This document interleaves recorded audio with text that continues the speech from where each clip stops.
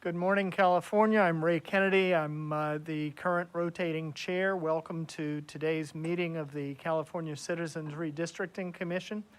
Ravi, would you please call roll? Yes, sir. Thank you.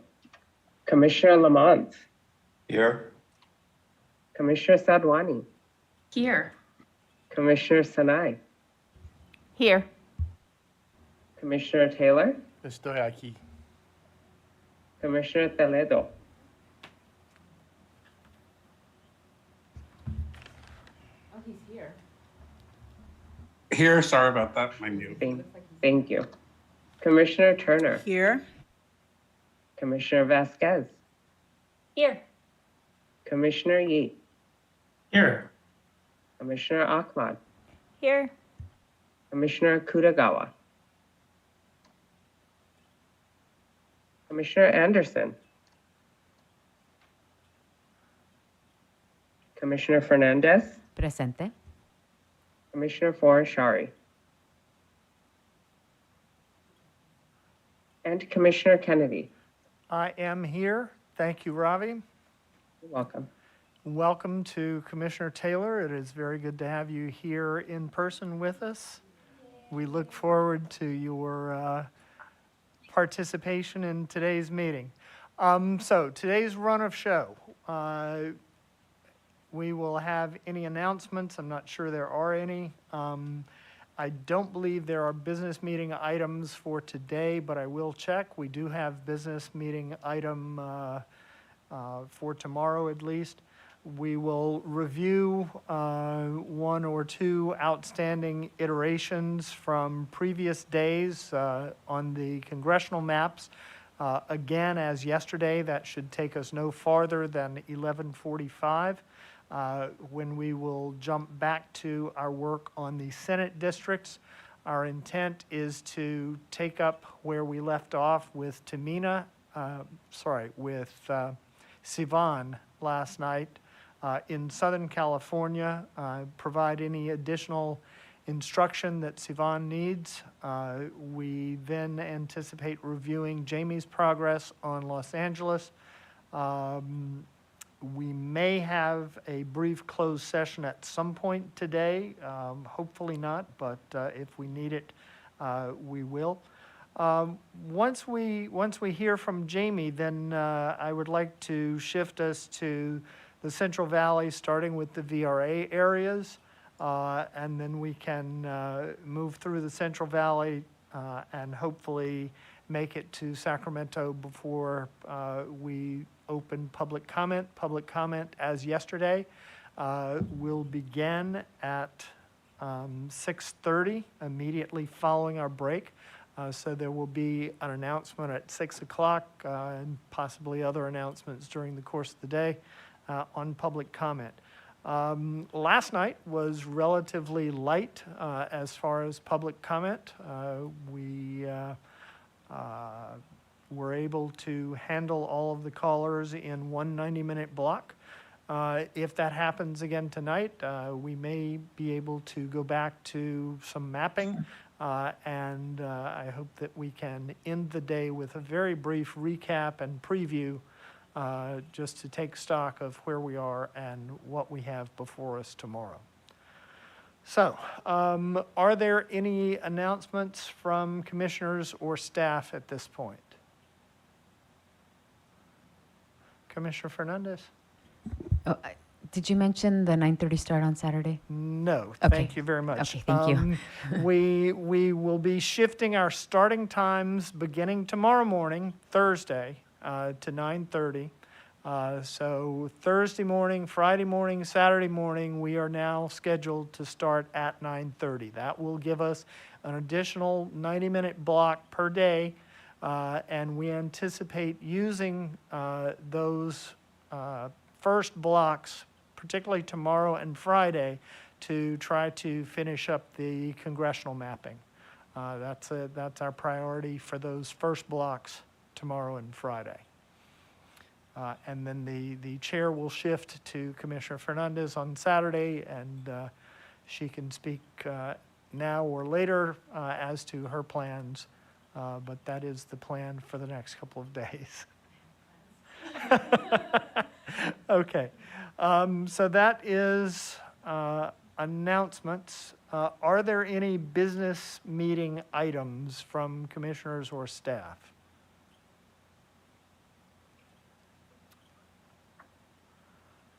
Okay, seeing none, as I said, I would like to get us back to the Senate maps no later than 11:45, but that would give us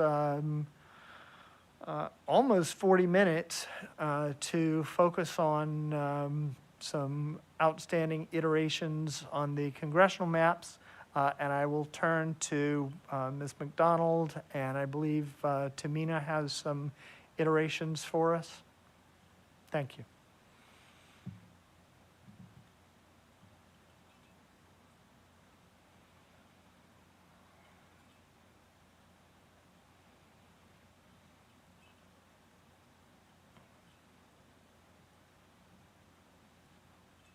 We are not hearing you. Oh, because I was muted. I apologize. Yes, so good morning, commissioners. Tamina will start walking you through one iteration that was sent up a couple of meetings ago, I think, and then also a potential scenario that you did not get via a PDF, but that could be explored live. So with that, I will turn it over to Tamina. Thank you. Good morning, everyone. We'll be moving through the Antioch iteration today. You received a PDF on this a few days ago. Actually, I'm not sure, it could have just been yesterday, but I think it was a few days ago. The direction that I received was to take a look at the split in Antioch and to follow direction that had been received via public comment, which gave some street boundaries of where a better Antioch split could be placed. So the black lines are the current lines that we have now. The red one that you're looking at would be the new split in Antioch. I'm going to zoom in a little bit so we can see kind of what that area is.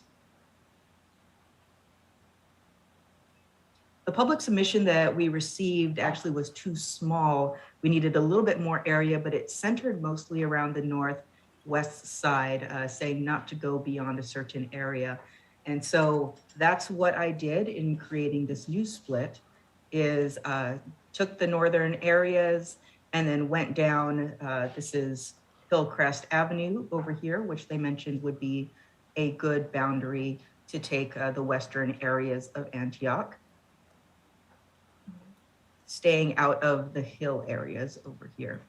Like I said, I did have to use a little bit more than was provided in that public comment just because I needed more population, but did my best to stick to that section that they gave me and move closely around it to stay true to the spirit of what was submitted. Very good. Thank you so much, Tamina. This is indeed very much more in line with my recollection of public input going back months, I would say. So are there comments from other commissioners? Commissioner Anderson. Thank you. Yes, this is I travel through there relatively often, and that is exactly my view of what should have been done and traded. So I really like it. Thank you. Perfect. Thank you so much. Commissioner Turner. Yep, just wanted to support the work. Thank you, Tamina. Yes, I agree with this shift. Very good. Thank you, Commissioner Turner. Any further comment? Any objection to making this change? Okay, Tamina, please make that effective. I'll do that right now. Thank you.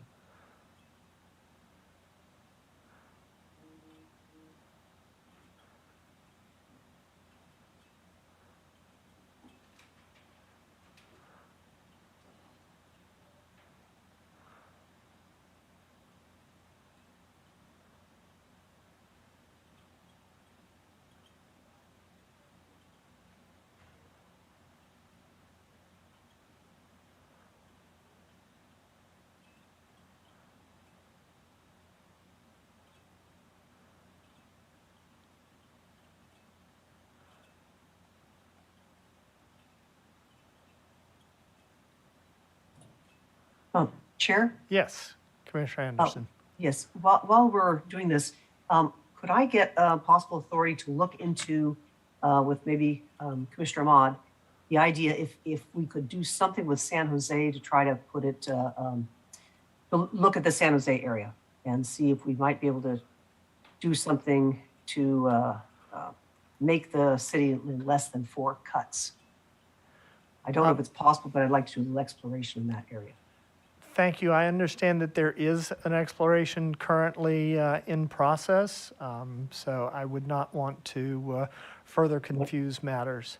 Oh, wonderful. Thank you very much. Thank you for volunteering. Commissioner Sadwani. Yes, as we are making this change, I'm just wondering, I mean, this was being kept together as a part of particular communities of interest testimony. I'm just wondering if we could look at all of the CVAPs and how they change, given this slight change in the structure. Very good. Thank you, Commissioner Sadwani. Tamina, could you display the CVAPs? Yeah, sure. One moment, please.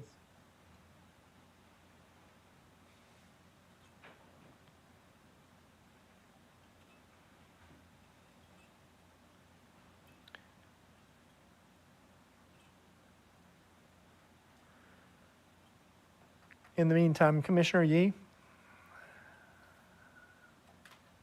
Commissioner Yee, you're muted. Yes, when we're ready for San Jose, I'll be happy to present that exploration. Very good. Thank you.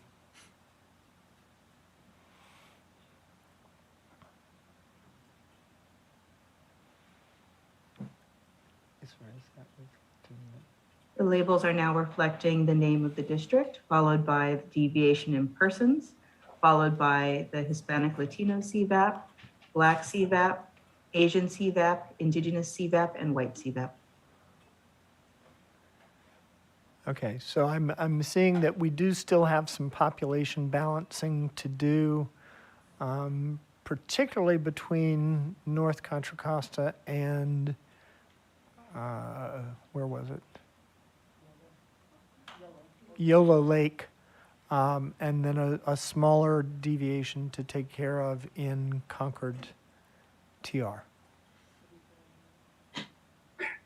Commissioner, Chair Kennedy, can we see the CVAP for the district as it was prior to the change? Is there a way to do that and to compare it to the current?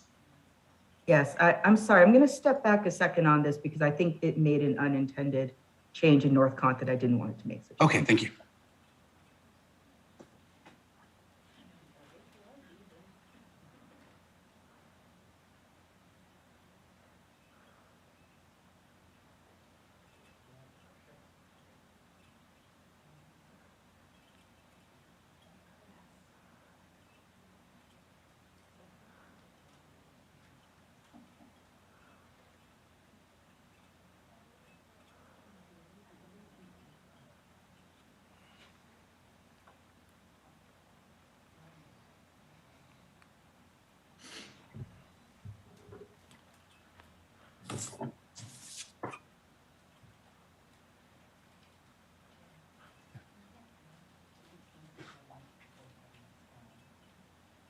It's 45 minutes.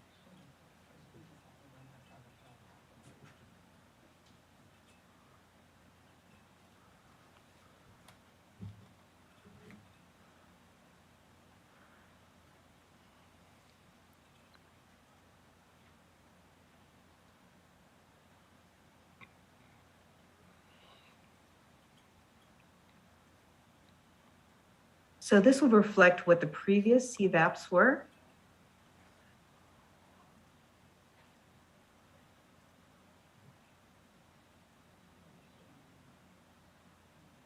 Can you read them out loud? They're Sure. small on my screen. Sure, no problem. So for North Cont, it is 22.42% Latino CVAP, 19.96% Black CVAP, 20.01% ACVAP, Asian CVAP, 0.8% Indigenous CVAP, and 34.09% White CVAP. For Concord TR, that is 13.63% Latino CVAP, 4.57% Black CVAP, 16.65% Asian CVAP, 0.66% Indigenous CVAP, and 63.17% White CVAP. Commissioner Toledo. And what is it in the proposed that we just saw? Sure, one moment.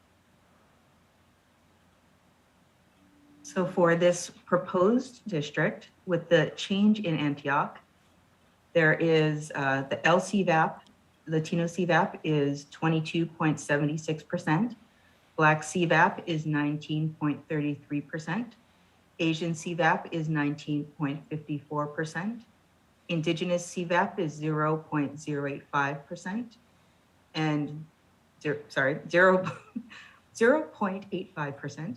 And White CVAP is 34.97%.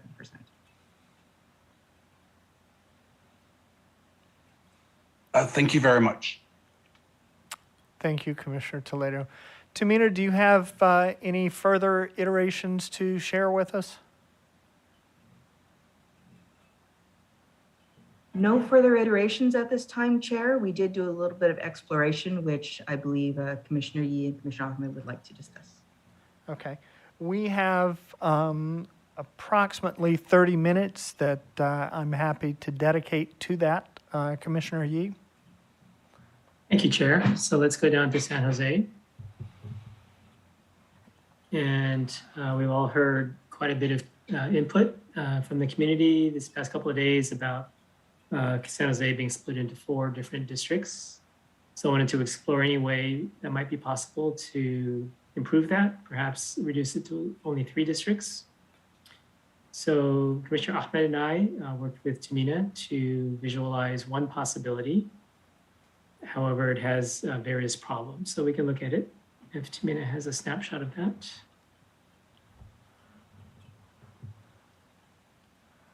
I actually do not have a snapshot of it, but since it was just an exploration. Right, okay.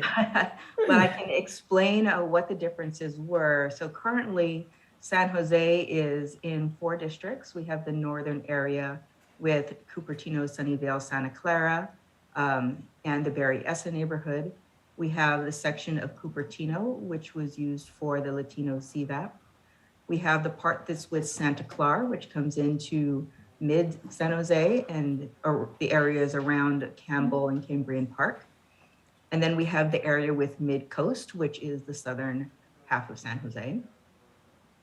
The exploration that we did was to see whether or not moving the Sunnyvale, Santa Clara, Cupertino area out of Greater Red and into Santa Clara would be able to reduce the number of splits in San Jose, and what the possible trade-offs for that would be. Moving those out would result in we could possibly get it into 3. However, we did run into some issues with this particularly narrow area over here, which would have to be joined from Greater ED down south. This is due to the fact that we have this section of Cupertino, which comes in, and Cupertino being a VRA area would not be able to be changed very much in order to keep it at the 50.52% LCVAP it is at now. So that's that's where we left off, was with the possibility of kind of a northern area, San Jose district, the Cupertino San Jose district, and then a southern area. But because it would create a shape that would come down into kind of this south area here past Cupertino for the northern district, it was decided that it should not be visualized and looked at live instead. Thank you, Tamina. Right, and for members of the public, it may be confusing. We do have a district currently named Cupertino there on the right of the screen that no longer includes the actual city of Cupertino. So I know that's confusing. That will eventually change to the actual district numbers. So, so the idea, moving Sunnyvale, Cupertino, Santa Clara to Santa Clara out of Greater Ed, will leave only a very narrow strip of San Jose proper coming past Santa Clara there. And it's actually a double neck, it's not only one. And we looked at ways we could possibly reduce it. We just could not move Santa Clara over too much population. On the side, well, you'll recall a lot of co-testimony during the summer, especially interested in Sunnyvale, Santa Clara, Cupertino moving west. And that was in the interest of an Asian community of interest in the West Valley. So, you know, despite the narrow necks, if we did that, what we found is that the Asian CVAP in the West Valley would go up, but only about 5%. And then there would be a corresponding drop in the greater ED Asian CVAP of about 5%. So you would end up with about a 40% or so, 41% Asian CVAP in Greater Ed, and about a 30% Asian CVAP in Santa Clara, which for some may be desirable, but did not seem like a dramatic change, despite the drastic change in boundaries. So the only way to consider it would be to be able to accept that double narrow neck around Santa Clara, and it really just didn't seem even worth the effort to consult legal, because it, you know, it's just a very narrow neck, and on the west there would not be any BRA considerations to justify that neck. So that's where we left things. Nevertheless, there is one small quay that we did look at, and which we would like to improve, down where the city label San Jose is, in red now, thank you, Tamina, is a Vietnamese koi, one of several we've received. And a little bit on the eastern side there, where the E of San Jose is, we could bring into Santa Clara, and therefore that koi would be split only 2 ways, not 3. And that would be easily accommodated with a small change to the split in southern San Jose. So that's the one thing we think is doable. But if there's further discussion on the 4 versus 3-way split of San Jose, I guess we'd love to open that up now. If I could just start with a question. When you were talking about possibility of shifting population from Greater ED into Santa Clara, and you said that it would result in approximately a 5% decrease in the one and a 5% increase in the other.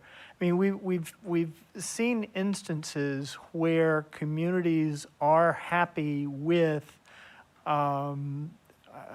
CVAP levels in the 30s and seeking a more even distribution. And I'm just, is that the only reason for not proceeding? And what impact would that have on the split of San Jose itself? Right. No, the more important reason for not proceeding is the double neck at Santa Clara, a geographical consideration.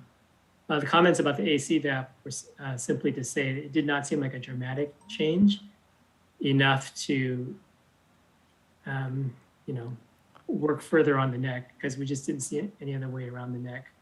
I should say there were, of course, there were opposite kois for Greater ED wanting to push, you know, an even larger Asian community of interest there and get that ACVAP even higher. So really, it's really 2 different kois pushing in 2 opposite directions there. Right, and when you say neck, I mean, are you talking about point contiguity, or is it just, it's narrow? Very narrow. It is not point, but it is very narrow. Okay. So that's one of them right there. Okay, let me ask Mr. Wucher or anyone else from the legal team for advice on this issue. Tamina, do you even have the, I don't know, you don't have the snapshot here, but we saw something that at some point you had. Yeah, I haven't seen the actual plan to see where that, how that neck is. It's, you know, it's, I don't think it would necessarily be preclusive of it in terms of legality, but it's certainly not advisable given that requirement status vis-a-vis some of the others. Okay. So I'd have to really look at it to see how it looked. I mean, at this point, the district shapes, you know, would pass muster, and I think it's defensible. But I don't know how it relates to the other factors as well in terms of the COI testimony and things like that, that would actually justify one thing versus the other. Okay, very good. Thank you. Commissioner Kutagawa and then Commissioner Anderson. Yeah, thanks for your work on this, Commissioner Yee. I was going to point out that Southeast Asian koi that is both Vietnamese and also Cambodian as well, too, I noted.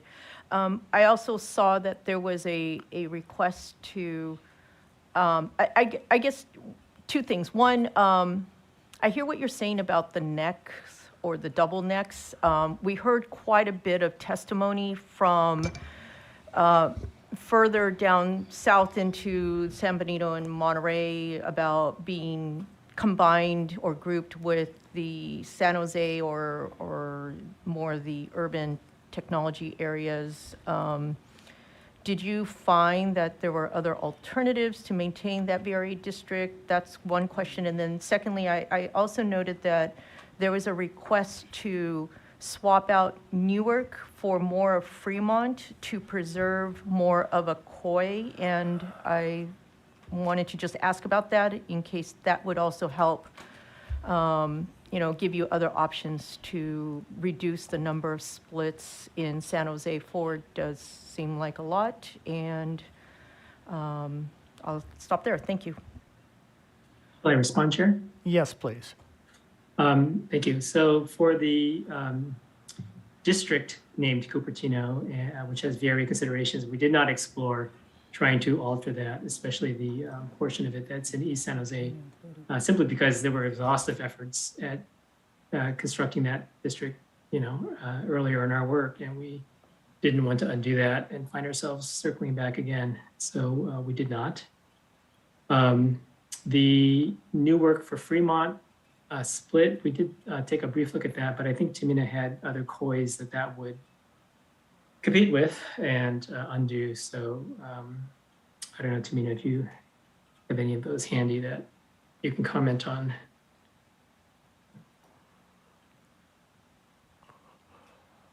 I do not have those handy on this computer.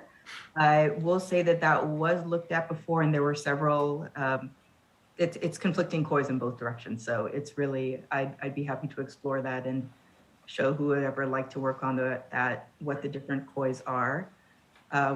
With regards to the Cupertino shape that comes into San Jose, Commissioner Toledo and I worked, and Commissioner Fernandez and I worked a lot on trying to figure out if there was another shape that we could have or use less of San Jose. Unfortunately, that's where the Latino population is that we had to take.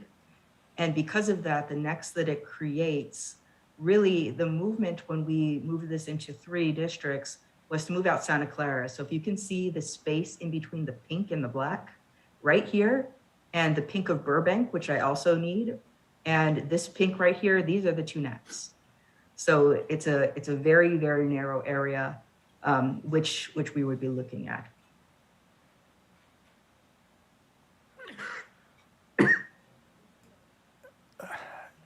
I guess one question that I continue to have is looking only at the narrowest of the necks, how much population are we talking about in that little kind of bubble. Yeah, I mean, I'm happy to look at that. Just one moment. sometimes we find that we have spaces like that with little or no population, and I was just wondering how many people are there.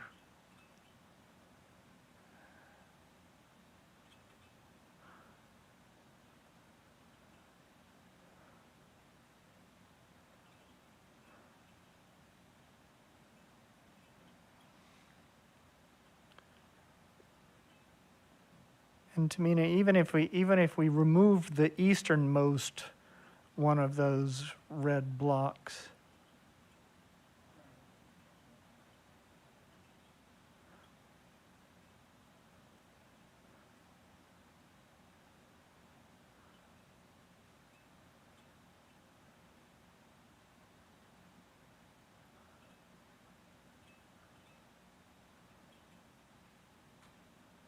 This area is 843 people. okay, and if we remove the easternmost, the one that looks like a C, yeah, that one. Yeah, This is 355 people. and 355 people in a district of 760,000. I mean, is that even going to show up in the percentages?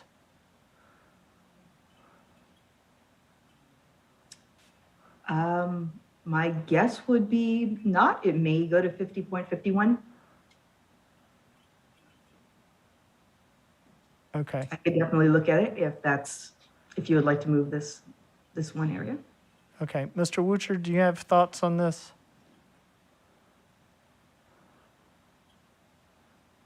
Yeah, I mean, you're dealing with a district that is very close to the 50% to begin with, which, can be problematic in terms of how effective it is in terms of a Voting Rights Act opportunity district. So you would certainly not want to lessen it if possible. And I don't believe there's any legal distinction between making that change in terms of the compactness contiguity issue. Okay, thank So you. I don't think you gain anything legally, and I do think you put yourself at somewhat greater risk in terms of how effective that district can be with any lower percentage. Okay. As it's close. And so even if the numbers remain the same, there could be concerns. I think the existing district, raises some concerns about how effective it is at this point as well. I mean, you're right on the margin, and historically we've seen that sometimes you need, even higher margins to be effective, but it may not be. It may be that you can't get any higher than that, depending, upon what else is done. But I certainly wouldn't want to be taking actions that lower it when they're not necessary. Right, okay, thank you very much for that. Commissioner Anderson. Thank you. Actually, Commissioner Toledo had his hand up before me, and I was going to ask him actually about, he looked carefully into modifying, to making sure Mid-Coast connected all the way down. I was just wondering if you might have something to say about this point directly before I comment. Commissioner Toledo.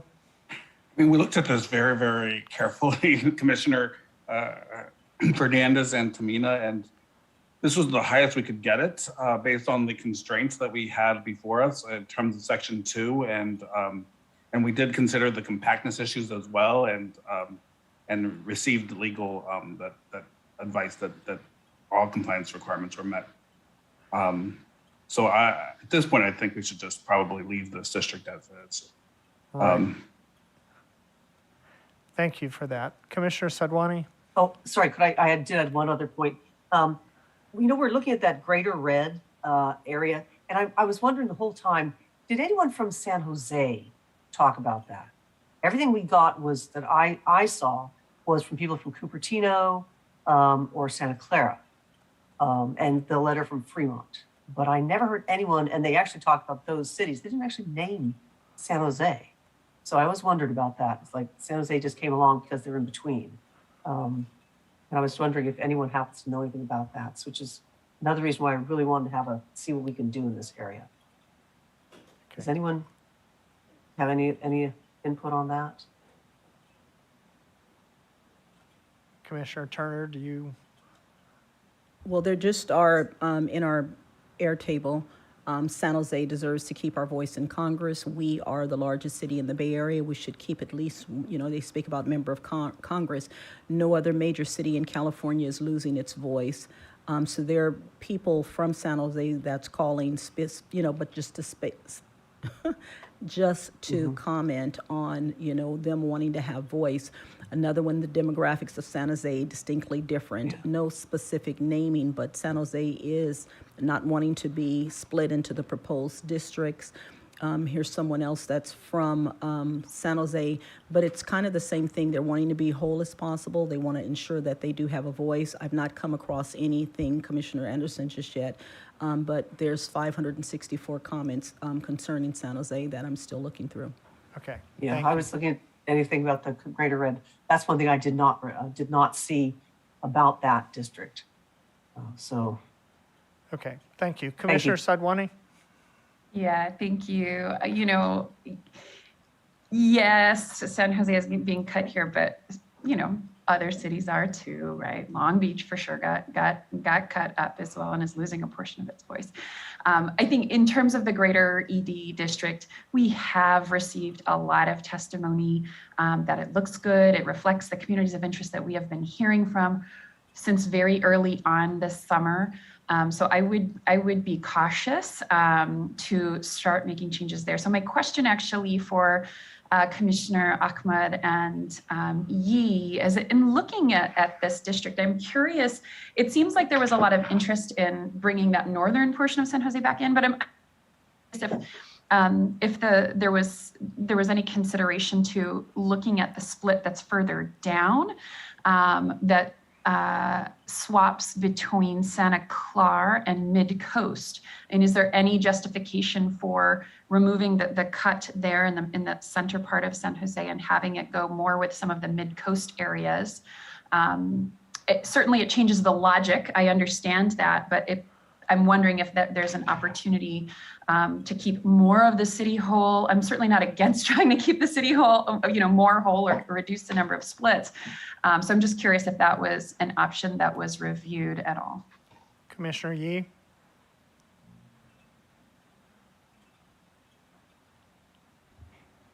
You're on mute.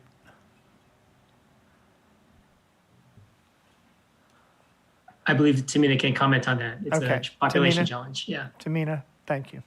Yes, thank you, Chair. So a couple of things in this area. First, wanted to address one of the reasons you might not see for greater ED, greater ed comments about San Jose is because a lot of the San Jose CLOIs and commenters wrote in about specific neighborhoods. San Jose is over 1 million people, so they don't think of themselves as living in San Jose. They think of themselves as living in Berryessa, which is what this neighborhood is. So if you're not looking for Berryessa feedback, then they're going to miss all of the information that comes in around this area. This is the Berryessa neighborhood. You have the Alum Rock and Latino neighborhoods here. Coming down, these are two distinct Vietnamese CLOIs. This is Evergreen. And so this is actually what shaped these different areas, these lines where they are a bunch of the CLOIs and neighborhoods that are currently here. So yes, definitely could, because these areas, at least between Santa Clara and Mid-Coast, intersect, there are ways that we could, we are looking at this part of, there's a Vietnamese CLOI over here, which we were hoping to reunite into 2 districts instead of 3, and trading that out for the Almaden neighborhood CLOI down here. So there are different areas that can be moved along this line if that's what you would like to explore population-wise. Yeah, the reason it's like these is because of these different CLOIs that come up and take these separate areas. Very good. Thank you so much. Commissioner Sadwani?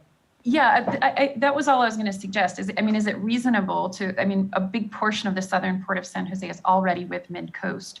is it reasonable to explore keeping that lower portion where Tamina was just had her cursor all with Mid-Coast and pulling the line of the district back up towards Campbell, Cambrian Park, and Los Gatos, and potentially swapping that portion of San Jose for some of the regions in the northern portion of Mid-Coast. Right, and I am going to ask Tamina, along with Commissioner Yee and Commissioner Ahmad, to continue this and come back tomorrow with the results of that. So, Commissioner Ahmad. Thank you. Can we see the heat map for the LCVAP? Certainly, one moment, please.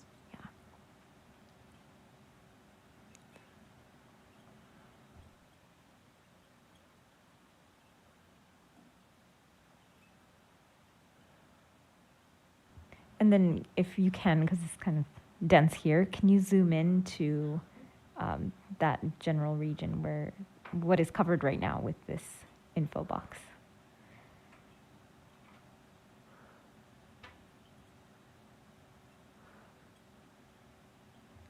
Sorry, let me get the numbers off there. It's a little difficult to read.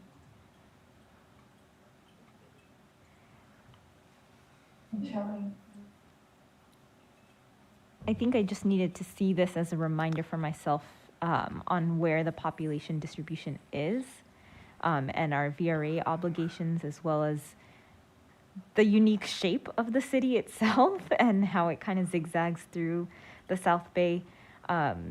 Certainly, I think Commissioner Yee and I can go back and explore the option that Commissioner Sadlani just raised and see what we get from that exploration. Very good. Thank you so much. Commissioner Kitagawa. Yeah, I hear what's been said about, this is as good as it's going to get. This is my words, not the words of the other commissioners that have spoken about this Cupertino district, which, yes, is rather ironic.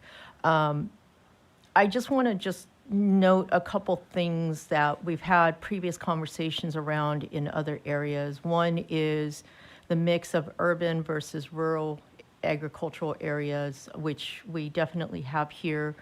And also the COI testimony from those in what I understand is the main VRA area of this particular district. And my question is, someone spoke about the restrictions that we have, and one of the restrictions being that the folks in the San Bernardino, Monterey areas did not want to go into the Central Valley. But I guess now I just want to pose a question, because they have spoken quite vociferously about this pairing and about how they feel that their voice would be disenfranchised because of the combination or the inclusion of the San Jose area.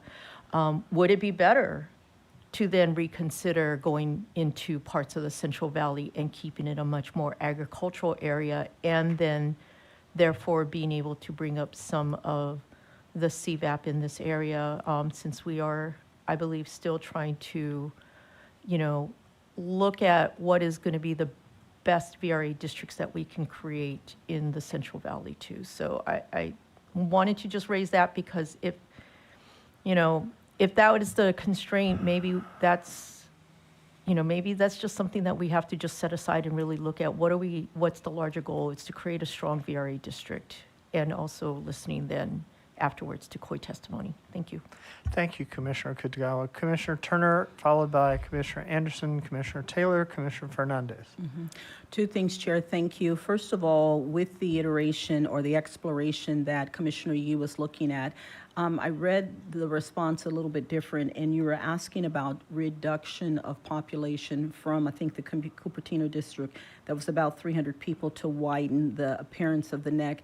And with the council feedback, it seemed to me that the risk increased only if we lowered it. And with such a small amount of people, we may not see any percentage difference. And so I really would hope that as we're going back to look at other things, we just take a look at that actual change and see if there's a difference or if there's not. Because if there's not a difference, that still might be a viable option.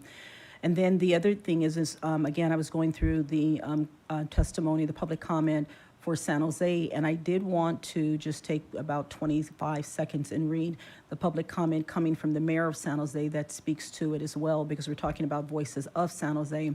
And what it says is, thank you for your service. I serve as mayor of San Jose. I write because the proposed congressional maps would divide our city of San Jose into 4 parts and dramatically dilute the voice of our 1 million residents, 3/4 of whom are people of color. None of the 4 San Jose districts would have a majority of San Jose residents. So California's 3rd largest city would become the only major city without a congressperson primarily representing the city's collective interests. This undermines the voice of San Jose's diverse, less affluent neighborhoods relative to our more affluent and politically connected suburbs.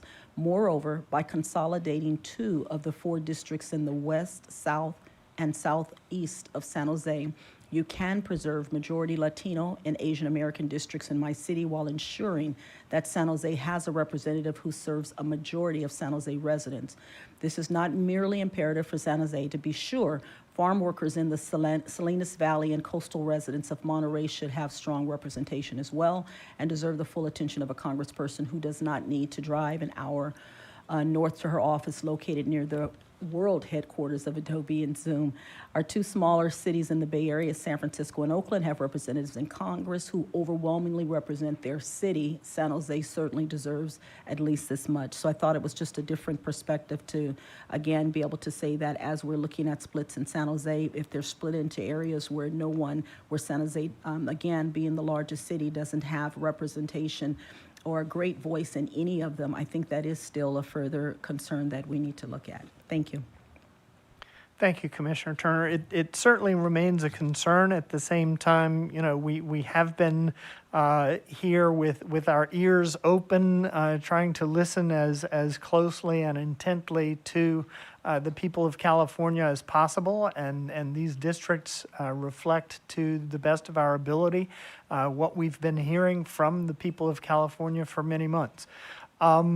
Regarding that NEC and the tasking of Commissioner Yee, Commissioner Ahmed, and Tamina to go back and continue looking at this, when we looked at the heat map, it did seem to me as if there might be nearby populations that could be swapped easily for that one NEC area. So I just, if as you're looking further at this, if you can take a look at the possibility of populations to the north that could be switched for that little piece on the west, I'd appreciate it. Commissioner Anderson, Commissioner Taylor, Commissioner Fernandez, Commissioner Toledo, Commissioner Sinai. And all of this is possible because the mapping team has asked me to continue this discussion for a few more minutes as the next mapper is busy preparing. So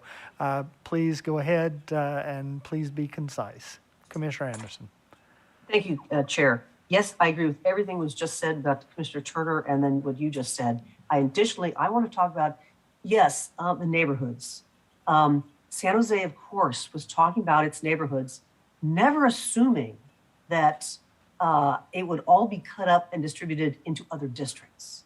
It's just like Los Angeles, when you're assuming your neighborhood's going to be put with a few other neighborhoods in your area, not your neighborhood's going to be taken and put in a whole different county. And that's what's happening here.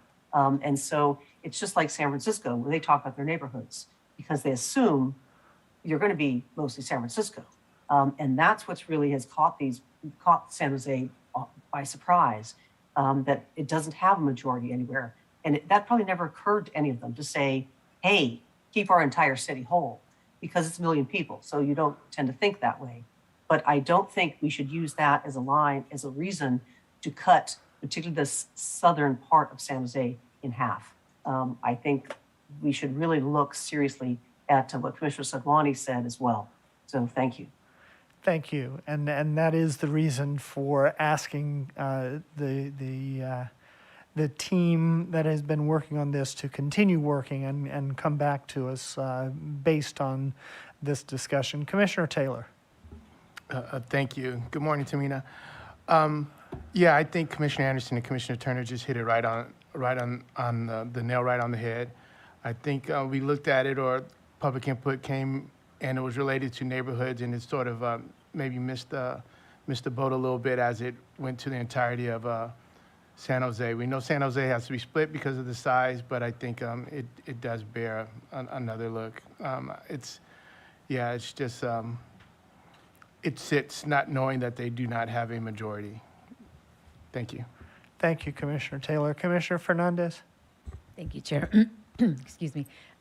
Tamina, you might have said this already, but could you tell me what the population is in the other 3 areas of San Jose that are not related to Cupertino? I'm just looking at the amount of population that would potentially have to move. And as Commissioner Turner and I, moving 400,000 was quite an effort.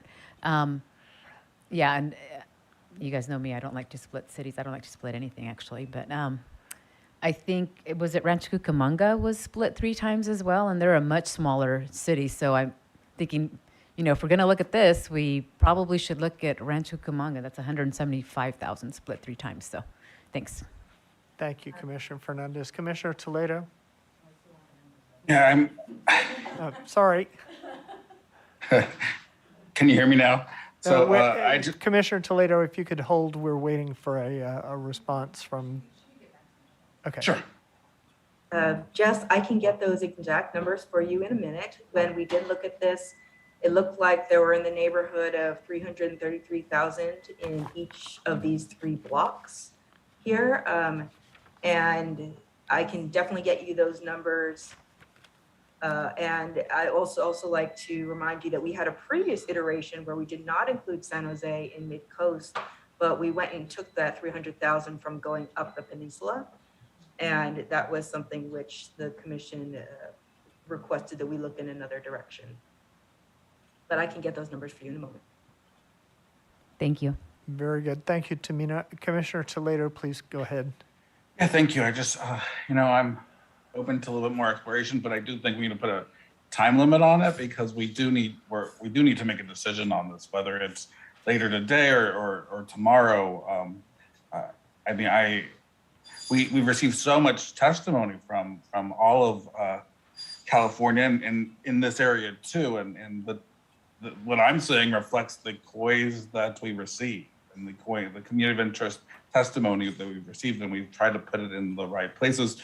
Also recognizing that we have other considerations as well. We have a voting rights district in this area, and and we have contiguity and other requirements to deal with. And so I would just want to have a decision on this sooner rather than later.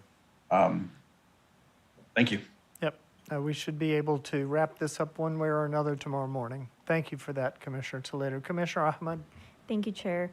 I just wanted to echo what Tamina mentioned, that at one point we were looking at a more coastal district so that we could encompass more of the population in the South Bay together.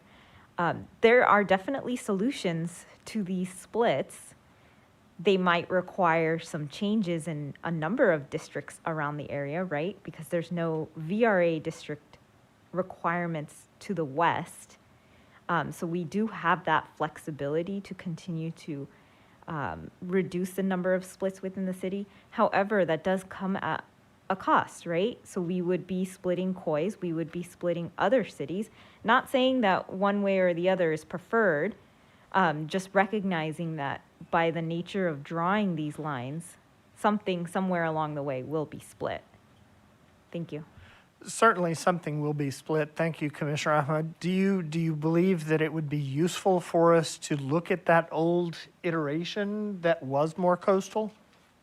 If it's helpful, Commissioner Yee and I can do that offline and come forward with several options for us to explore, or I shouldn't use the word explore, for us to consider if that's helpful. Potentially could be. Commissioner Toledo. To that point, I do think there's thinking about the 2 Central Coast districts at this point, the 2 districts that represent the Central Coast. If we could get San Jose out of one of these districts, I think that would also be helpful in terms of their ability to elect candidates of choice that will have the Central Coast in mind. just San Jose is the center of population and center of influence, and certainly by shifting to a more coastal district, the gravity, where the power is in that district will shift south, and give an opportunity for the Central Coast to actually elect somebody that comes from their area. And so I just wanted to raise that as something that might be helpful. So it might actually help both the San Jose area and the Central Coast area and the coastal regions to get more representation, if that's a possibility. I just hate making so many changes last minute, but we have seen it in past iterations. We worked away from it. I'm not sure why. I can't remember why, but that may be helpful in resolving these two issues that we're seeing in the Central Coast and also in San Jose. Thank you. Right. That's very much my hope in asking this group to continue for one more day looking at this and come back to us tomorrow with some options. Thank you, Commissioner Toledo. Commissioner Okutagawa. Yeah, I just wanted to support what Commissioner Toledo said. I think we've had other iterations. I'm also wondering, would we be better off taking this Cupertino district out of San Jose and perhaps down into San Luis Obispo? I don't think there's enough population, but something that I think, would help equalize some of the centers of power and influence that is going to exist. And if you have it in San Jose, it's going to come from San Jose. And that's been the same issue that we've heard from the Sierras as well, too. So thank you. Very good. Thank you, Commissioner Okutagawa. Commissioner Fernandez?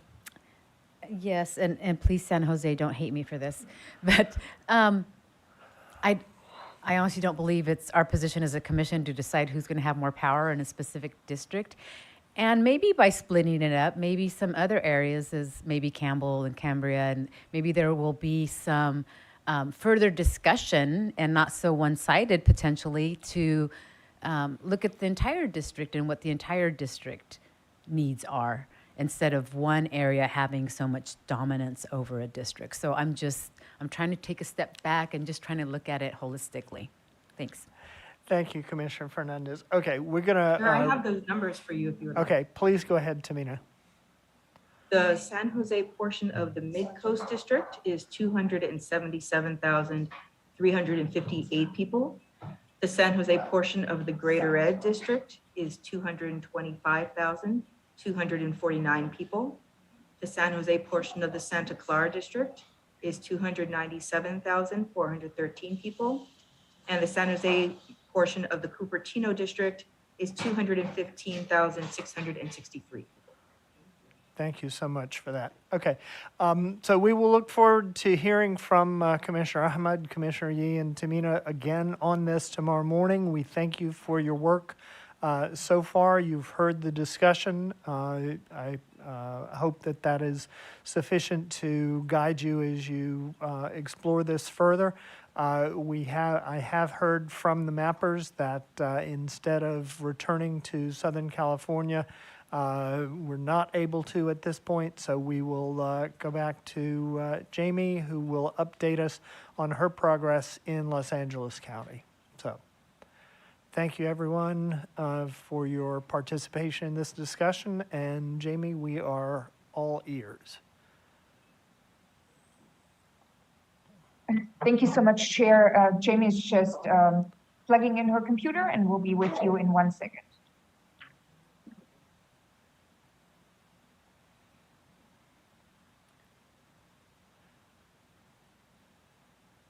We're at 1/2 hour before our next break.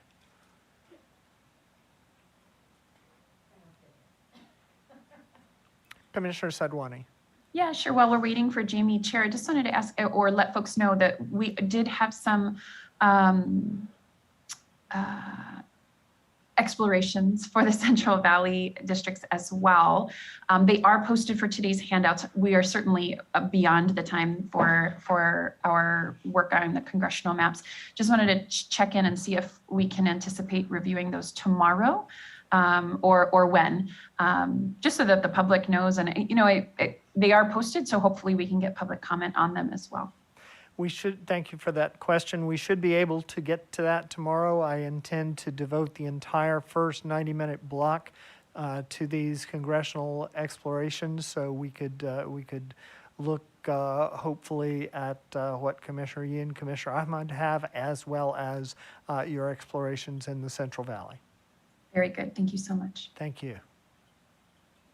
Chair, could I ask just a quick question on that same thing? Yes, Commissioner Anderson. Thank you very much. Commissioner Salvani, is it sort of your intent, without going through it, but to essentially recommend these iterations? There are 3 different options that Commissioner Toledo and I had worked on. So it would be to discuss them.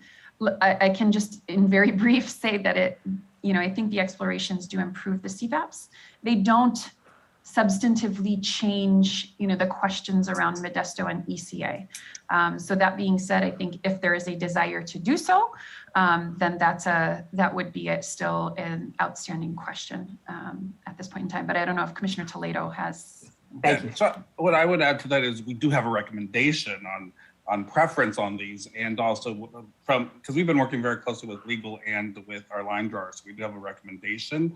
The recommendation potentially might help us solve some of the issues in the farther north and get us to resolve both the Central Valley question and then also the questions up in the north. But there's options. So we do have 2 options, and there's especially if we move in the second or third option, it gives us some options in the north as well. And I think it aligns nicely with the work that Commissioner Turner and Fernandez have been doing in that we can reconcile the 2, and whether it's the initial drafts or the versions that have come after. And so I think we are able to do 2 things at once, but I do think it'll take a little bit longer than 30 minutes to go over. So we just have to have enough time to deal with the Central Valley and then the Sierra district, if we so choose. Thank you. Thank you, Commissioner Toledo. Hopefully we'd be able to look at the new explorations or the results of the further exploration in San Jose in the first half hour, and devote the rest of the time to the Central Valley in that first 90-minute block. We'll see how it goes, but that would be my hope. So, Jamie, over to you. Thanks so much, commissioners, and thank you, Chair Kennedy. What is on the screen right now reflects the work that I was able to do and that Sivan was able to do offline based on your direction. We're going to focus, of course, on Los Angeles County right now. And Sivan will be able to give you a tour of what she could do offline overnight. So, and also for the information of commissioners and the public, this is up on the map viewer. It was posted this morning. So I will begin, I guess, in the northern area. This was a change that we did live. It hasn't changed. It's Santa Clarita Valley, Antelope Valley, part of Victor Valley, and then this northern area along 210, Rancho Cucamonga and Upland areas. Moving to SC, SFV, this includes Silmar, Sunland Tujunga, all of the city of Burbank, and then northern areas in Van Nuys out to Canoga Park. And just a note is that this changed to be able to, as best as possible, keep Greater Toluca Lake whole in a district, to keep North Hollywood, to keep as much of this community of Greater Toluca Lake with North Hollywood and Greater Valley blend together as possible. So that really kind of drove this change. And those neighborhood council areas are included in the East Ventura San Fernando Valley-based district, which also includes Granada Hills, Porter Ranch, Chatsworth, West Hills, Tarzana Encino, Sherman Oaks, and the following areas in East Ventura County, which is Simi Valley, Thousand Oaks, Moore Park, and such areas. I'm going to go to the Shoreline District now, which based on commission direction now includes West Hollywood and more of the Hollywood Hills areas. Also including much of Mid-City, Beverly Hills, Westwood Neighborhood Council, Santa Monica, Venice, Marina del Rey, El Segundo, Manhattan Beach, all of Torrance, Southern Gardena. A change is that just for population and some of the other swaps that were made in these LA County based districts, Alondra Park is now also included in the Shoreline District. Also includes Palos Verdes and Rolling Hills. SPCC, and again, all of these changes are interrelated, so I can answer, of course, any questions should the commission have any, but SPCC includes all of San Pedro, Carson and West Carson, Compton, Watts, now including Inglewood. This swap was based on some of the direction for Shoreline, and then also based on some discussion with the NELA district, but basically it includes Inglewood, LAX now in this district, or it was before, but Inglewood is now included with the LAX, Hawthorne, Lawndale, etc. In SPCC. Moving on to the district called 710 to Water. This includes more of the gateway cities with it. So Commerce and Bell are now included as well. They were moved from the NELA district into 710 to Water, which helped to be able to incorporate some of the other areas the commission was talking about yesterday into the NELA district. So those are now included in the 710 to Water district. We can look at the NELA district next. So this includes Eagle Rock, Atwater Village areas, still including Greater Wilshire and Koreatown, with Boyle Heights, East Los Angeles, El Sereno, and then Vernon and Maywood are the only remaining gateway cities in this district, and that's just for population. Moving on really quickly to SD 210. This includes much of the Angeles National Forest and then cities kind of along the 210, including all of Glendale, Pasadena, Monrovia, Glendora, Laverne, and Claremont, and then also including communities south of the 210, such as Monterey Park, Alhambra, Rosemead, San Gabriel. Arcadia is included in this district. And then just a review of where SD10WE is. This was a change that was made in live line drawing yesterday, but this district now includes Ontario, Chino, Pomona, San Dimas, Covina, Azusa, Irwindale, Baldwin Park, and the El Montes. And then looking at SD 60 by 605, changes here really are around or having to do with some of the changes that were made to SD 210, which used to have the Montebello and Pico Rivera, so shifting those down. If you remember where we last left off, this district was 8% overpopulated. So, and then also interrelated with this Santa Ana-based district where this, of course, is a district with VRA considerations, and where we last left off, SAA did not have 50% Latino CVAP.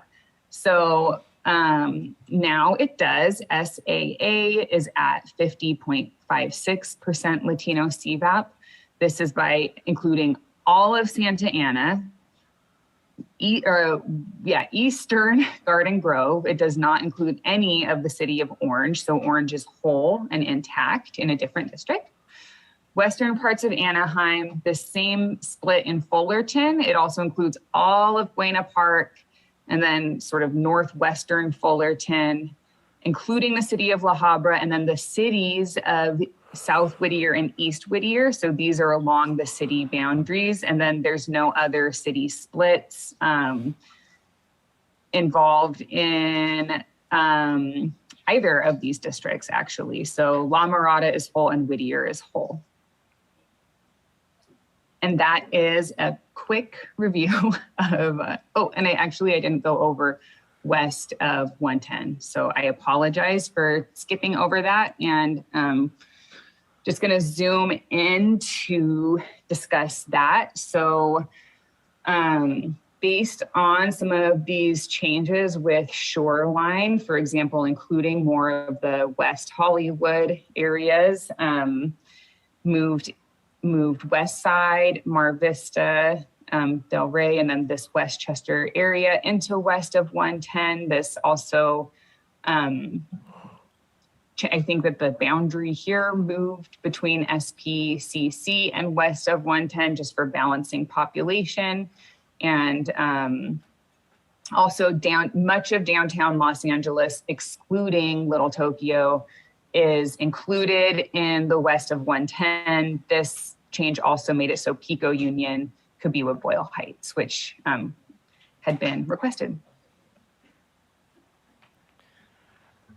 Wow, that's pretty impressive, Jamie. Yeah, applause. I didn't even dream that we would come back to see something this well formed at this point in the process. So let's start with questions and comments. Commissioner Vasquez. First of all, wow, this is incredible. Thank you so much, Jamie. This is great. Overall, I like this structure a lot and more than I thought that I would. Really more of a question, because I'm assuming, or at least I anticipate that you had certain things in mind when you were sort of negotiating these lines. And so for me, the area that I am looking at in particular is Vernon and Maywood. I know we've heard quite a bit of comment about particularly Maywood, but I imagine also Vernon as well, being with the gateway cities, probably in that 710 to water district.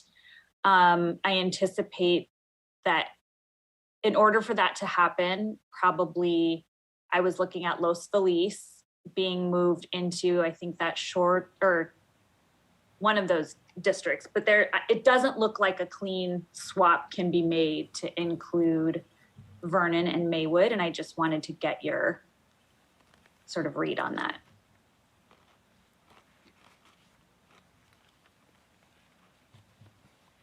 You're on mute.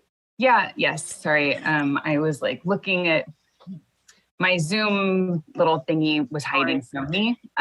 So actually adding Maywood into the 710 to water district would overpopulate the 710 to water district. And it would make it 6.32% deviation. I kind of looked at some of what other like countywide or statewide submissions were kind of dealing with that, and just looking at options would be maybe removing Florence Graham, so having Florence, Huntington Park, and Walnut Park not together. That's one option just for a population swap, and then doing a basically 3-district swap. Or moving a different gateway city into NELA to sort of trade. Okay, I don't have any direction right now, but thank you for walking through that. Thank you, Commissioner Vasquez and Jamie. I was going to ask about that interface between SAA and SD 60 by 605. Just wondering if you had explored La Mirada and East Whittier instead of East Whittier and South Whittier, whether that might make more sense. Thank you. Yeah, I'll turn the census block layer on with the heat map. So South Whittier has is overall a higher percent Latino CVAP. And I did try that, yes, and was in sort of a situation like that, I couldn't keep SAA at over 50% Latino CVAP. Right, and would it help with that? I mean, we're getting close to the bounds of underpopulation of SD 60 by 605. Taking any part of that southern portion of Whittier that looks to be similarly dense and adding it to SAA along with South Whittier and East Whittier. Yeah, I think that would underpopulate SD 60 by 605, and a population trade and would be splitting Buena Park was also an option. Okay, thank you. I don't want to take up too much time on this. Commissioner Toledo? Thank you. I just wanted to recognize Jamie for the phenomenal work in this area. I mean, I see all of the goals kind of being met here. But can you just speak to the number of minority majority seats that are in this area and the other goals that we had discussed yesterday around keeping some communities whole, et cetera, and what you were able to achieve, what you weren't able to achieve in over the evening? Yeah, absolutely.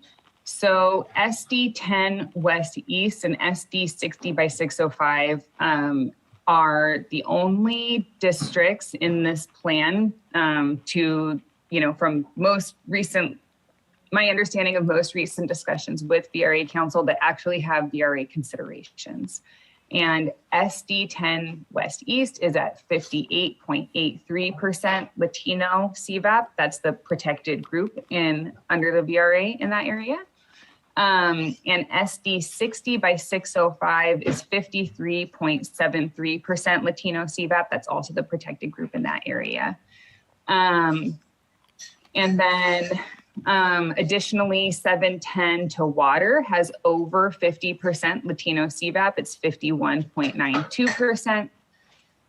NELA in the current iteration is 53.93% Latino CVAP. And then in the San Fernando Valley based district, it's 50.23% Latino CVAP. Those are the majority minority districts in this iteration. And then additionally, I think just in looking at other communities that the commission had really expressed interest in wanting to keep together, for example, Asian communities in West San Gabriel Valley, based on definitions of what cities are included. This community is whole and included in SD 210. And then also looking at, I think that with the west of 110 and SPCC, then a lot of Black communities and historically Black neighborhoods are kept together in these districts. Thank you so much. And again, I think amazing job and appreciate all of your hard work on this. Thank you, Commissioner Toledo. Commissioner Yee? Thank you, Chair. Amazing work, Jamie. I feel like this is a tipping point into hopefulness and positive momentum, at least for me. Just one small thing, the northern border of Azusa would like to explore matching, going north to match it into the forest with the border we worked out for the congressional map. And I believe there's very So little, just no to population. clarify, making this portion that is part of National Forest with the National Forest, or moving that further south? Moving it further north so that the canyon and the two forks of the river become part of the Azusa district. Oh, I understand. Okay. And just would to it- match the congressional, yeah. Sure. Okay. Could I make that change here really quickly? Sure. And I can, I'll just grab the general area, and then if it's okay, offline, I can work on making it match exactly the congressional boundary. Perfect, thank you. Thank you, Commissioner Yee. Commissioner Turner. Thank you, Chair. Jamie, phenomenal work. I just wanted to say to the commissioners, I think this represents almost all of what we've asked for. And I just want to encourage us to be able to move on from this and not keep trying to tweak it and change it, because every change requires a different change. And we have to be able to move forward and complete this. I think this looks great. I don't know what would be ever perfect for everyone, but I think this is excellent work. I appreciate the increases that we've seen and the shifts and the changes. I really want to encourage us to let this be and move on. Thank you, Commissioner Turner. Commissioner Kutgawa. Yeah, I guess, yeah, great work, Jamie. Just a couple questions based on some of the COIs that I read about. I think I don't know whether it's in NELA or if it's in the adjacent district, but Koreatown, there's been a request to ensure that Koreatown remains whole and not split, similar to. Koreatown is whole. Is whole in now? Okay. NELA, yeah. Okay, thank you for making that change. Yeah, and then I hear what Commissioner Turner is saying. I just want to I'm not going to give direction on this. I just want to lift up that there was a request to stick to the previous draft maps, particularly around the San Gabriel Valley.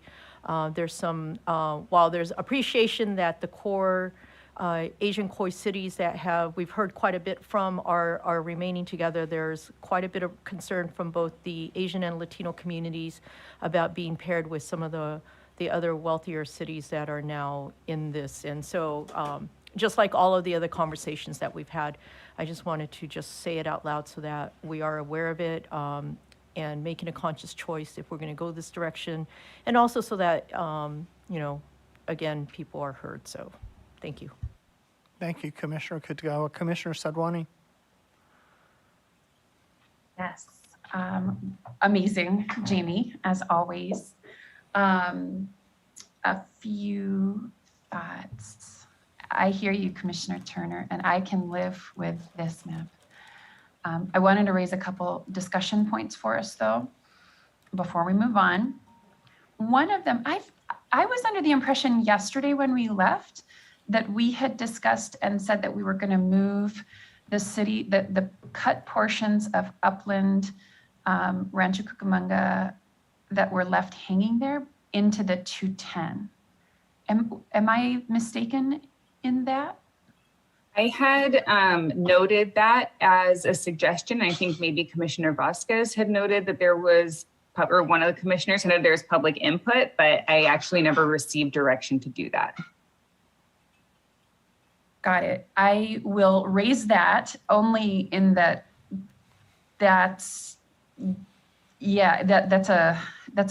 a big jump from Victor Valley all the way down the mountains through to this area that is most certainly connected through the 210 corridor and that we have connected in other places.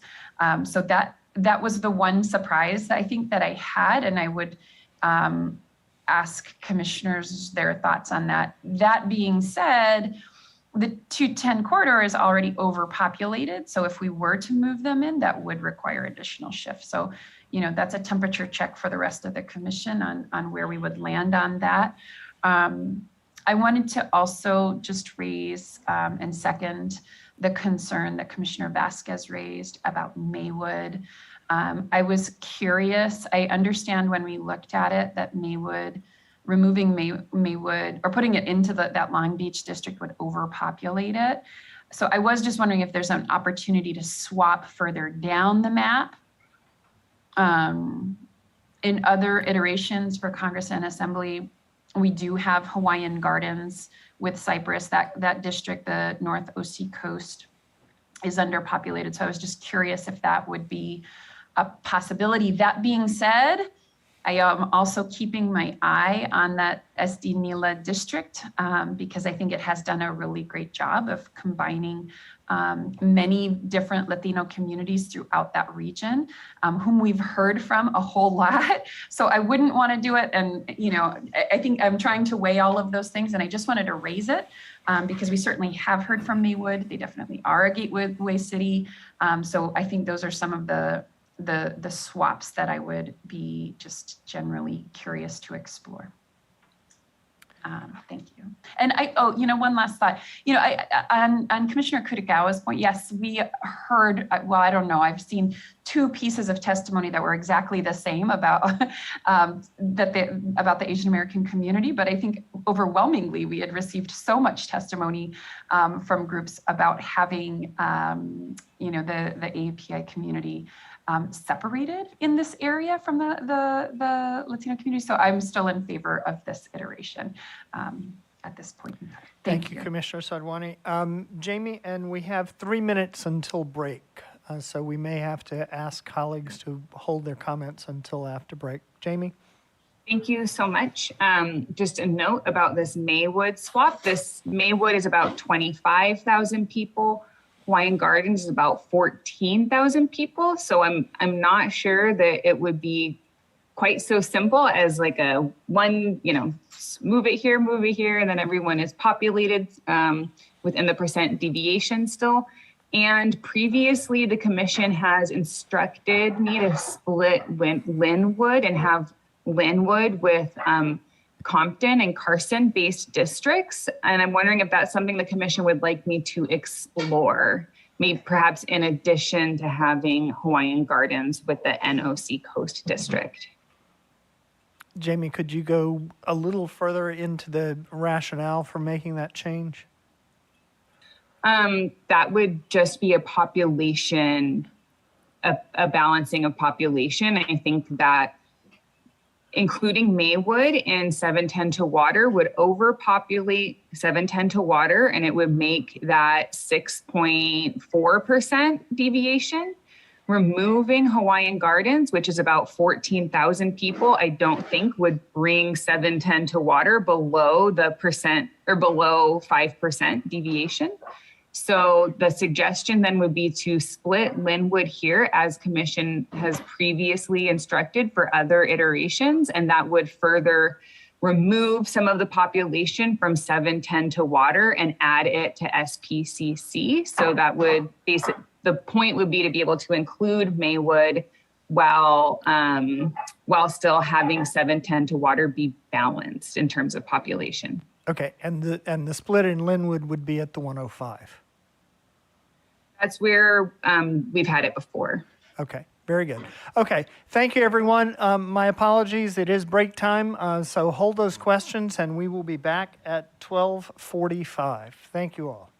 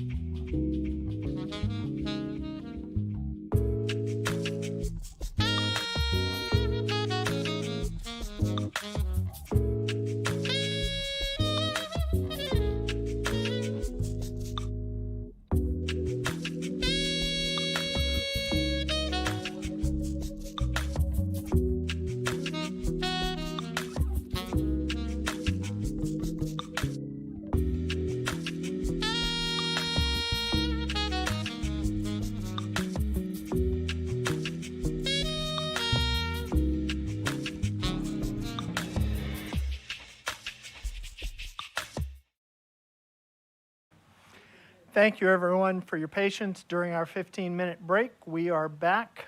We are continuing our discussion of the new iteration that Jamie has brought us for Los Angeles County at the Senate level.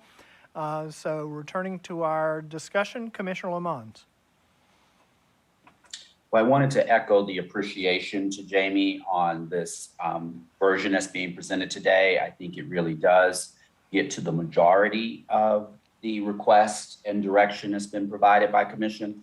I also wanted to echo Commissioner Turner's point of accepting and moving forward. I support this particular version. I'm not against any of the expiration that Commissioner Setwani raised up. However, I'd be perfectly happy supporting the version as it is current. Thank you, Chair. Thank you, Commissioner Lamont. And Commissioner Lamont raises, I think, an important concept for us at this point in the process. We are coming up, we are less than a week away from date that we intend to vote on our final maps. And so the question really is not can we live with them, it's can we support them? And I appreciate Commissioner Lamont's framing it in those terms. We need to be thinking in terms of maps that we can support once we get to next week. So thank you, Commissioner Lamont. Commissioner Vasquez. Yes, thank you. Just wanted to agree with Commissioner Sedwani's potential swap, although that for me is not a priority. I can support the map as is. However, sort of being able to zoom out and spend some thinking over the last 15 minutes about the map as a whole, I do think we had discussed, although we'll admit, I think Jamie, you're right, that we did not give final direction on the portion of Rancho Cucamonga and Upland that are split and are currently paired with, I think, the Victor Valley. And so for me, that feels like a piece that I would like to explore, trying to move that into the 210, and understanding that there will maybe need to be some swapping, hopefully between just the two districts, the San Fernando Valley and the 210. Very good. Thank you, Commissioner Vasquez. Commissioner Turner. Thank you. Wanting to just say a bit more follow-up on my comment earlier, because I absolutely get the importance of things that we see that we didn't see before. But for me, I guess what I'm saying is that it's starting to feel that maybe we don't realize that it is a very real possibility and a growing concern that we can run out of time. And what I really want us to do is to lock in certain areas and move on and put the time at the back end. And after we've locked everything and we say, there's this one area that we think we could have, maybe go back and look at it. And even then, not drastic changes, because of course it means then that Californians can't comment on what we've changed last minute. So I can't state strongly enough. I don't know when we'll get in a hurry and really feel like we're out of time if it's not now. And what I don't want us to do is to get to some of the in portions, Central Valley or other, and then all of a sudden figure we don't have enough time and now we want to rush through the process. It's time to rush now. We've heard from the beginning from Californians. We've done what we could do to accommodate them. These maps, we like to say they're not going to be perfect, but I have 2 more things for my area. It's not going to be perfect, but I have 3 more things for my people. It's not going to be, and all of them are our people. And we're saying it with our mouth, but our actions don't line up, that we will not be able to accommodate everyone. And I think the sooner we land on something, Californians can get ready to determine how they're going to work together with their new partners, with the new areas, with the new districts, with the new, elected officials, that, how they're going to apply. They can start down that path, but we have to move. We can't keep doing what we're doing, making changes on everything and then just one more, because your one more change is going to impact that last area someone else really did want to have moved. And then I'm going to want one more thing. We got to lock it and we need to move. And at the end, if there's time, now let's go back and look at it. That's all. Thanks. Thank you, Commissioner Turner. That is such an important message for us at this point in time. I urge all of us to take those words to heart and always have an eye on the end date, which again is not the 27th. We have requirements to leave the maps as they are for several days before the 27th. So we really are working towards our target date of the 20th, and we need to understand everything we do in relation to our ability to complete our work by that point in time. So again, thank you, Commissioner Turner, for those words. Commissioner Toledo.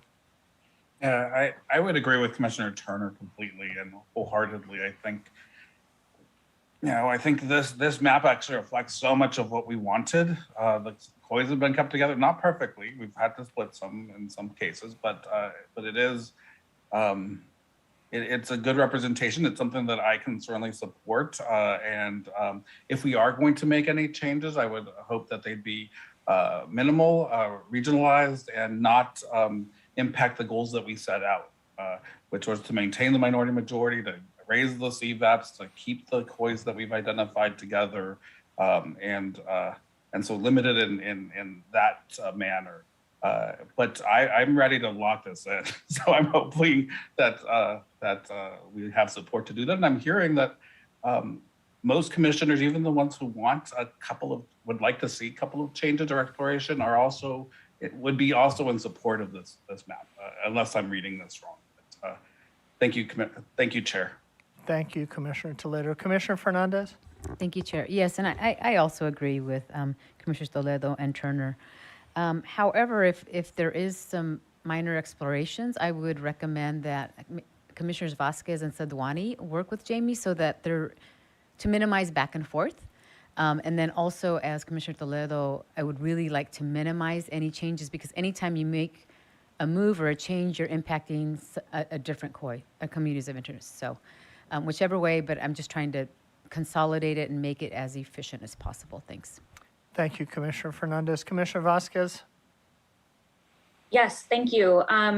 Agree with everything that's been said. And I'll just add a reminder in our conversation largely yesterday that we actually spent very little time on the LA region Senate maps compared to the rest of the maps in the rest of the state. And so I do feel like these particular maps did not get as much discussion or thought as the rest of the maps in the rest of the state, or even as much as the assembly maps in this portion.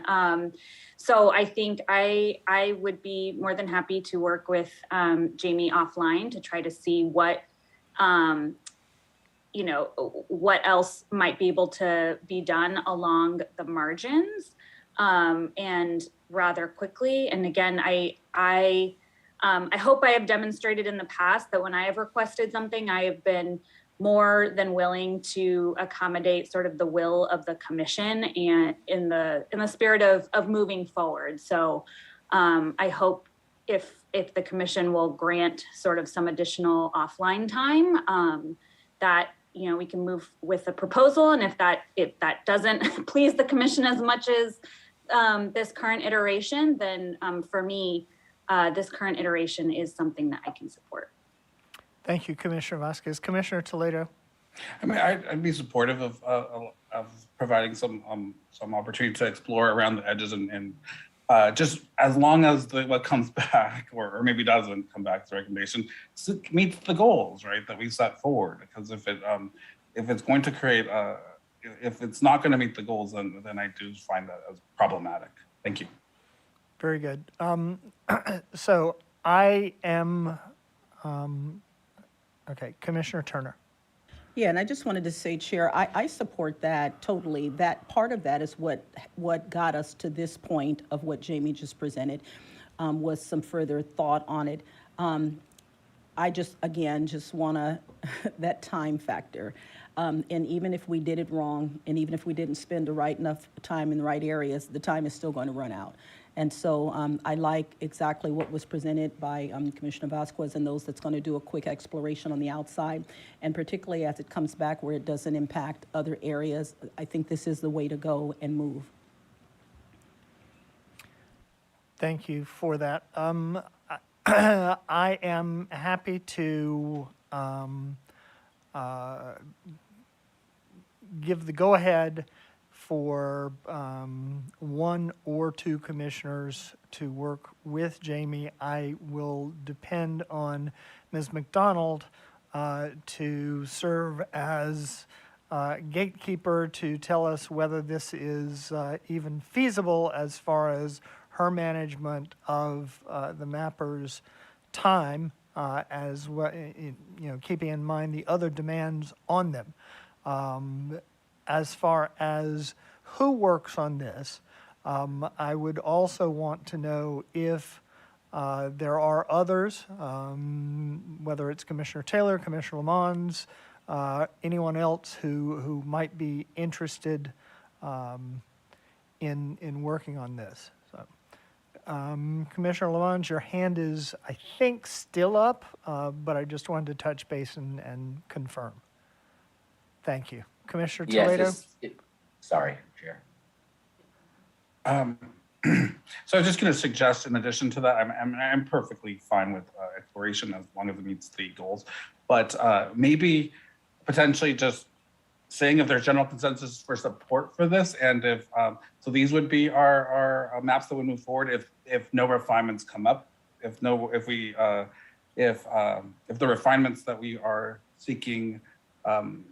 And of course, we can always make refinements should there's be some exploration that comes back with things that we would approve, that we all can also agree to, but maybe just, I hate to use the word lock it in, but lock it in for now, so that we can, and hope that Vasquez and whoever is willing to work on some refinements can bring us something that also meets the goals and criteria, and then we can, of course, incorporate that into our thinking. But I'm just thinking about just a path forward. Thank you, Chair. Thank you. I mean, at this point, I would consider this map as being the map that we have for the Senate for Los Angeles County. Commissioner Fernandez will be leading us through the review of all of our districts, and there may be minor points that could be raised then. I am certainly trying to do my best to get us all the way through the Senate maps and through the Board of Equalization maps by the end of Friday, and to the extent that there is any time remaining, we can come back and look at. But again, I have to rely on Ms. McDonald to ensure that the mapper's time is put to where it is most needed to ensure our overall success in this endeavor. Commissioner Kutagawa and then Commissioner Taylor. Yeah, I just want to state that I think well, first off, I am in support of Commissioner Vasquez doing additional exploration. I also want to note that we are already 2 days over due to continued tinkering on the congressional maps. And I'm going to also state that I think we're all guilty of that too. So I think given that we still have additional iterations of the congressional maps that are still going to be presented over the next couple days, is my understanding, I think giving Commissioner Vasquez the chance to look at this is okay. And the fact that for the most part we're pretty satisfied with these maps, I think speaks to the fact that we should hopefully be able to wrap it up in the next couple days, which then hopefully we will also be able to do the same with the congressional maps. I think we're at the point where I think we're ready to just lock things in, as you said, Chair. Thank you. Very good. Thank you so much. Commissioner Taylor? Yes, Chair, thanks. So I thought there was some good wisdom in maybe Commissioner Sadwani taking exploration with Commissioner Vasquez, but if she doesn't have the stomach for it or is not able to do it, I don't have any issues with taking that sojourn with Commissioner Vasquez, and we can wrap it up to see what's available or what's possible. Thank you for that, Commissioner Taylor. Commissioner Vasquez? Yeah, thank you. I'm happy to work with either of the commissioners. Just wanted to clarify and just get like a general consensus about sort of order of operations for some of these explorations. That way I know where to spend our collective time offline. So these are my priorities, and please let me know if the commission would like something different. So for me, now being able to zoom out, I feel like priority for me, number one, is looking at this Rancho Cucamonga upland piece because we had discussed it somewhat yesterday. Number two is the issue of Maywood, given that we heard so much public comment about including Maywood in the South, in the gateway cities. And then number three is this proposed change from Commissioner Yee about adding the forest area to Azusa. Am I missing something? I had three. Is there a fourth?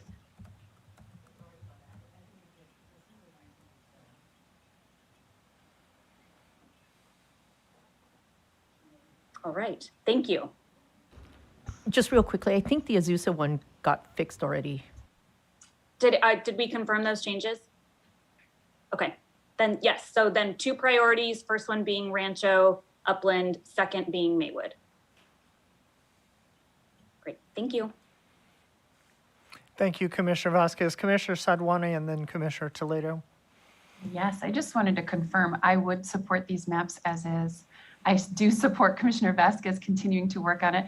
And I also most definitely support Commissioner Taylor working with Commissioner Vasquez to try and make some marginal improvements. Thank you so much.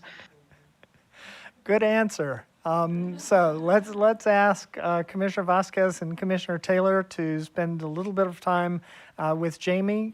Ms. McDonald will ensure that the amount of time is controlled from an overall management perspective, and we look forward to hearing back from them probably tomorrow. Commissioner Toledo.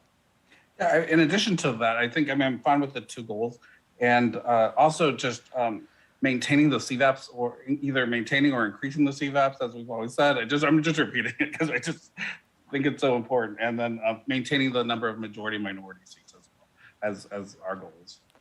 Excellent. Thank you, Commissioner Toledo. Commissioner Vasquez. Yep, thanks for naming that. Also, I am not interested in doing anything that will reduce our CVAPs and complicate life. Excellent. Okay, thank you, everyone. That was a very good, first of all, again, an excellent bit of work by Jamie, a solid presentation, a solid discussion, and we are able to move now to Sivan. Thank you, Chair. One moment while I get my screen up. Orange, San Diego. Yeah, we had left population unassigned in San Diego County. So the lines in red are where the commission left the districts after live line drawing yesterday, and the black lines underneath represent the changes that I made offline that are also what is posted for the public. So I just wanted everyone to know that we do have this starting point in case we want to walk anything back, but just kind of pointing out some things. We had some pretty crazy deviations. We had a -35 in this SBRC district. We had a 17.56 in the IOC district. We had a -8 in SECA, +12 in MCV. So a lot of big numbers and a lot of kind of structural changes in the Inland Empire. So I would love to just today work to kind of smooth things out in the Inland Empire, as I know that that's where the biggest kind of architectural shifts were taking place, but I didn't want to go beyond the directions that the commission had given me. because it was going to be affecting the whole map basically. So I know that Jamie did touch on some of these districts because there is overlap between LA, but starting in this POF district, the current deviation is at 3.24% and the Latino CVAP is at 52.88%. Again, this is still cutting off the northern portions of Upland Rancho Cucamonga, but now includes all of the city of San Bernardino, and as well as stops at the county line for San Bernardino Riverside. Moving to the south, this SBRC, which previously stood for San Bernardino Riverside County, is now a Riverside County only district. The changes that were made, I will put on the draft lines because you can see just how different these districts are looking now. I tried to implement direction to keep Riverside whole. Unfortunately, there was no configuration I could find that would keep the Latino CVAP over 50% while including the entire city of Riverside. So unfortunately, I did have to keep the split, although I did lower that line a little bit to the south. I also, again, removed portions that were in San Bernardino County, moved the district on the east sides, or excuse me, on the western side slightly to include parts of the cities of Corona, Norco, Eastvale, and then also includes now all of Jurupa Valley and goes as far south as Meadowbrook, Paris, Romoland, and also includes San Jacinto. So those I would be happy to fine tune, but just pointing out a few of the other things that need addressing. We have a negative 8.75% deviation in the MCV district. We also have a negative 8.77% deviation in the SECA district. We do have this unincorporated area still, or excuse me, unassigned area of population in the eastern portion of San Diego County that will need to be absorbed by a district because currently it's not in any district. So yeah, those are the things that I would point out as definitely needing attention. So happy to start wherever the chair or commissioners would like. Very good. Thank you, Sivan. Commissioner Okutagawa? Yeah, so I have one question on Riverside. We've gotten quite a bit of COI testimony lately about the splitting of UC Riverside, and so I just wanted to ask first about that one. And then I'd just like to ask a question about South OC, but first I'd like to see about this one. Yeah, sorry, just trying to take off the layers that are blocking this.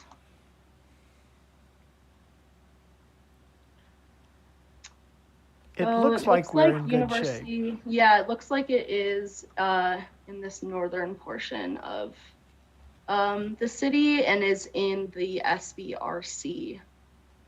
Commissioner Okutagawa, if you had specific COI testimony with streets, I could double check that those streets are included, but from what I can tell, it looks like it is whole in a single district. There was mention specifically about 900 University Avenue.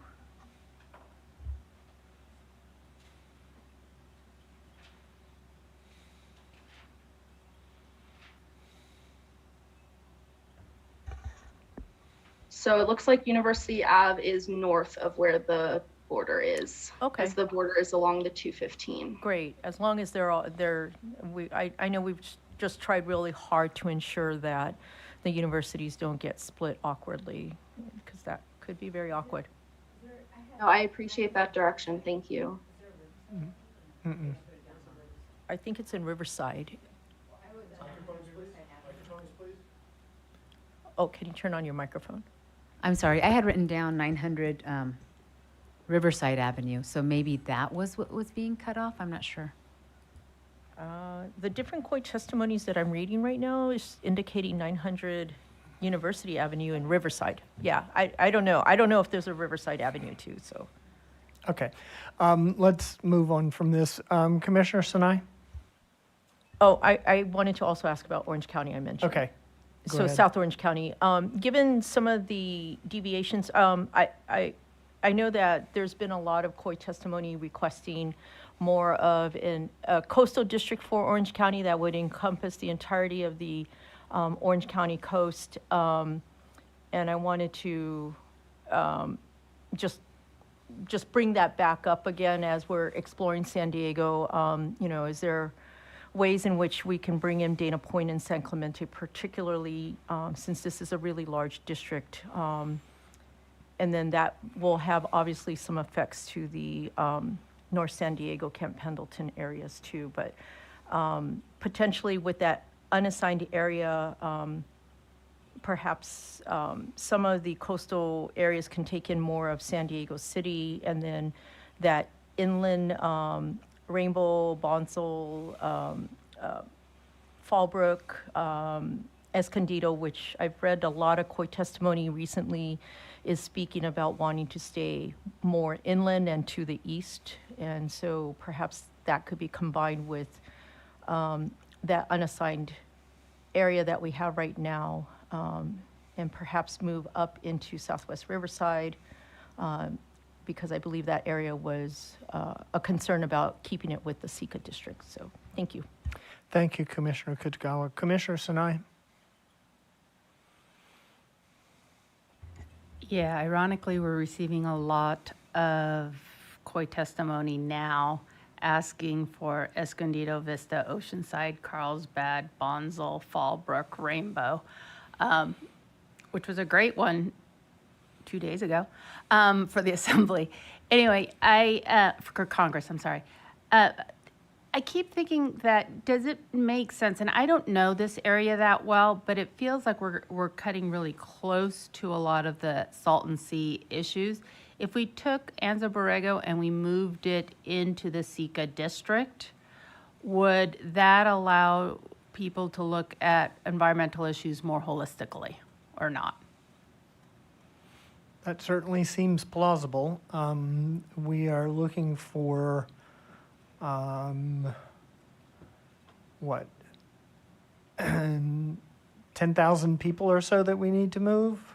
And that would Or be is it more than that? the only, and I don't think it will affect the CVAP data, but I mean, statistics, but I just kept looking at that and just wondering if it just made sense to keep, boundaries are created by humans, not by nature. I mean, some boundaries are, but these regional. So that's why I was just wondering if putting that together made sense. Right, and we would eventually also, if we're going to move at least Borrego Springs in the area around, to the east and north of that, into Sika with the Salton Sea, we would need to think in terms of moving Anza and the areas south and east of Anza into Sika as well. Which, yeah, I don't know if it gets to be too big, but I was just thinking in the. Right, okay, so Sivan, could we look at the northeast quadrant of the currently highlighted segment? Like zoom into where Borrego Springs area is? Yes.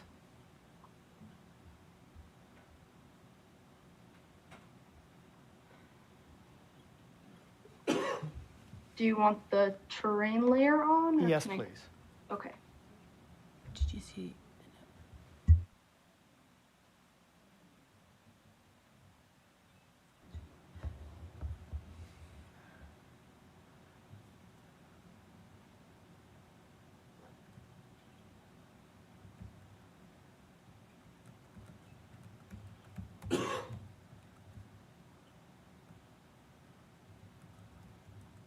Is she waiting for? Are you waiting for instruction from us? Sorry. Yes. Okay. Yeah. Sorry about that. Can you zoom out a little bit?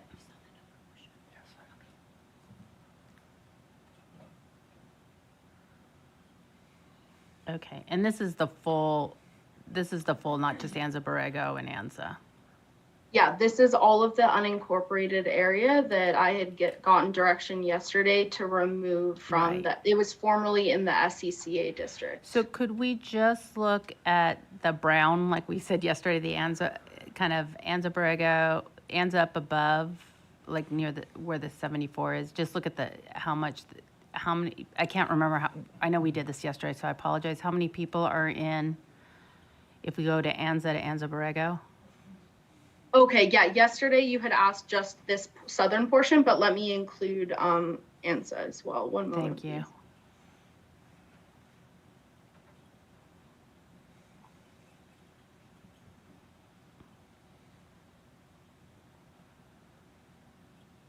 And we may just want to do that, the Borrego.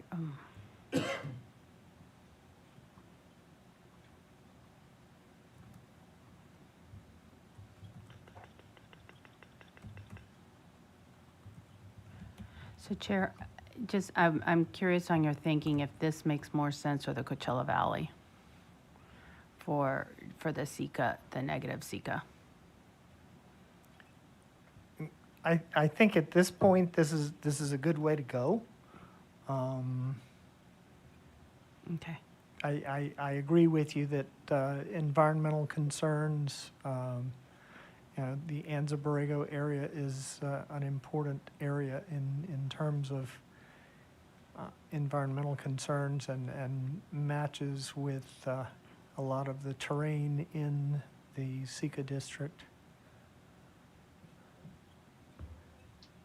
Should I go ahead and move the selected area into the SCCA district? How much it is looks like that would it is 12,285 people, and it would make the deviation of SCCA negative 7.53. Okay, so we're looking to move eventually 100,000 into SECA.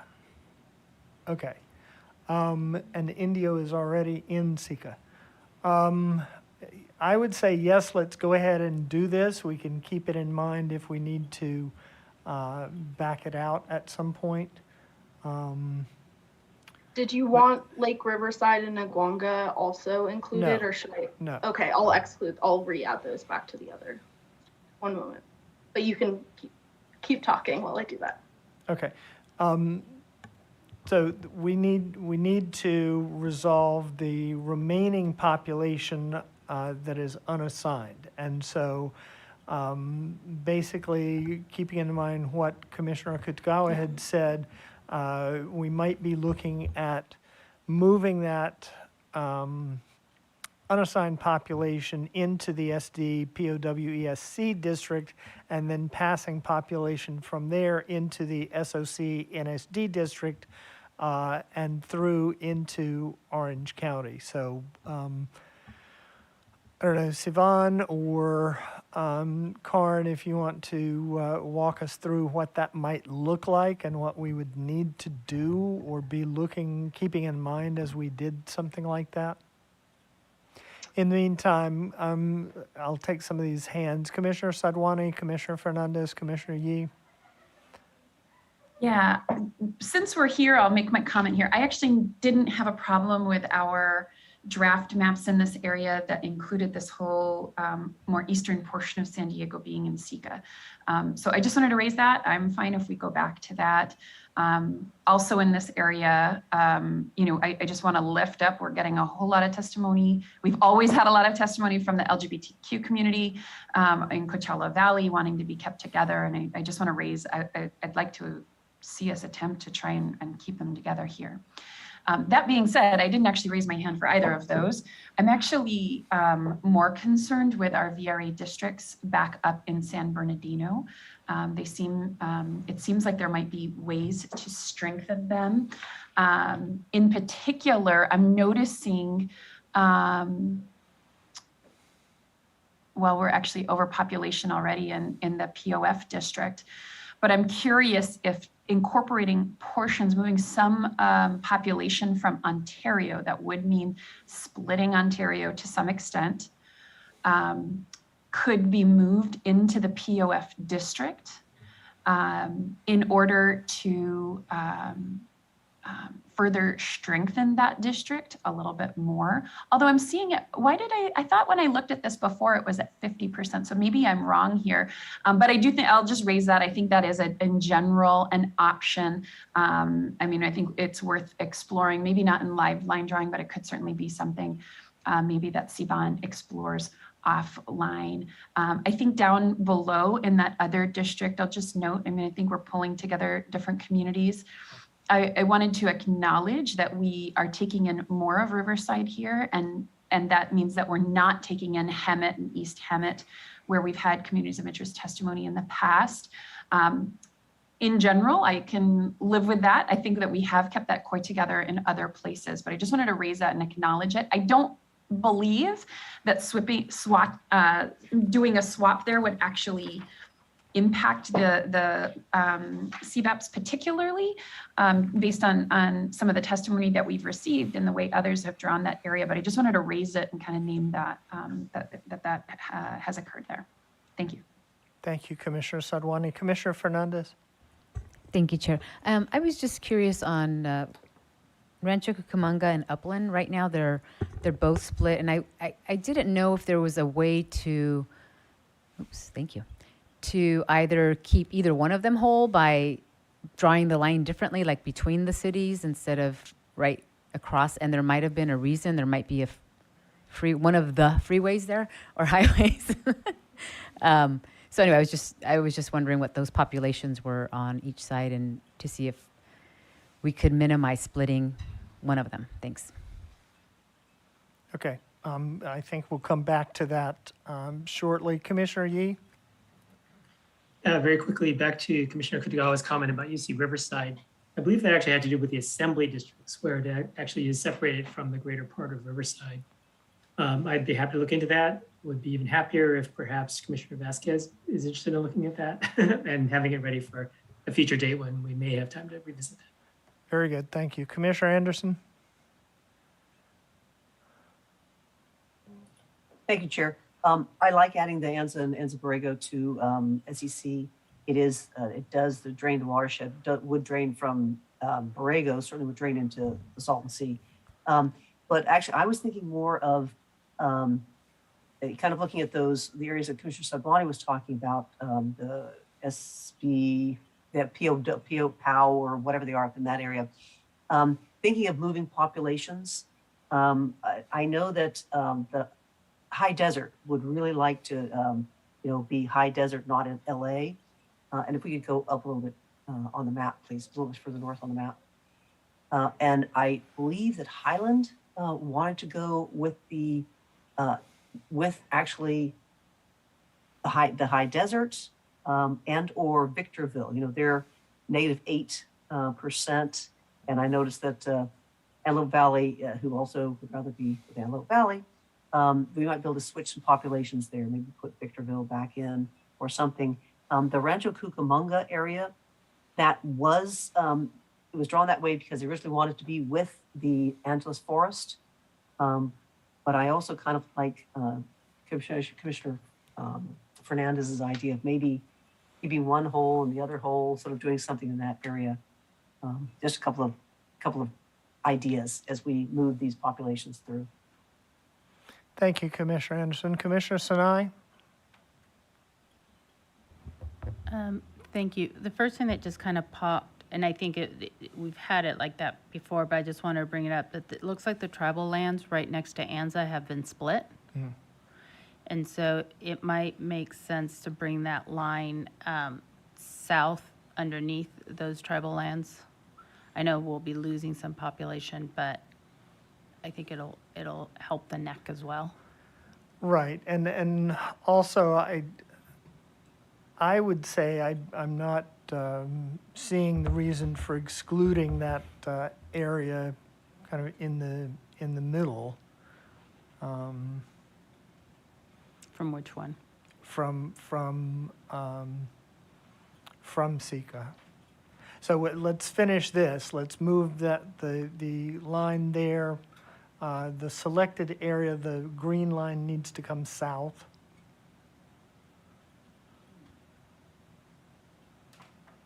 below those tribal lands.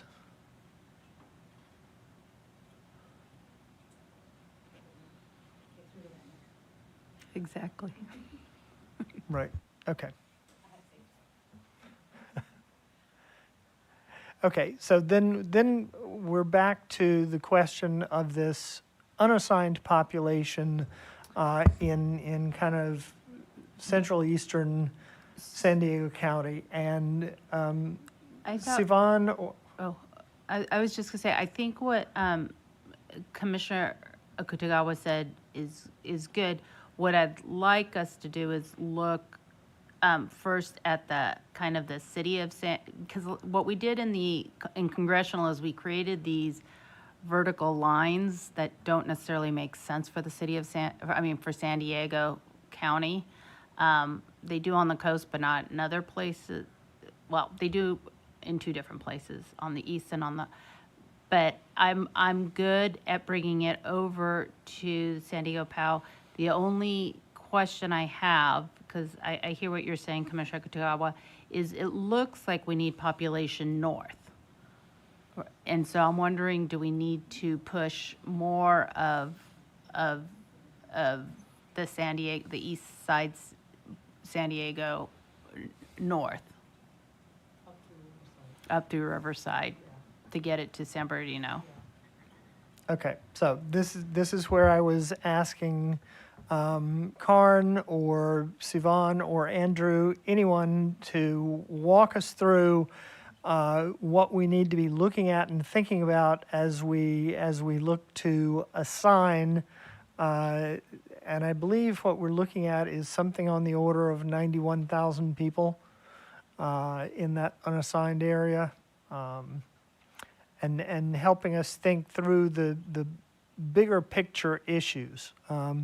The issue of the underpopulation in the district with much of the Coachella Valley and the high desert, the underpopulation currently in SBRC, the issues that Commissioner Akutagawa raised regarding the feasibility of creating a coastal district running the entire length of Orange County. So just help us think through kind of the big picture issues of process and result along those lines. Hi, Chair. This is Andrew, and I just wanted to weigh in. And as you can, or Sivan has the number up of that unassigned area, which is about 77,000. If we did move it to completely over to the POW ESC district, then that would be over, I think we would be about at 7%, and then, over on deviation, 7% over on deviation. The district below that is short about 30,000. The district SOC and SD is short from, and this is just getting to zero.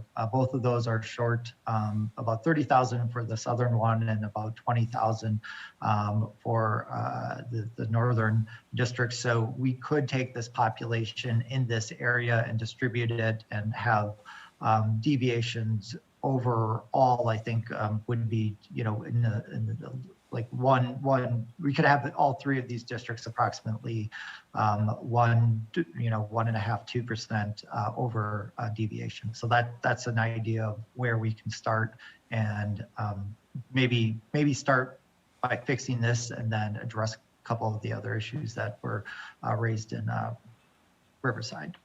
Okay. Yeah, Chair, if I may, just to add to that, I think that before we talk about the coast of Orange County, we should, like Andrew said, address the unassigned population, but I think we should also get these two high negative deviations below 5%, and then potentially pushing population up through this SWRC and reuniting the Coachella Valley into two districts, as currently it's split in 3 districts with this configuration. So I think if we can talk maybe more big picture, that will, because there's a lot of different directly competing priorities because these districts have so many people in them. Right, okay. So if you could just very quickly give us a population figure for that chunk of the Coachella Valley that is in SWRC. I just want to know Yes, what the one moment. population is. That's Rancho Mirage, Palm Desert, Indian Wells, La Quinta.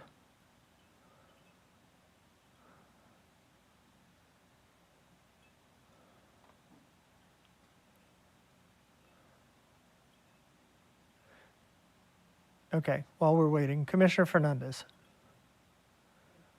Thank you, Chair. If we move that unassigned area to Sika, doesn't that even it out? No, but it'll It would it'll fix the balance it, community. right? Yes, that is correct. It would, but we're trying to be responsive to community of interest input from those East County communities that do not want to be in the Sika district. So, Chair, I've selected these cities in the Coachella Valley, and they are total population of 110,770 people. Okay. And I'm thinking we may have to move ANZA back into SWRC and just have that Borrego Springs area of San Diego County grouped with the Salton Sea, and then if we looked at,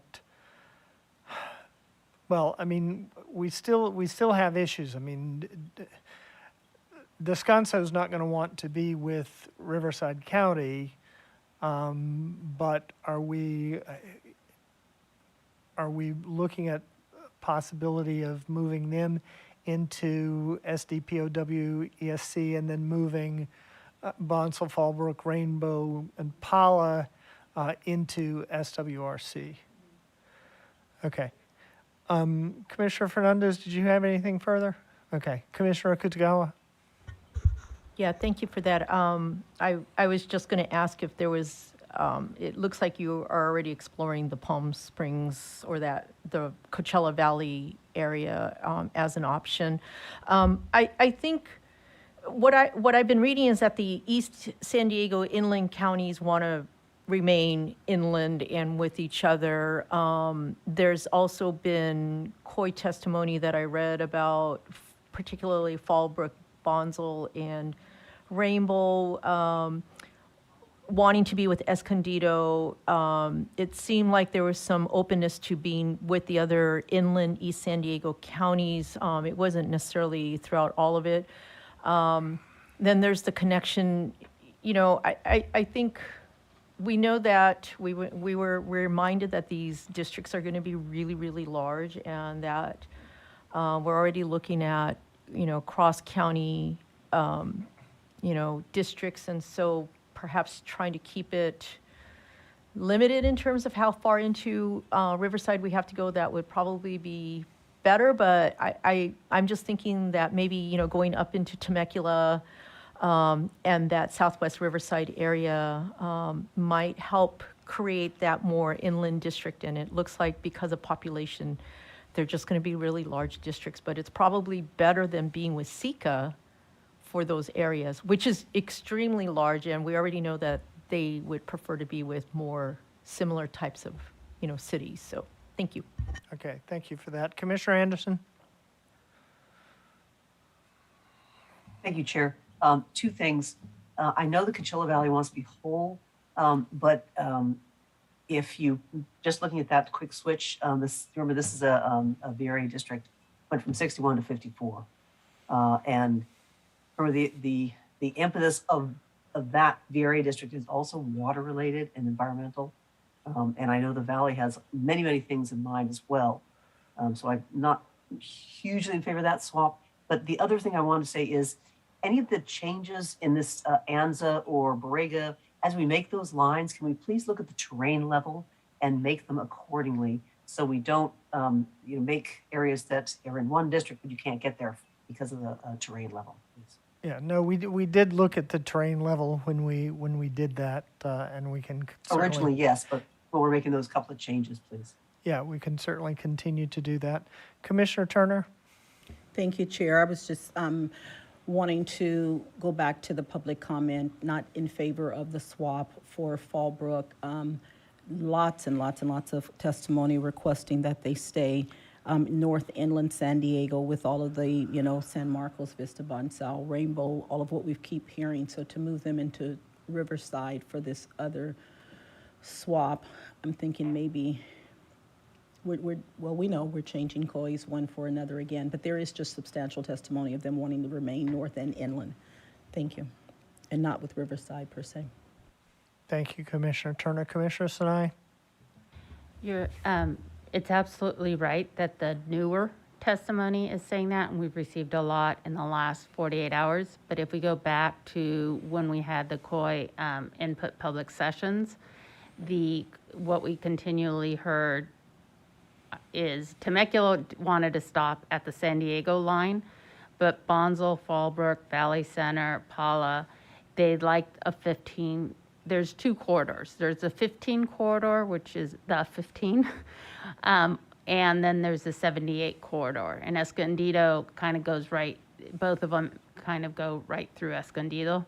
So Escondido can go either way. That's why I said it was ironic that we got it after we were talking about the congressional, because that's partially what we were trying to do in the congressional, and we weren't getting the community input wasn't that. So I think we could go either way. They are connected now in some of the districts currently, not from our perspective. And if we need to, it's going to be, we either need to push population north that way or through Camp Pendleton to Orange County. Thank you, Commissioner Sinai. So, yeah, if you can back us out a good bit, because we do need to address this issue of the underpopulation and where we're going to get that population from. So one possibility is bringing in more of the Victor Valley into MCV. I don't know how much of the Victor Valley we could bring into MCV. Possibility of bringing in enough to resolve the underpopulation of both MCV and SECA. And then to the extent that Antelope Valley, Victor Valley were underpopulated, then we'd need to be looking at making that up. We have some excess population in SD 210, but it's hard to see how to get it to that Antelope Valley, Victor Valley area. Particularly if we were having to go around the west side, we'd have to go through multiple districts. Sivan, could you move the center of the map to the right a bit? Thank you. And then, okay, so we've got S Coast with some excess population as well. Okay, Andrew, you were starting to narrate through some of these bigger picture questions. Do you have any further comments on that? I think for MCV, there could be, I think it's Highlands, if we wanted to take that from POF.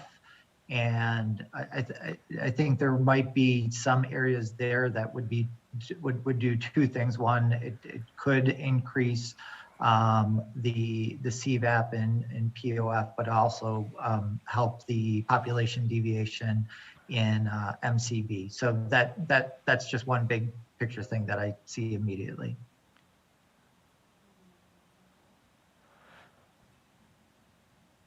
Highland, I was also looking at Loma Linda as a possible candidate there. We've got the southern portion of Redlands already in MCV, and to me it would make sense to move Loma Linda to be with the southern portion of Redlands.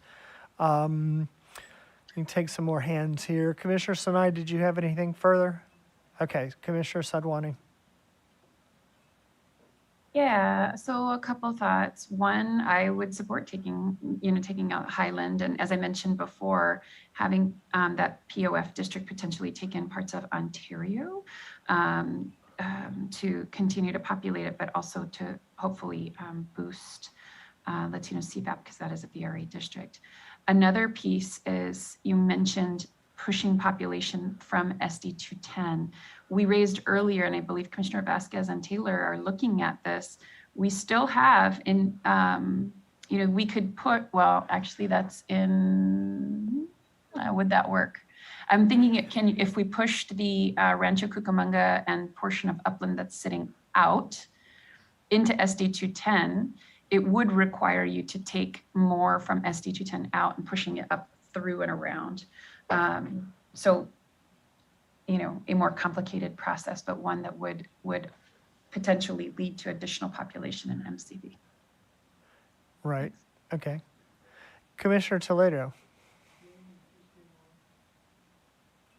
Thank you, Chair. I'm just trying to wrap my head around all of these potential changes. And I tend to work best with goals. So I'm just trying to understand what the goals of all these changes are.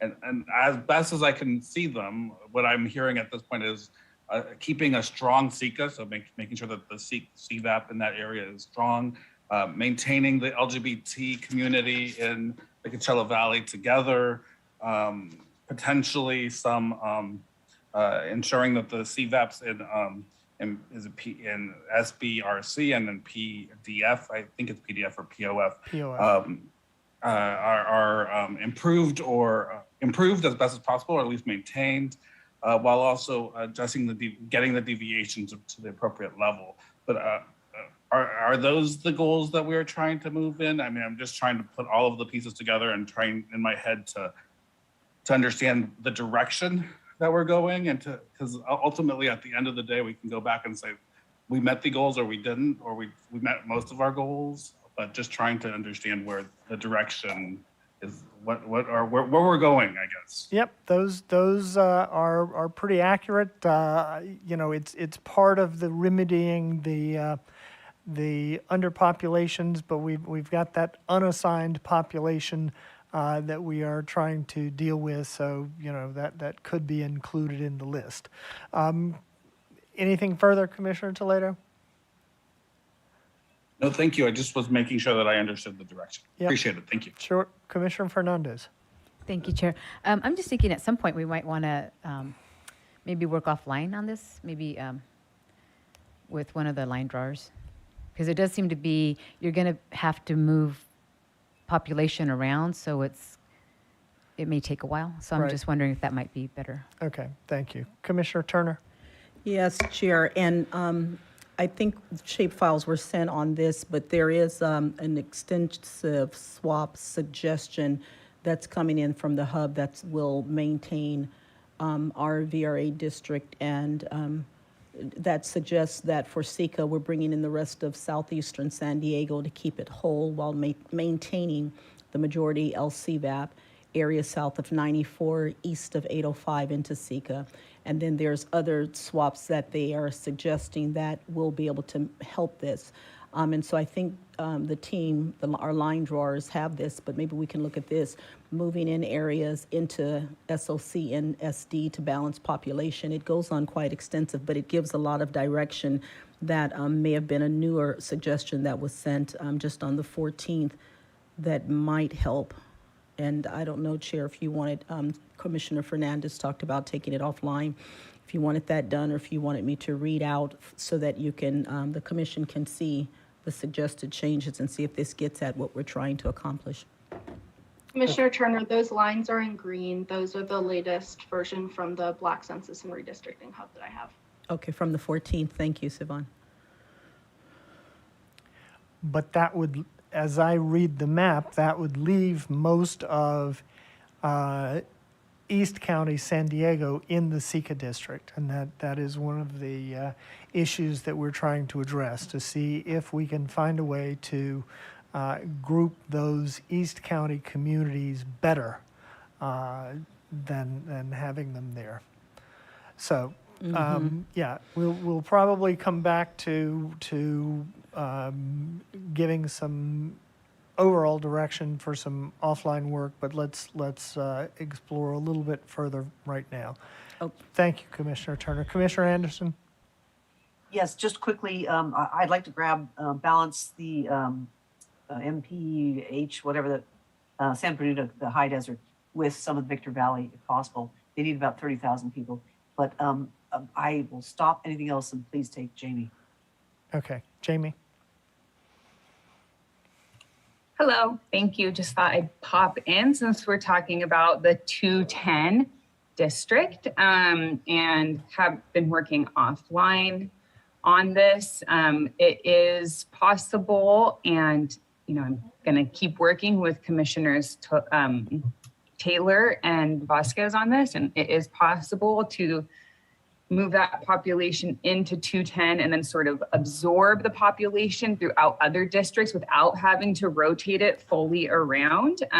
Looking at doing a big rotation would potentially throw off the CVAP in Gila or in the San Fernando Valley-based district. So just a note on that. And then additionally, right now, talking about MCV and trying to balance populations there, just removing that area in Rancho Cucamonga and Upland from the Victor Valley-based district makes that district underpopulated by negative 6.44%.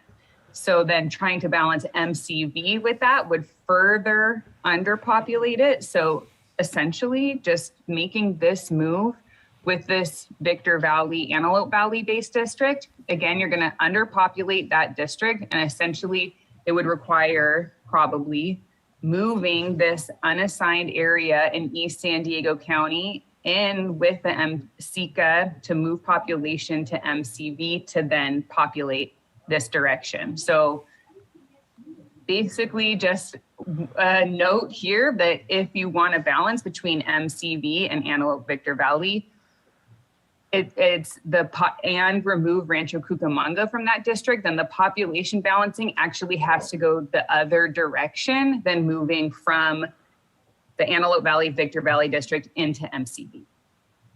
Okay. That's very helpful.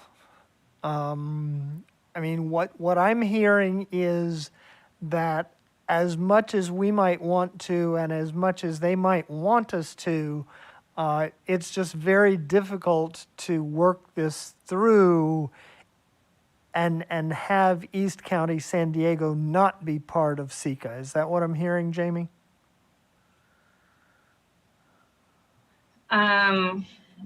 Well, this is definitely Siobhan's forte, and I think she could speak to this better than I could. In some way or another, this population, of course, needs to be assigned to a district. And right now, with looking at moving this Rancho Cucamonga area out of the Victor Valley, Antelope Valley-based district, then population does need to move north in general. So whether that be with East San Diego County going north to the SWRC district, and then areas in the Coachella Valley, more areas in the Coachella Valley being included with MCV so that there's room for more population to move into the Victor Valley-based district. So I guess it doesn't necessarily need to be with SECA, but of course, all of the districts need to balance and all the area needs to be assigned. So that might be the most direct route to move that population. Okay, Sivan, do you have further thoughts on this? Yeah, I think everything Jamie said is probably what I also would have said. We don't have to add all of this population back into SECA. We could probably get away with adding, some of these easternmost cities and just kind of trying to see how much we can add until we get this within range. But yeah, I definitely like the suggestion that Andrew made about moving Highland into the MCV. I don't know if folks were looking at the pending changes box, and I can definitely bring it back, but moving Highland out would fix both MCV's negative deviation. It would keep POF's deviation still within range, and it raises the Latino CVAP to over 53%. So I think just that one move might tick one thing off the box, and then we can return back to the unassigned and SICA and move that way. But I think we should address that first, because I don't think that pulling from Los Angeles is in the best interests of the overall goals of the commission at this point. Right. So unless there's any objection, I would like to ask Sivan to go ahead and make that one change as a first step. And then I think it would make sense to look at moving Loma Linda into MCV as a possible second step. And for many of the same reasons as the move of that population in Highland to MCV.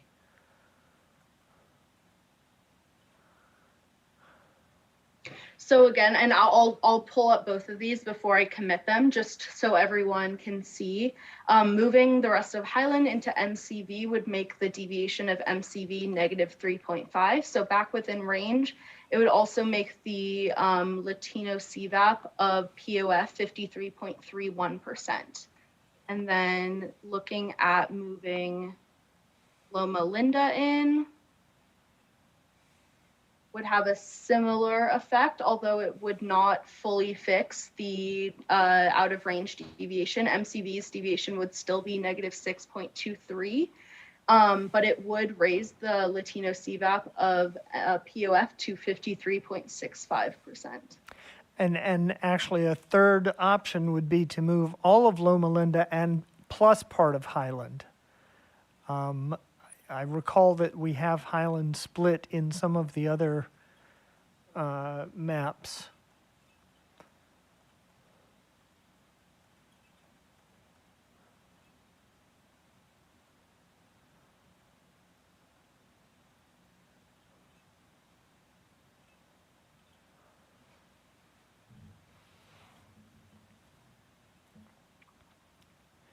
And I'm thinking, unless mappers tell me otherwise, that we could be considering. I mean, we have to be careful with the CVAP in POF, but underpopulating it is not necessarily a major concern. So we have the CVAP above 54. We have the deviations on both sides within range. Do we want to look at taking any more of Highland? Commissioner Sinai and then Commissioner Vasquez. No, I was just gonna volunteer to work with the line drawers offline when that time came. Okay, thank you. We've got about 18 minutes until our meal break, and I think that may be when we do give direction for some offline work. Commissioner Vasquez. Yeah, before we make these changes, can we, I'm uncomfortable with making these changes to a VRA district that we worked on yesterday without having the Latino CVAP on, especially in Highland. With the heat map on? Yes. Perfect. Sorry. Perfect. Thank you, Sivan. Yeah. I am comfortable with these changes. Bummer that we can't keep Loma Linda in POF since we spent some bit of time trying to make that work yesterday, but I am okay with these changes. The option was to not bring in Loma Linda, but to bring in more of Highland. So which makes most sense to you? what may be helpful also is to turn on the black CVAP, because I think there's some within group distinctions in communities up in the San Bernardino Highland area. Right. I mean, my consideration in this is that Loma Linda, does have a good bit of affinity with particularly that southern part of Redlands and Yucaipa. Right. Yeah, I think this is an acceptable change from my perspective, given all the factors. Okay, and we can refine it further at some later point if we really have a reason to come back to it. Okay. Commissioner Turner. Thank you, Chair. I wanted to inquire concerning, is that a kind of northwest geography to where Highland is? Is that a reservation area we're There is a splitting? reservation there, Okay, yes. and was that by design that we're splitting it? I think we had tried not to.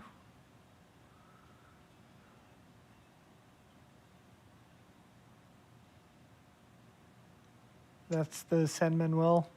Yeah, it appears to be in the MCV district currently. I'm not sure if it also overlaps with the city of San Bernardino. Okay, so what we're seeing also, Sivan, could you, are we seeing, okay, it's the heat map that's on also, so if you could turn the heat map off for a second, maybe that's going to give us a better, okay. Mm-hmm. So then we need to fix that. Can we bring the rest of the San Manuel lands into POF, or are we better that shouldn't going be the a other way? problem. No, that shouldn't be a problem. I would just have to accept these changes first. But there's, Okay. it looks like less than 100 people in the census blocks in this area, so it shouldn't make a big difference. Okay, very good. numbers. So, Yeah. any objection to making these current highlighted changes, shifting Loma Linda and part of Highland from POF to MCV? That will put both of the population deviations within range, and the Hispanic CVAP in POF would increase from 52.88 to 54.02. Any objection? Okay, Sivan, please proceed with that, and then bring the San Manuel lands into POF. One moment, please.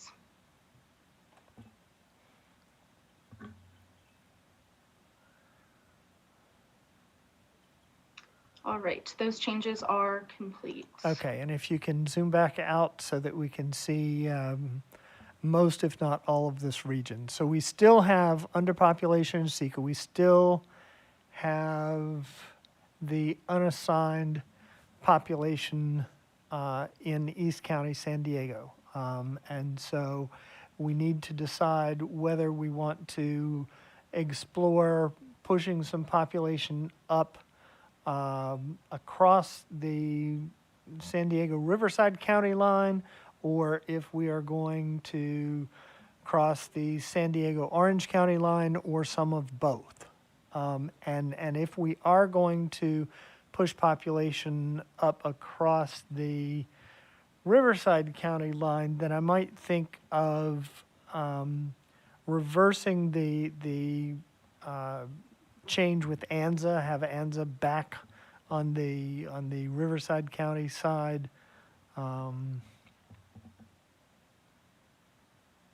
Commissioner Vasquez.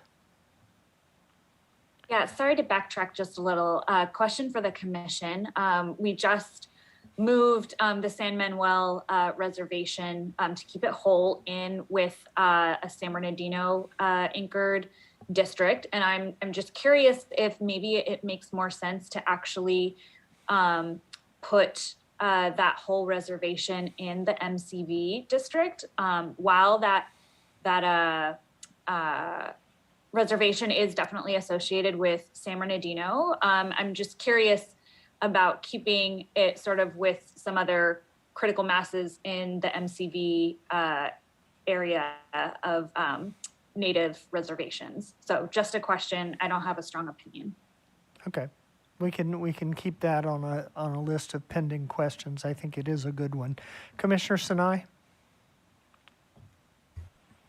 I think kind of what Commissioner Turner had mentioned earlier, that we'd kind of explored earlier if we wanted to take more from the south, the southeast San Diego, that area, and put it into Sika, which would then, that's more,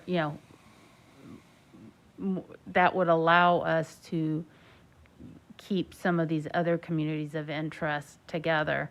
The problem is what happened when we pulled the East County out of the Sika district was it really did strengthen the VRA district.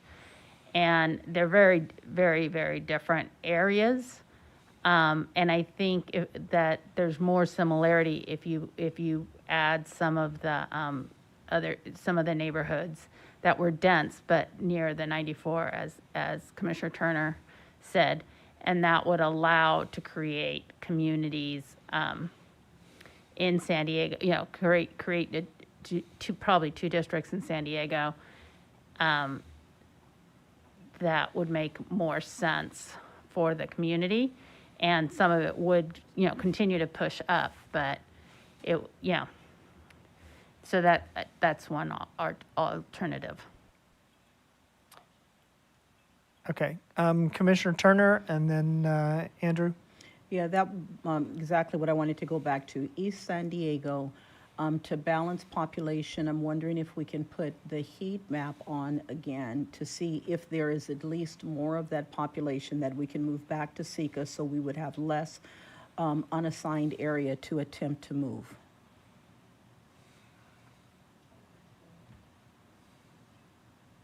One moment, please. I'm just changing it back. It's currently on Black CVAP, so let me just change it back to Latino.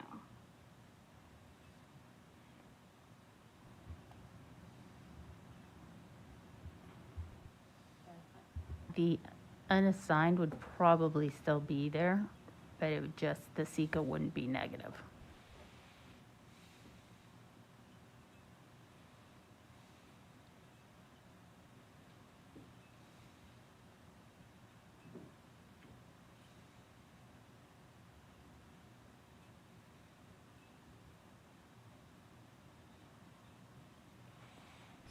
Can you zoom in a little bit when you have a chance? Kind of in the south of the 94 corridor. And if there's a way we can take the red off so we can see the heat map.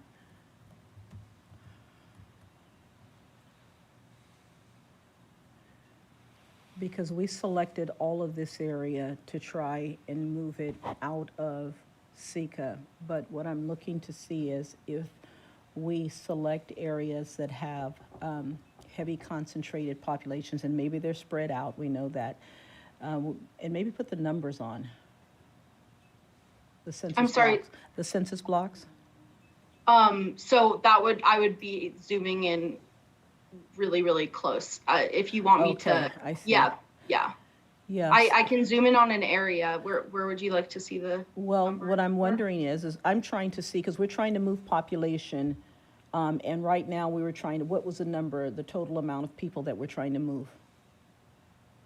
I believe it's around 77,000 people. So what I'm trying to do is to just determine if there's a way we can reduce the amount of people required to move, so we can put some back into Sika based on an area that has more Latina population so that we don't lower the CVAP.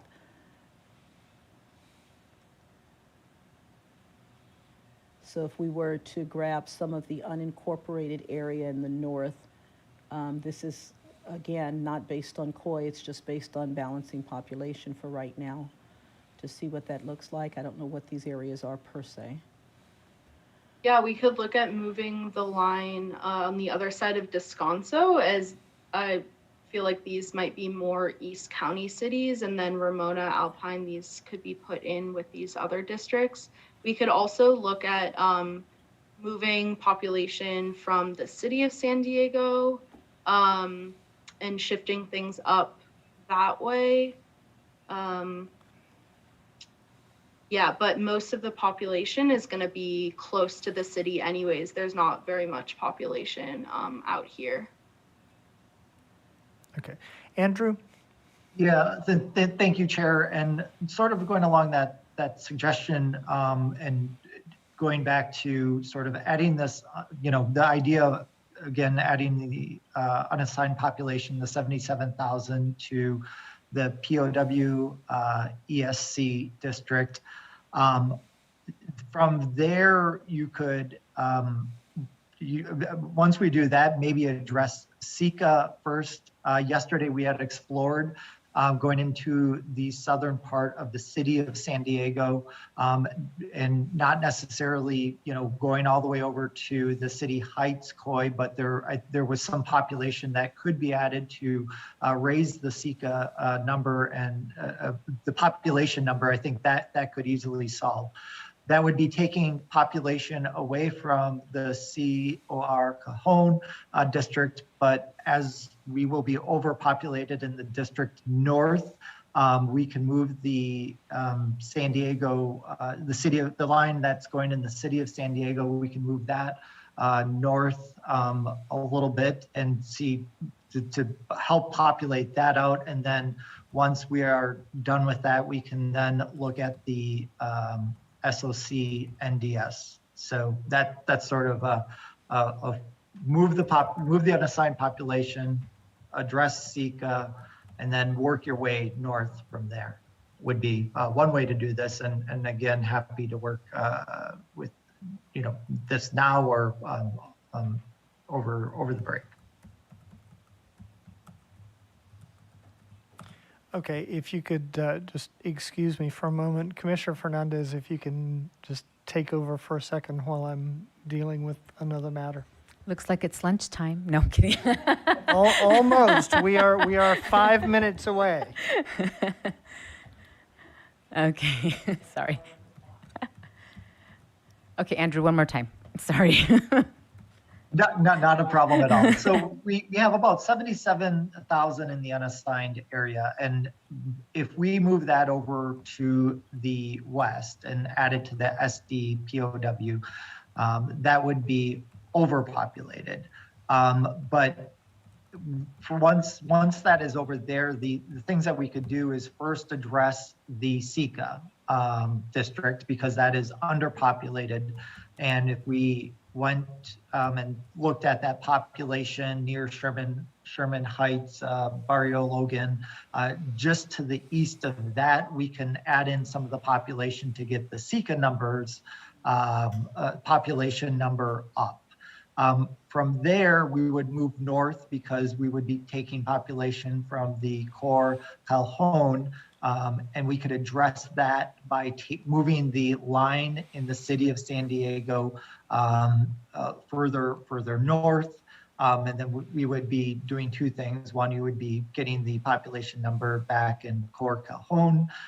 You would getting the population number in SD POW ESC down as well. And then finally, the final step in this would be then addressing the SOC NDS district. And I know that Commissioner Kutagawa wanted to maybe perhaps move some of the OC beach population out of this. So that's something we can look at, but it's sort of like a ripple effect of that I just walked through. It is a ripple effect that affects quite a few districts, Andrew. Are there any objections to the path that Andrew just kind of described right now? Are we good with making the initial move of the unassigned area into SD POW, right? That's what you said? Okay, I don't see any objections. Commissioner Sinai, is your hand up, or is it just, are you doing Fernandez there. No, well, I was just going to say, just to add a little more context for, when we're saying parts of San Diego can go into the Coronado El Cajon, I think the first we would look at is the Asian business koi, because that would be a good combination with those that are already in there. Okay, so let's commit this. Sivan, please.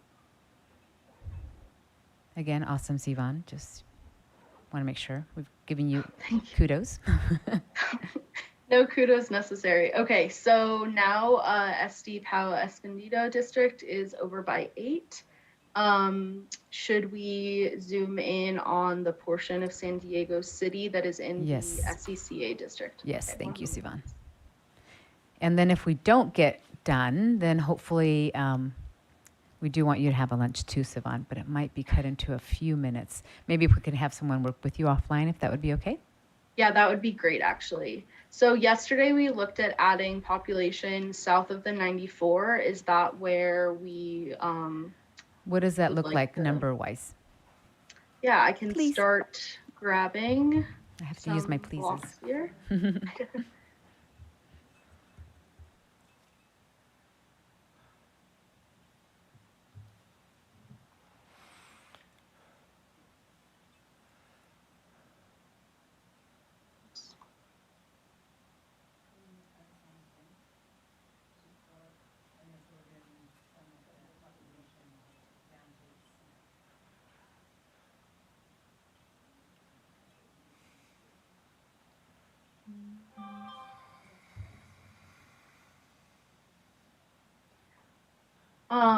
So we could add more if we would like. Currently, though, adding this selected population would bring SCCA within the legal deviation. It would be at negative 4.34%. And did it drop our, Latino CVAP would be at 60, 60.88. I'm sorry, and it's at 61 right now?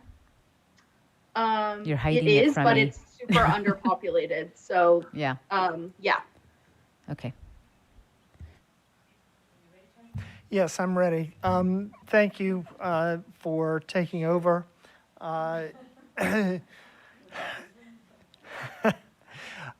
We do need to have a quick closed session. Commissioners will find invites for the closed session in their email. It is also coming up on time for lunch.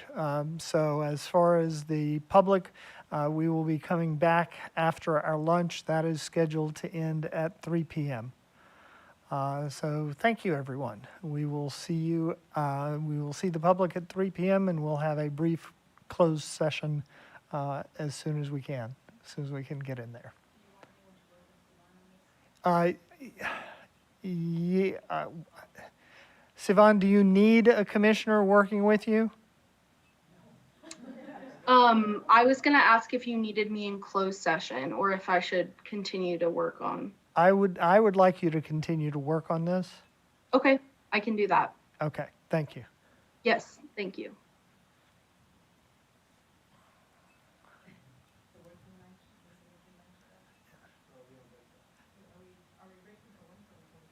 Both. Both.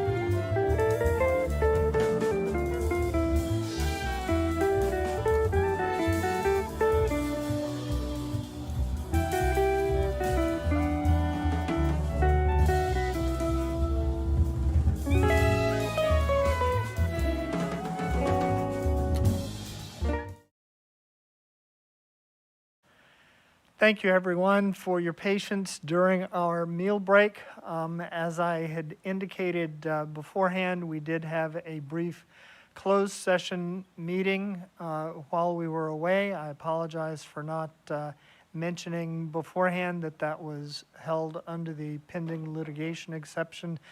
We did not take any action in that meeting. And we are back to resume our live line drawing with Sivan here to help us. Sivan, if you can just pull the map back for a moment and we can review where we are in the bigger picture here. So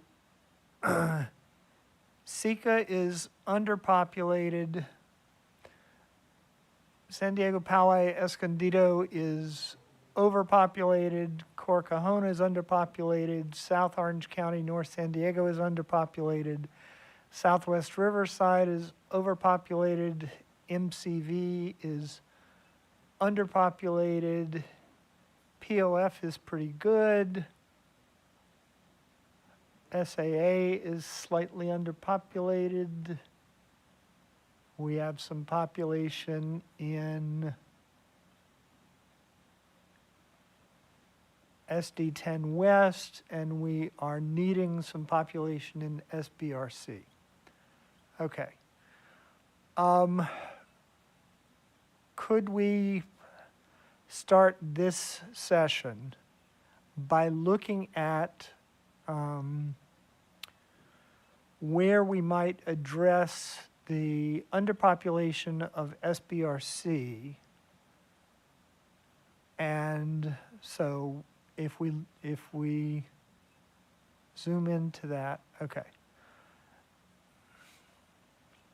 So we've certainly had some community of interest input over the months, wanting Hemet to be in a district with Moreno Valley and Paris. Could we look at what bringing Hemet in would do to our numbers? Yes, Chair, one moment while I select Hemet.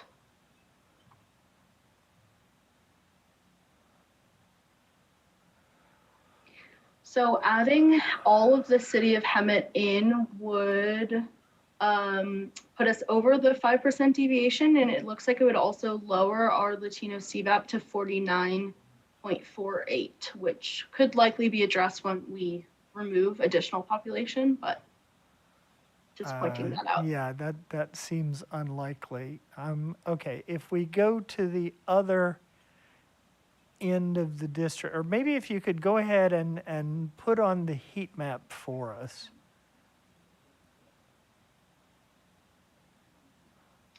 Let me turn off the city color fill one moment, please. Okay.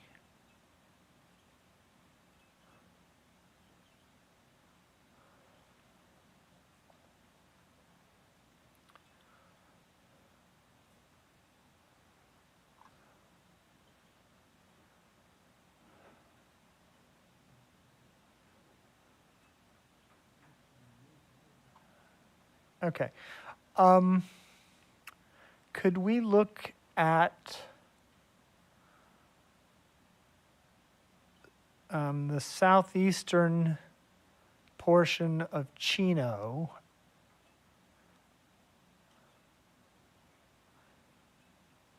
We're looking, okay, SBRC, we are 37,000 or so underpopulated. Okay, if we can look at that,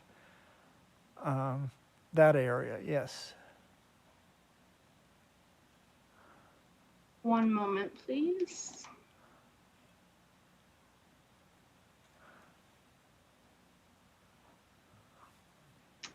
Would you like me to continue adding population? Yeah, and I would say, you know, probably well, I would follow the Ontario, yeah, up the county line there.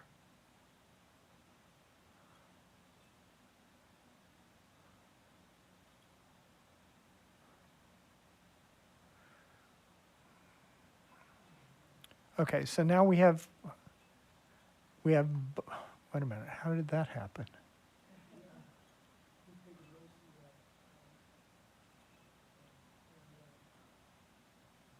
No, if you reverse those last couple of blocks, because we had,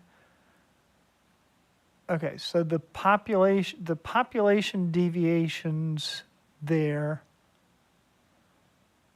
Okay, Negative 0.65 for SBRC and 0.05 for SD10 West.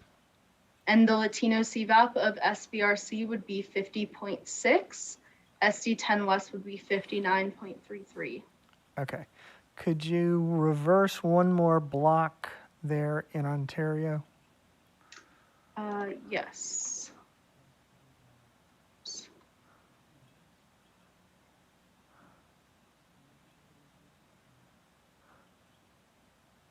Should I keep removing population? No. Any other thoughts from colleagues? I mean, another thought is if we reshaped this so that Norco and Corona were out of this district, and we looked at more of Chino. Commissioner Sadwani. Yeah, I definitely would suggest removing Corona and Norco. I don't know how much of Corona we have in there currently. Another option also might be taking a look further down at Hemet and East Hemet. Again, in our assembly maps, we had actually spent quite a lot of time looking at COIs within this area. And this is a VRA district, so it's not simply about COIs, but if you notice, we had a line cutting through the northern portions of Hemet. I don't know exactly what the Latino population CVAP is there, but that might be something that could help us out as well. Okay. Sivan, let's try bringing in that same northern portion of Hemet that we have at the assembly level. Yeah, should I go ahead and move out some population in Corona first potentially? I think that'll give us a better. Okay, I'm getting head nods. So Okay. yeah. Okay. One moment while I add those to the Southwest Riverside district.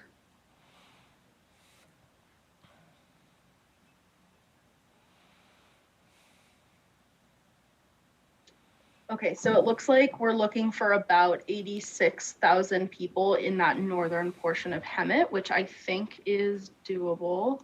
I'm going to accept this change and we can always come back to this. We were also looking at possibly removing Norco. Do I remember you saying yesterday that you had tried to add more of Riverside City and that was not helping? It was not helping the Okay. Latino CVAP, no, but it was obviously helping other, commission directions. But yes, it did not help Latino CVAP in that Okay. case.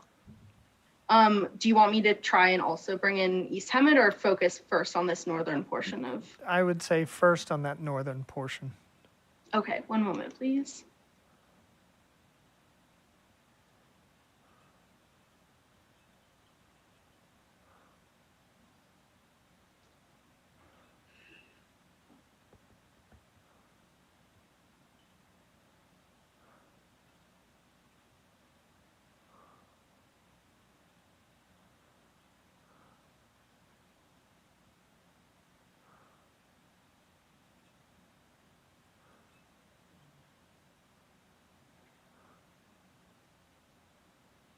So I know this isn't the cleanest selection, but it looks like we could move farther south if the commission so desired. But currently we are only at about 60,000 people selected in this area. Right. we're at 50.33.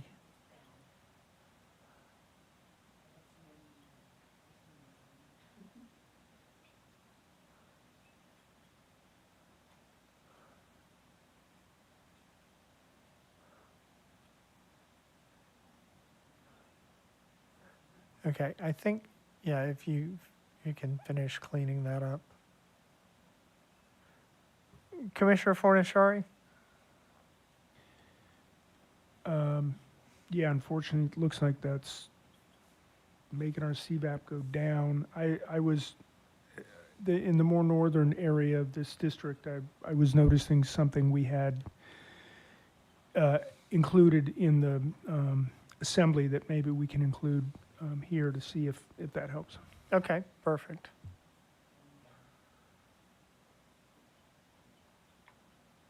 Where was that area, Commissioner Fornashari? Yeah, just right above Woodcrest, you see there's like a triangle sticking south. Do you see where I'm talking about? On the western, very western part of the map right now, right there. Oh, this area right here. in Yeah, I didn't Riverside, know yeah. if, I mean, it doesn't look like we want the whole part, but if, you have a line kind of on the bottom going up northeast, maybe if we continued that line and captured those red blocks, that might help. I don't know. Yeah, let me add some population from that part of Riverside. One moment. So that gets us closer to being back in deviation, but looks like Latino CVAP is at 50.39. Yeah, I think we're going, we're not achieving our objectives here. Commissioner Turner, and then I'd appreciate Commissioner Sadwani's thoughts on looking more towards Chino. Yeah, it may cross a county line, but I'm looking at population that's north of Eastvale. Does that go? Oh, that goes over into a different. Oh. Yeah, but Yeah, that, that's I mean, right.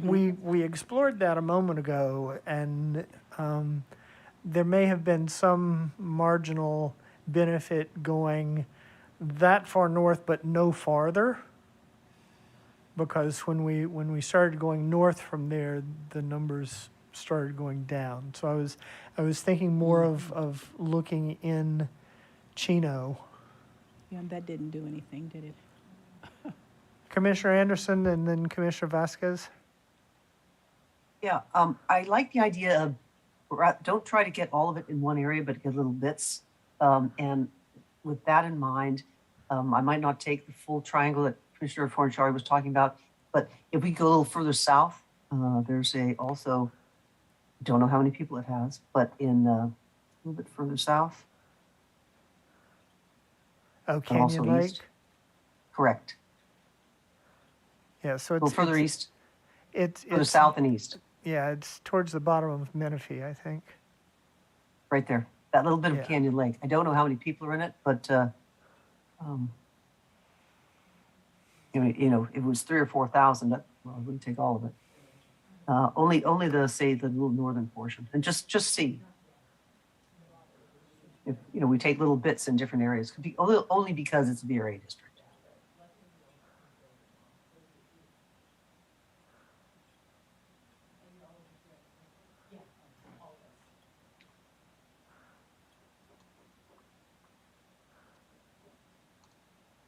If you take that area, say on the west side of the reservoir, the lake,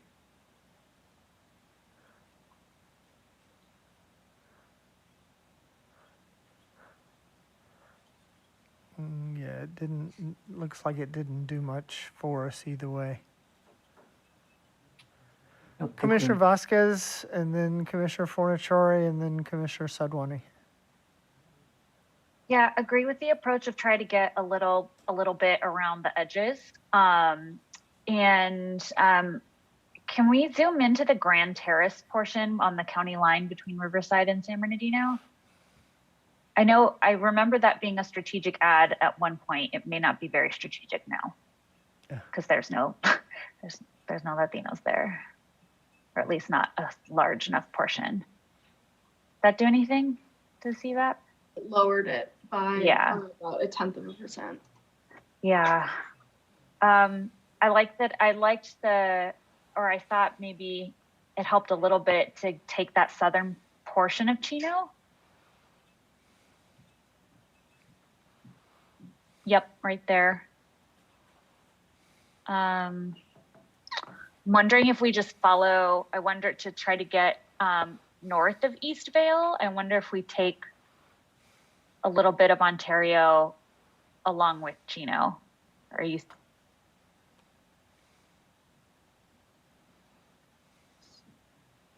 Sorry, I had the wrong layer on. One moment while I reselect that. And another thing that we can consider is if we want to overpopulate and then remove areas that might help us reach our objectives. So that's just another way to approach this. Commissioner Vasquez, did you have anything further right now? No, I like that suggestion. There also seems to be maybe something gardens down below Norco. Yeah, right there. That might be worthwhile trying to widen that line to capture that little piece of Corona.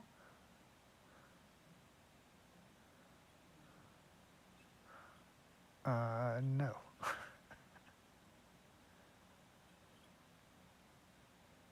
So yeah, we're now below 50, but we are within our deviation range. But that is with adding all of the selected areas. Would you like me to deselect any of these selections? I would deselect that last one. Commissioner Fornashari? Yeah, so I know it's going the wrong way population-wise, but I'm wondering if we have areas that maybe like Norco that are really low in CVAP, if we take those out first and then go forward from there. But I guess I would also offer that maybe this is a little more in-depth and hit and miss kind of thing than we might want to do live, and I don't know. It's up to you, Chair. Okay. Now let's continue for a few more minutes, and then we can pull back and look at this region more broadly and see if there's any other instruction we want to give Sivan. Commissioner Sadwani? Yep, actually pretty much the same advice or suggestions as Commissioner Fornashari and Vasquez. I'm just noting, right? If we're looking at our assembly lines, and again, not nesting, but note we've pulled down into East Vale. We exclude Norco, which was Commissioner Fornashari's suggestion, and I agree with that. And then we include Corona, more of Corona Coronita and El Cerrito. I don't know where exactly that's going to get us. I'm also concerned that this area may not, we may not be able to get it super high.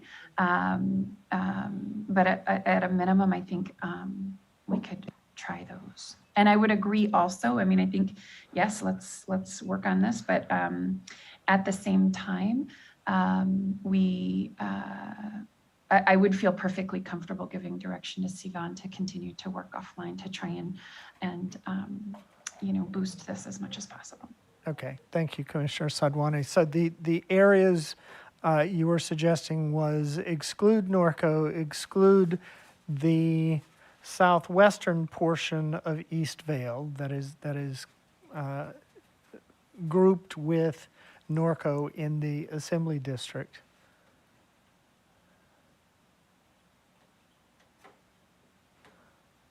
And then what else? Yeah, I think in particular, let's start with removing Norco. I mean, let's keep East Vale for now because we do need population, but definitely Norco, and then pulling in more of Corona and El Cerrito, right? Possibly there's only little dibs and dabs in there. But Coronita also seems to have some population down there. I don't know how much. But as we kind of similarly did in the lines, I would say keep Eastvale for now. Sivan? Oh, okay. Only because we would be cutting off some of those little red dots in there. So before I can add more of Corona, I have to remove this Right. first. Can I go ahead and accept this change? Yes, please. Okay. Commissioner Turner, Commissioner Vasquez? Yeah, I wanted to see what would happen if we grabbed population at the county line far south of Fontana all the way across, if we could pick up population there. Or increase our CVAP with those numbers at the county line in Fontana. Okay. Commissioner Vasquez? Sorry, I think I am repeating what Commissioner Turner just suggested, to bring that county line in Fontana, bring the district line south. It may improve the CVAP somewhat. Bring the line south or bring the line north into San Bernardino? Oh, so we're think saying the opposite thing, but trying to achieve the same objective. Right. So either take the Fontana line and move it south on the Fontana side, or take the Colton side and move it north. I'd be, I think, more in favor of taking the Fontana line south, just because the Grand Terrace, cutting Grand Terrace in half, I would say, is a little less preferable. Right. So that we're going to reduce population in SBRC if we move that Fontana line south. Right. I guess I was thinking we could still potentially keep some of the Hemet population. Okay. So Chair, what I currently have selected is twofold. These are the portions of Corona, El Cerrito, and Coronita that were in the assembly lines, as well as bringing this line down in Riverside as suggested additionally by Commissioner Fornashari. Adding both of those areas into the SBRC district would again raise our Latino CVAC to 51.77%. Okay. Any objection to making this change? Okay, Sivan, please go ahead with that one. Commissioner Turner? No, nothing new, just if we Okay. need it, I'm still interested in either way at that line. Okay, Commissioner Vasquez? No, nothing else. Commissioner Fernandez? What about Menifee?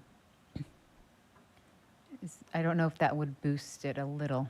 I'm trying to think of other ways, similar to what Commissioner Fornashari was saying, of taking out some areas. Right.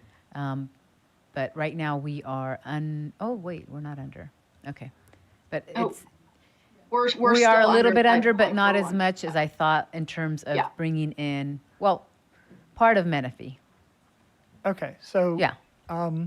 we have two areas we want to explore: the northern part of Menifee and the then moving the line south of the county line along the southern edge of Fontana, and that's if we need to reduce the total population. So let's go ahead and add the northern portion of Menifee first. So just looking to get you under deviation, and I can continue to add as desired, but we are going in the right direction. The Latino CVAP was raised slightly to 51.81. Okay. Yeah, I would continue south. Okay, a moment, please. And again, I don't mind overpopulating and then finding a good place to remove population.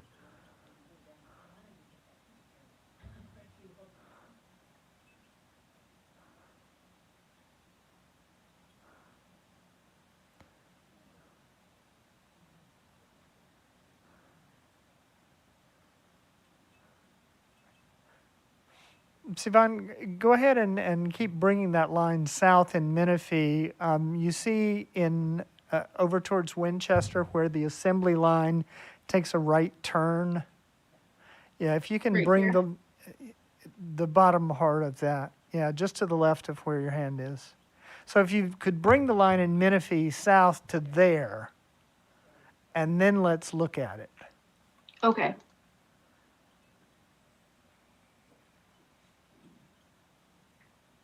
One moment while I clean up this selection. Do you want it all the way across? Yes, please. Okay.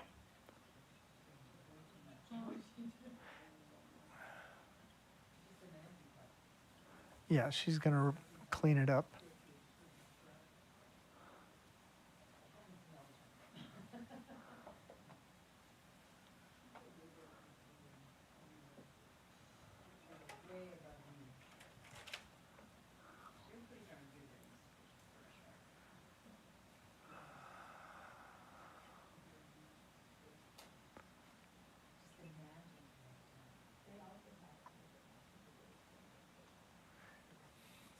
And I can clean this up offline, but Right. is this more or less the That's more or area? less what we were looking at. Do we want to remove any from the western portion of that? We're well within deviation right now as I read the table. But am I correct that our Latino CVAP has declined? Yeah, the Latino CVAP, if this area was added, would be 50.82. And Yeah, before we were at 51.6. 50, we had it at 51.8 at one point. Yeah, that was just with the northernmost portions. Okay.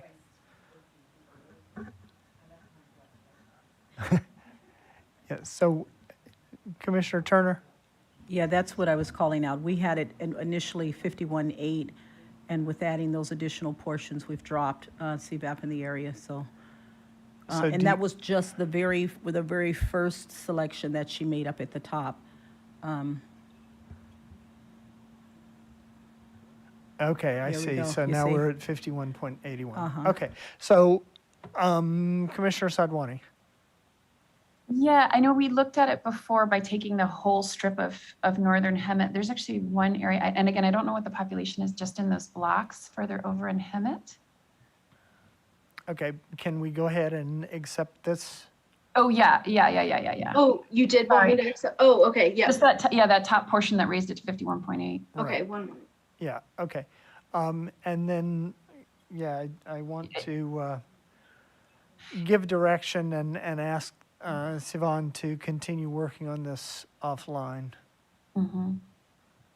But we'll take Commissioner Sadwani's suggestion first. Right, so just that area kind of coming straight downward, dipping down into it. I'm wondering, take that portion as opposed to that full longer strip, if that might. This portion right here? Yeah. Okay, Yeah. one moment, please.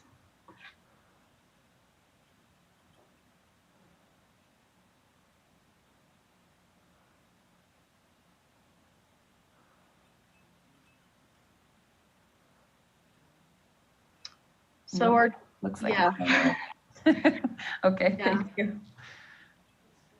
Okay, it went, yeah, it's an offline thing. So Sivan, we won't accept this one.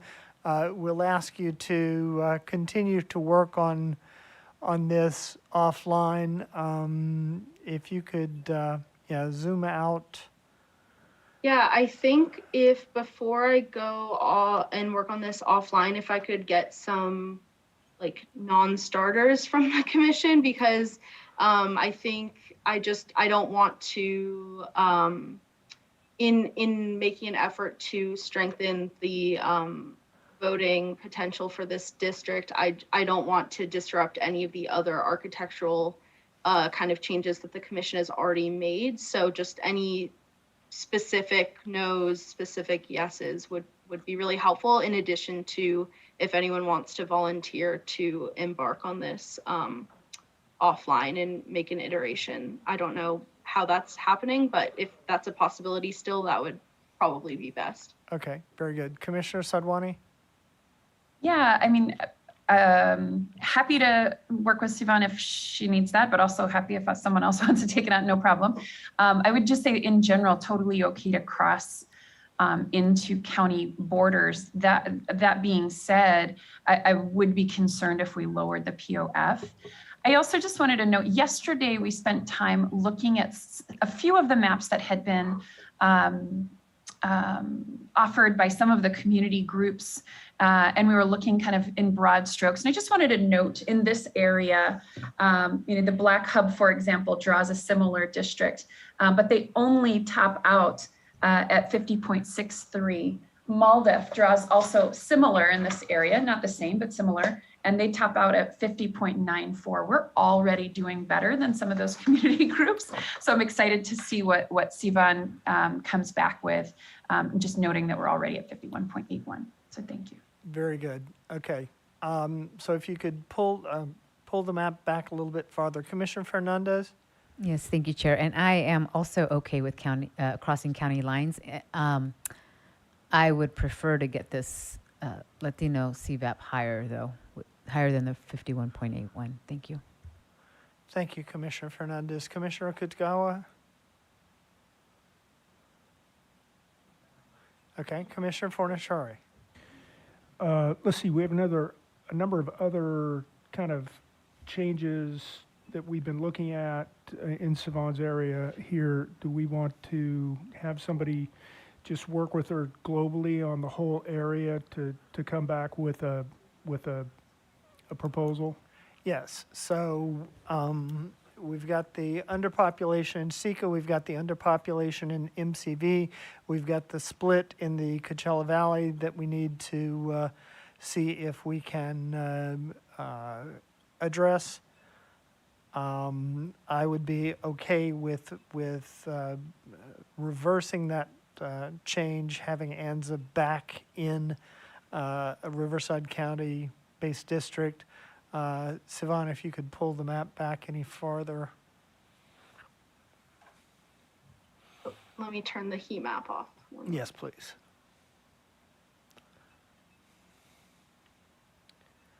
Okay, so we still have the overpopulation in San Diego, Poway, Escondido district.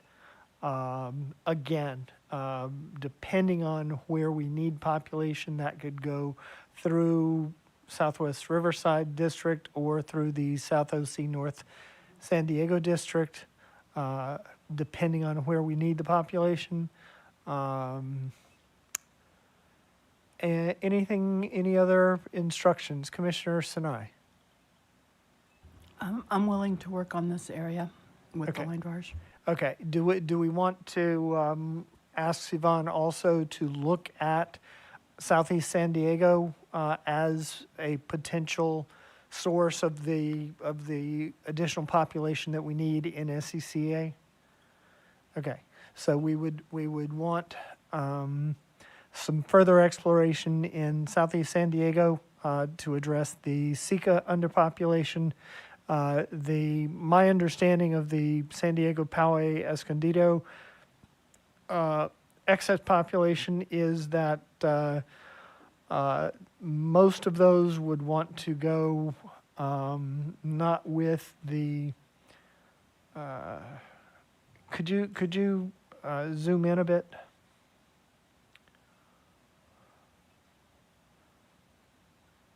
Yeah, so there's a possibility of grouping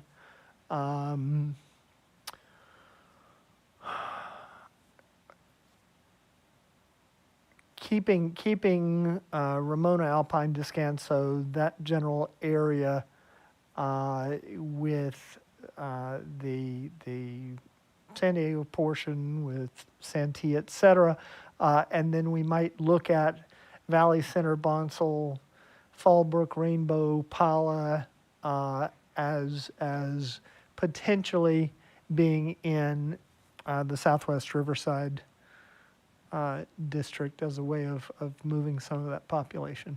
So if you could explore that, if you could explore raising the Latino CVAP in the Riverside City district and looking at how to address the split in the Coachella Valley. Commissioner Kitagawa? Yeah, I think I just want to state, I think we're at a point where we can't have too many non-starters, I guess, right? That includes, yes, there's a desire not to cross counties, but I think we just have to be open Right, to that, right? right. Lastly, I just want to maybe suggest that maybe one way to rotate that San Diego area once we get the VRA districts put in place is moving that, San Diego Poway. I know they didn't want to be with Coronado, but I'm wondering if that might be better because it's a big district anyways. And then, you could move out at least, then you might be able to, group them a little bit differently. That's just a thought, so. Right, right. Thank you. Thank you. Okay, Sivan, do you have sufficient direction at this point? Yes, and who should I be coordinating? Or I guess if commissioners who are willing to work with this could email Karin, that would be the best way to get this set up. Okay, we've actually asked them to email Anthony, and Anthony will liaise with Karin, so. Thank you for that clarification. Yes, email Anthony first. Okay, thank you, Sivan. And in line with our run of show, we would next like to sit down with our friend Kennedy. Commissioner Fernandez? Yeah, sorry, I should have said this before, but I forget that the one area that was unassigned initially, I realize they don't want to go into Imperial, but if they have to, they may have to stay there. So I just want to make sure we state that. That would be part of the, all options on the table. And Kennedy is setting up right now, so we just need about 1 minute. Thanks Okay, for your patience. very good. Thank you.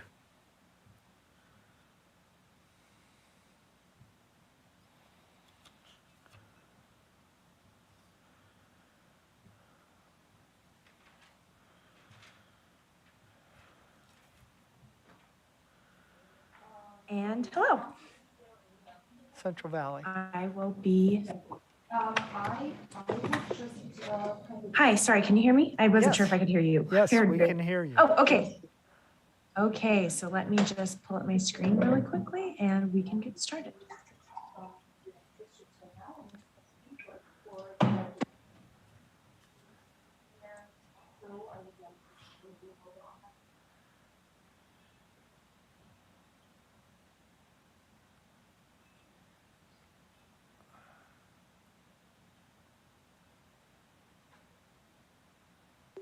So here are your current Senate districts for the Central Valley and Northern California.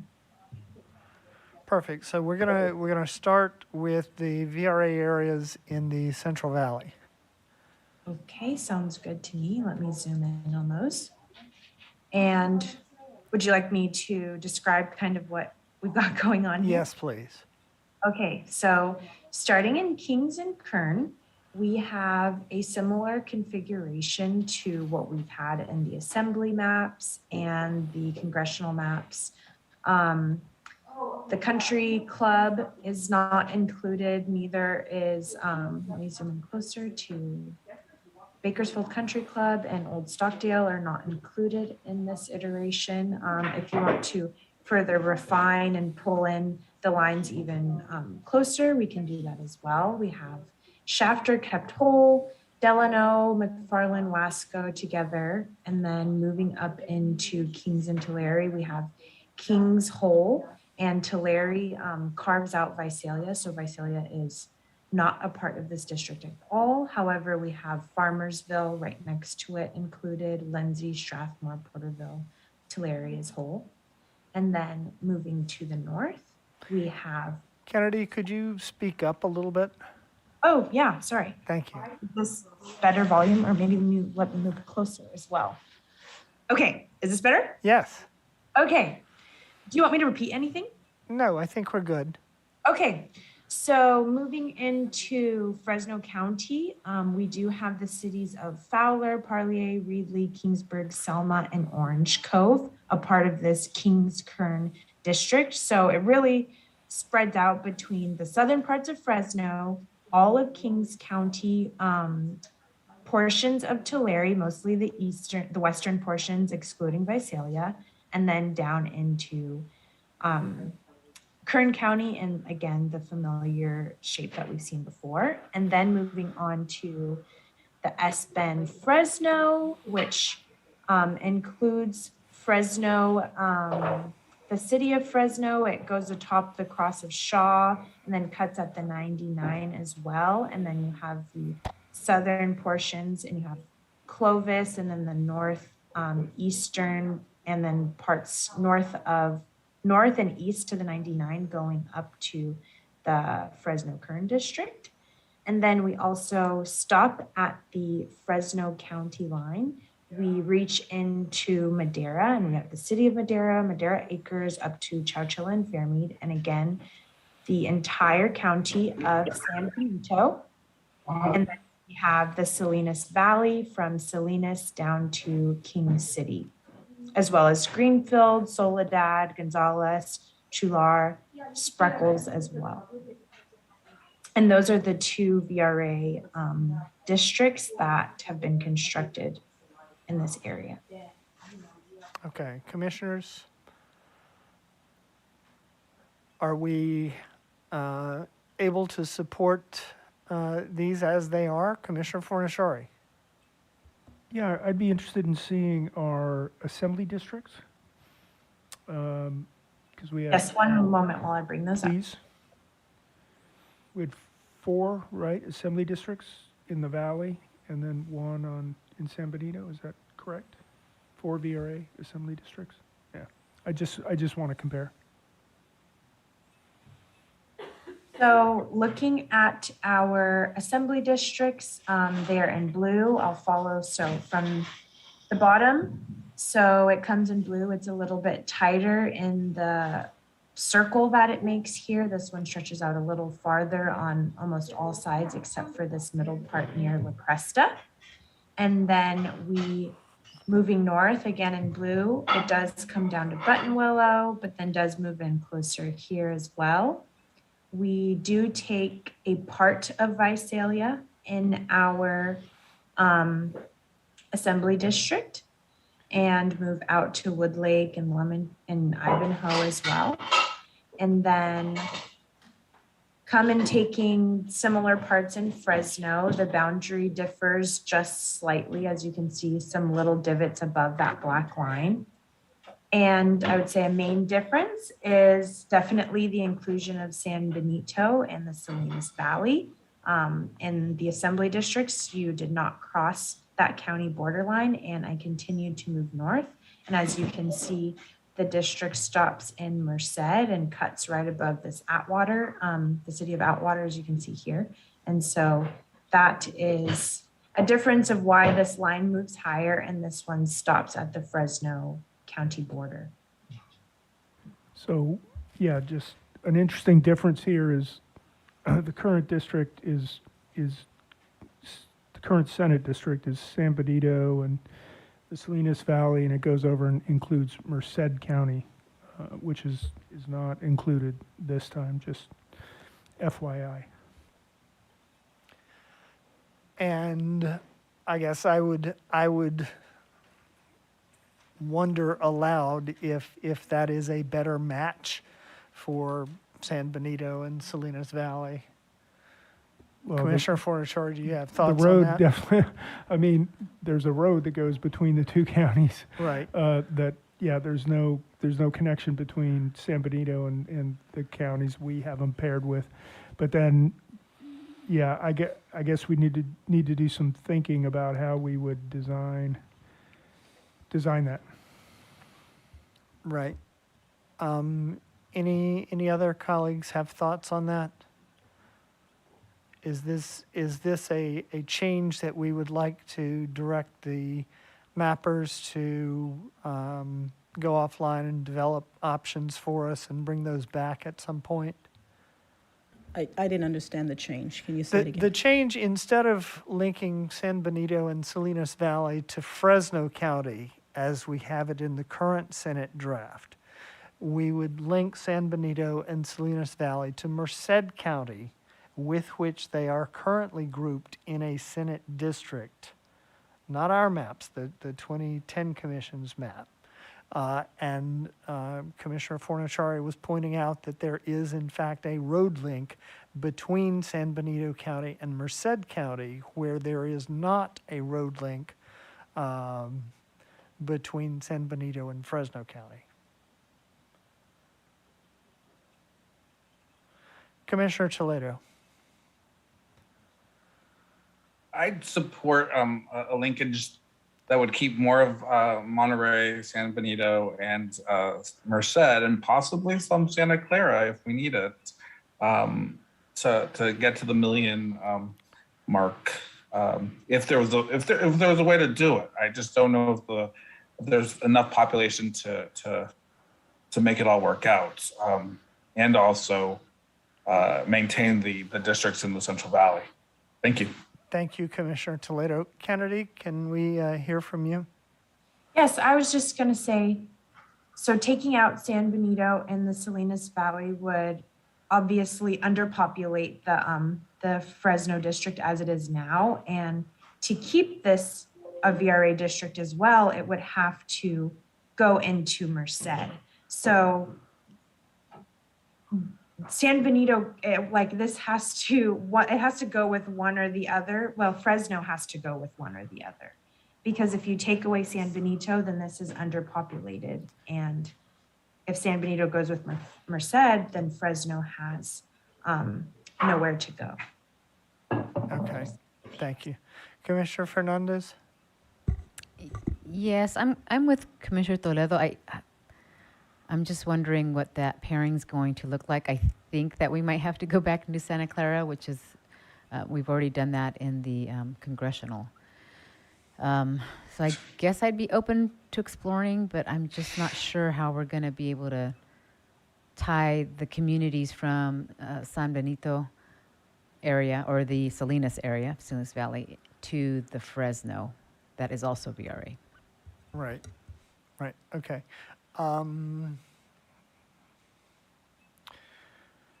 Kennedy, and then Commissioner Anderson, followed by Commissioner Turner. And my apologies, I meant to lower my hand. Okay, Commissioner Anderson, followed by Commissioner Turner, followed by Commissioner Sinai.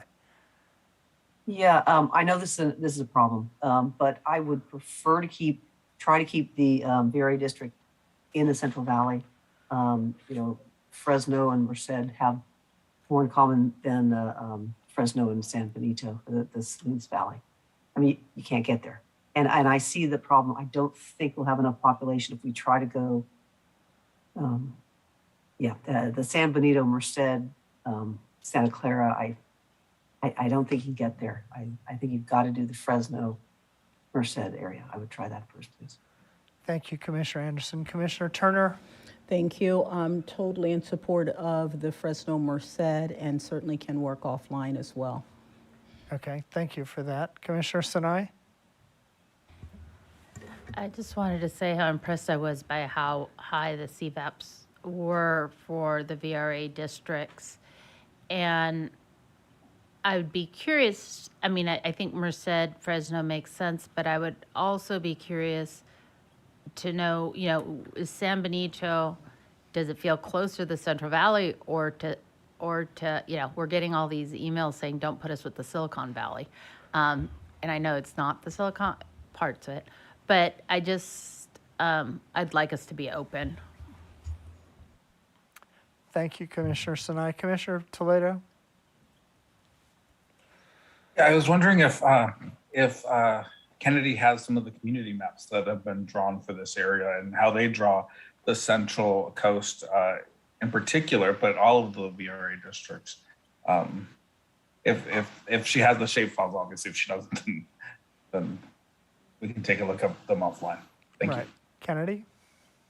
Yes, I do have MALDEF, Black Hub, and Asian Americans Advancing Justice loaded into my plan right now, if you would like to look at those.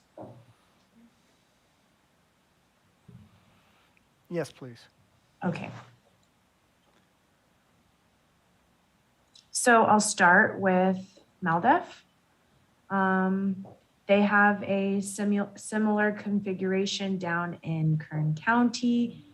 However, in Tulare, they do take some of Visalia and then take out again that part of Hanford that we spoke about earlier. And then they reach into Tulare from the top and still take some of Fresno County. It looks just like Layton and Kingsburg. They bring into their Kings Tulare Kern version. And then again in Fresno, it's very similar. However, they do take out Old Fig Garden. So they follow Shaw and then dip below Old Fig Garden and then go out to the 99.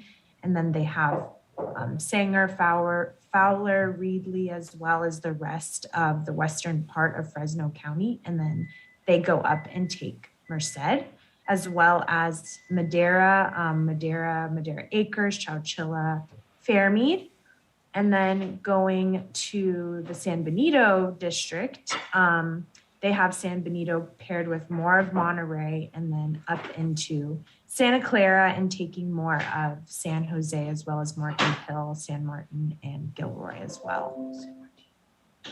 And those are MALDEFs. And I can go ahead and put on Black Hub as well, or if you want to talk about that one, or you let me know the run of show. Kennedy, do we have the CVAPs for the MALDEF map? Yes, one moment.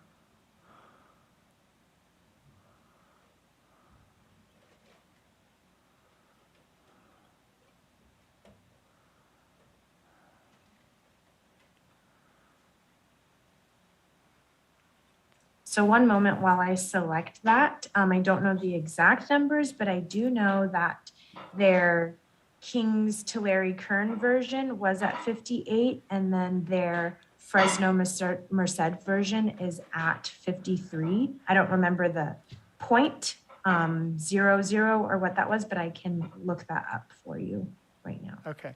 And could I ask Mr. Becker for his thoughts on our current Senate drafts in this area? So there were four, if memory serves, there were 4 assembly districts in these VRA covered areas, and there are 2 Senate districts, which are exactly twice the size of the assembly districts. So I think these compositions and given the population concentrations, I think the current iterations adequately protect the Latino population protected by the Voting Rights Act in this area. Okay, thank you.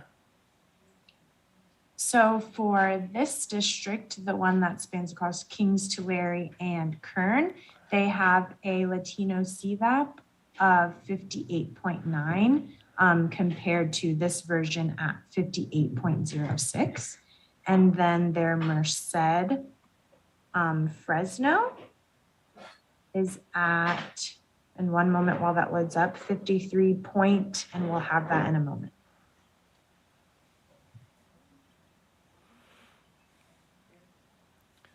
Commissioner Fornashari?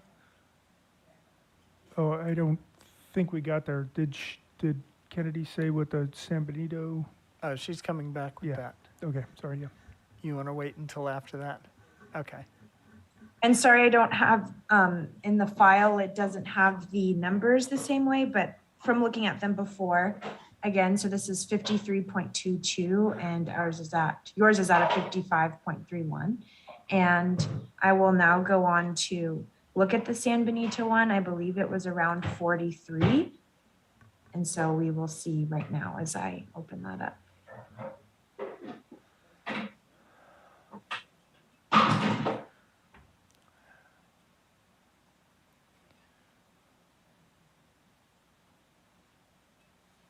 While she's doing that, did you get Fresno Merced? She said was 50, someone that wrote it down here. 53.22. And so their San Benito configuration is at 43.12% Latino CVAP. And if I may talk about when we were constructing this, you chose to put San Benito with Fresno under the knowledge that San Benito could not be with a VRA district if it was not put in with the Central Valley. And that's why it's this configuration today. Right, right. Okay. Commissioner Fornashari. So basically where we're at, it seems, if I can just summarize, we have 5 assembly VRA districts, but we only have enough population, LCVAP population, to draw 2 VRA Senate districts. And our drafts had chosen to cross to San Benito. Other versions we're seeing, both districts are in the Central Valley. So I guess we have a decision to make on how we want to ultimately draw our VRA Senate districts. And what changes are needed from the way we have them drawn currently, which according to council are compliant with our obligations. Commissioner Turner. Yeah, I just wanted Kennedy to continue. We still did not see the maps for the Black Hub, so I wanted to be able to see those as well. Thank you, Commissioner Turner. Yes, we still have the Black Hub and Asian Americans Advancing Justice. Okay. So I will. Yeah, while you load those, I'll continue with some of the hands until you're ready. Commissioner Fernandez. Yes, I just wanted, I think Commissioner Fernandez said that we have 5 in the assembly, but we only have 4 in the assembly, VRAs. And then in terms of preferences, I would prefer to keep San Benito with Monterey, because in the congressional, we paired them with Santa Clara. So I would really like to be able to, share the pain and then work off the other VRA in the Central Valley. Thanks.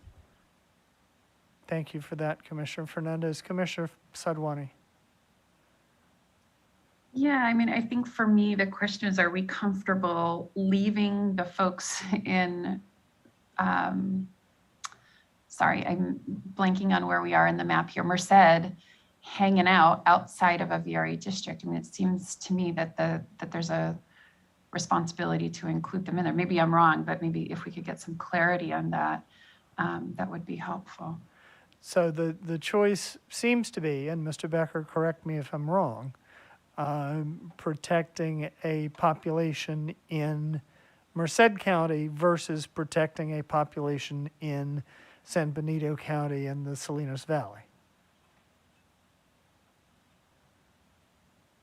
We could, you're on mute. We could draw a district, a VRA district in either direction, but not both directions simultaneously. So what I can't comment on is whether those are the only 2 choices available. There are VRA concerns in both San Benito and Merced County, as well as Fresno County. I'll just leave it at that as to what direction you want to go with that. Right. I think Kennedy, can you show the current Fresno San Benito district? Thank you.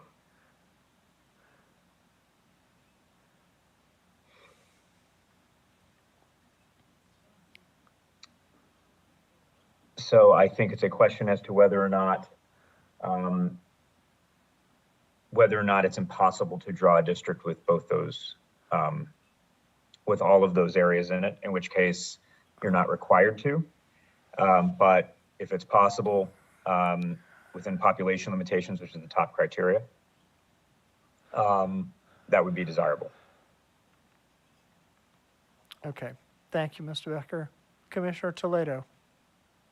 I mean, it seems like our current maps do cover the protected groups at this point. I mean, when I look at who's protected, and they're pretty much all in the VRA district at this point. Although it's not my preferred map. My preferred map, I think, would have, from a policy perspective, more of the Monterey and San Benito area outside of a VRA district. Mostly because they were in the past under Section 5 of the VRA. They've worked together for so long, and and that is the Central Coast, and we're putting them in a district that is not quite as the connection's not quite there. But I also see the importance of protecting the voices of those who need protection, and so I'm just struggling with that at the moment and thinking through it and seeing if there's any other configuration that might meet all of the requirements. It doesn't look like the population is there to create the enough of the VRA seats, but still thinking through that and processing. Thank you, Chair. Thank you, Commissioner Toledo. Commissioner Fernandez? Thank you, Chair.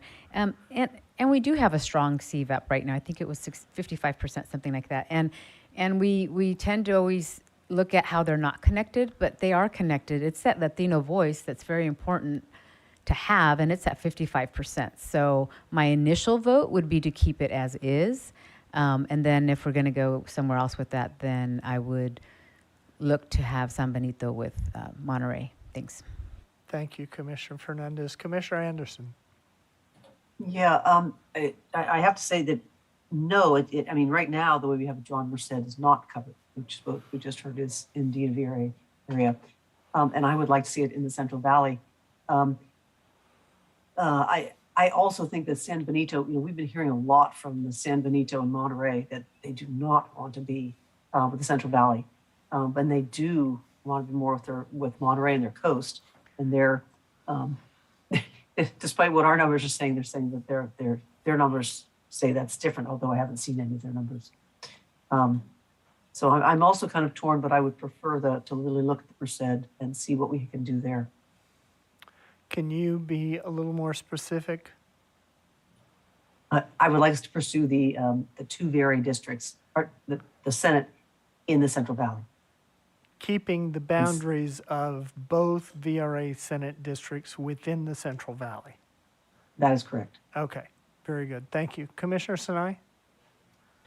To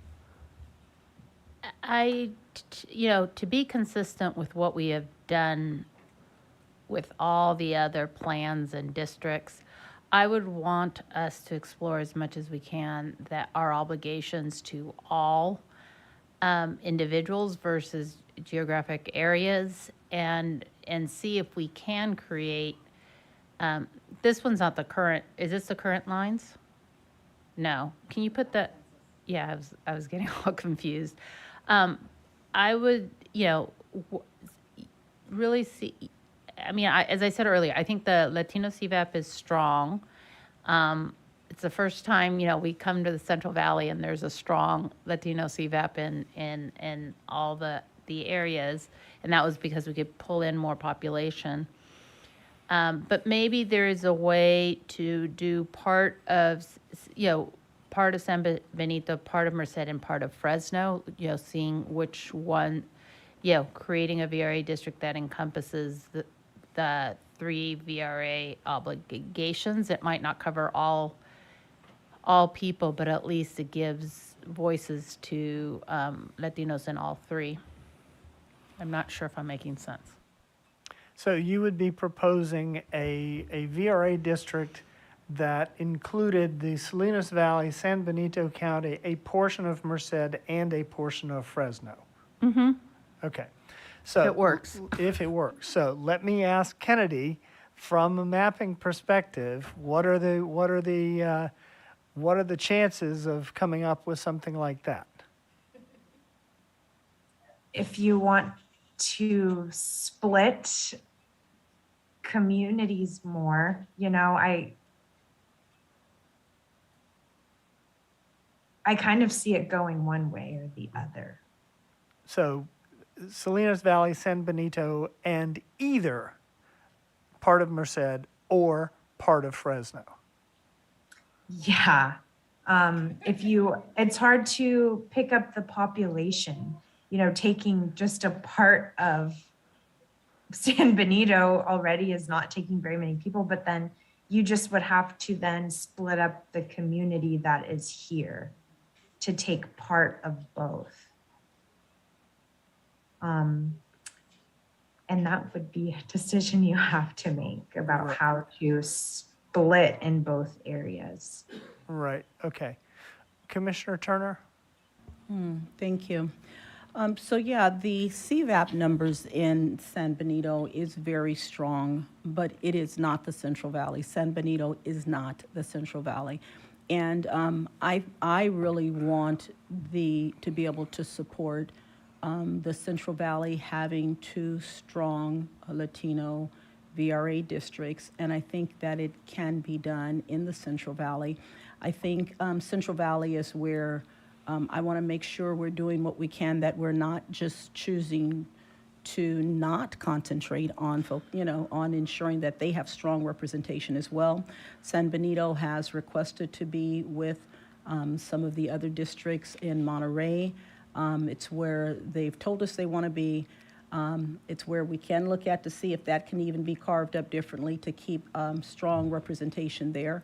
Perhaps there are other options. I'm still waiting to see the other 2 maps that we asked for and get sidetracked each time. I want to see where the numbers are for the Black Hub and for I think you said you have the Asian Advancing Justice as well. Because I want to make sure we're not just saying, oh, there's 2, we need to now go. I mean, I know everyone's looking hard at this, but it feels like we're going one or the other, and I want us to keep working and exploring options here too, now that we're in the Central Valley. I think that the Central Valley deserves the focus this time as we're working on these maps. Very good. Thank you, Commissioner Turner. Could we pull back a little bit, Kennedy? Okay, thank you. And can you walk us through what, and this is a map from the Black Census and Redistricting Hub. Could you please walk us through their districts in the Central Valley and Central Coast? I can, and I would like to point out that the Black Hub and Asian Americans Advancing Justice lines are the same in the Central Valley. So if I toggle them on and off, Black Redistricting Hub has a color fill, and the green lines are the Advancing Justice. So they are identical. So as we look through them, this will be both of these districts. And so they have a similar configuration in Kern County. Again, they include Olive, Shafter, Wasco, McFarland, and Delano. Moving north, they keep Kings County whole, but they do take out a portion of Visalia, which was similar to Maldef, except for Maldef also cut out in Hanford as well. And then moving into Fresno County, we have Reedley and Kingsburg in the Black Hub and Advancing Justice maps. And then in the other Maldef maps, Reedley was not included and put into the Fresno district. And then moving into the city of Fresno, Maldef, compared to the other 2, takes out Old Fig Garden and dips a little bit lower into the city of Fresno, and then they meet again on the 99. And then moving up into Madera County, there's a slight difference here in between Madera Acres and Madera, but it's just the unincorporated area between the 2. And then we have Chowchilla and Fairmead also included. And then moving up to Merced, we have a similar line following Livingston up to Winton as well. And if you allow me to put on our assembly lines, it does follow that line as well up in Merced. So we have the same line there. And then going out to Mid-Coast, Maldef, as you can see, the red lines takes more into San Jose, still has Morgan Hill, San Martin, and Gilroy. And the Black Hub and Asian Americans Advancing Justice has a wider line and grabs more of this coast than Maldef does. So the cities of Carmel Valley up to into Santa Cruz County up to almost Santa Cruz, they have those cities as well included in their San Benito district. And then moving further down, MALDEF stops. You see that it comes in around where it says Monterey and down to the county line, whereas the Black Hub and Asian Americans Advancing Justice goes down into Santa Barbara. Here, as far as CVAP goes, the Latino CVAP is at 57%, where MALDEF has it at around 58.9. In the Merced to Fresno district, they have their Latino CVAP at 52, where MALDEF has it at 53.14, and this one is at 52.29. And then in the Mid-Coast district, their Latino CVAP is at 30.8%, while MALDEF had it at around 43, I think it was 43.17, somewhere around there. And those are the differences between the three plans. Thank you, Kennedy. That was very helpful. Commissioner Turner, do you have something further at this point? No, I don't have anything further. Thank you. Thank you. Commissioner Fornashari.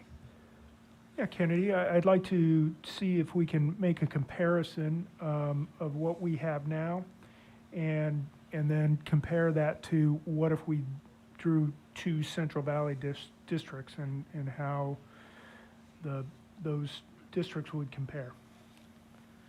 As far as live line drawing goes? Yeah, can you do me a favor and just swap out San Benito and Monterey County for Merced, and so we can kind of compare the CVAP between those two options?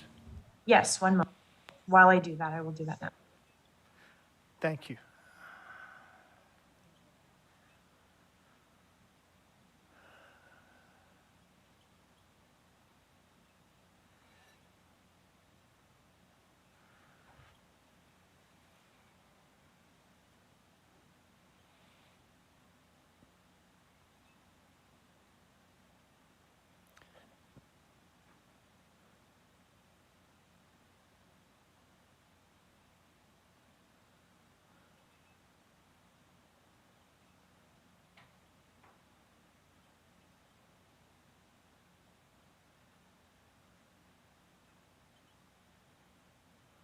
And one question about moving up into Merced, would you like me to take the entire county, or would you like me to take the assembly district boundary that we had up to there? I would say let's start with going as far as the assembly district boundary. Okay, one moment.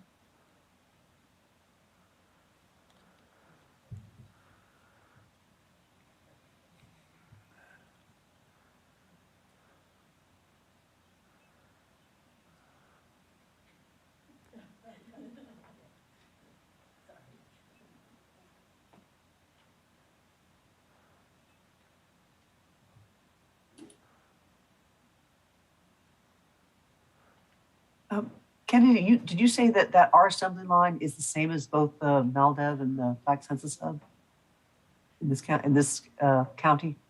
It is not the same as, I'll put them on right now. So this is MALDEF's line. Theirs goes up to the county line. And then Black Redistricting Hub, theirs, oh, sorry, let me turn ours off. Theirs are the same. Black Redistricting Hub and Asian Americans Advancing Justice. However, MALDEF's goes up to the county line. Thank you.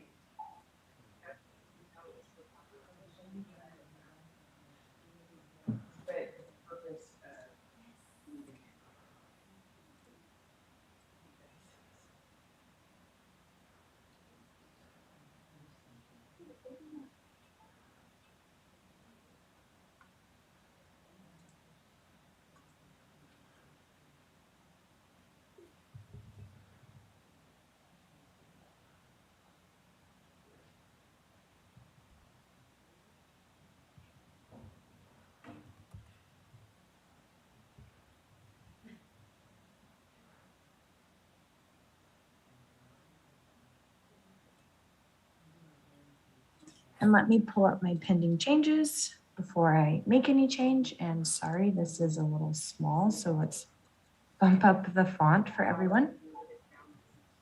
So to bring in the that much of Merced, would put our deviation for how the district is currently assembled in all other parts, would bring us to a negative 8.54% deviation. And then the Latino CVAP is at 51.46.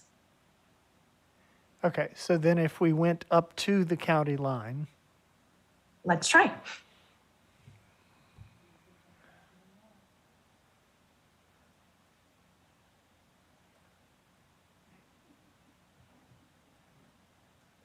Up to the county line brings our deviation to a negative 5.99 and the Latino CVAP to a 51.08%.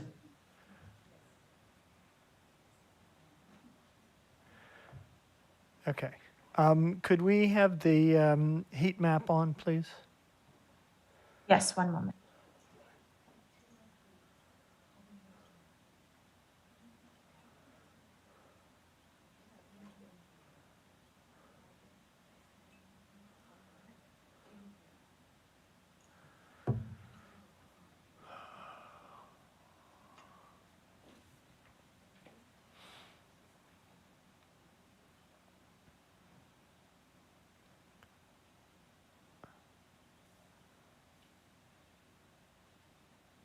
Okay, so we are still underpopulated beyond the margins, and our Hispanic CVAP is lower with this configuration than with the Fresno, San Benito, Salinas Valley configuration.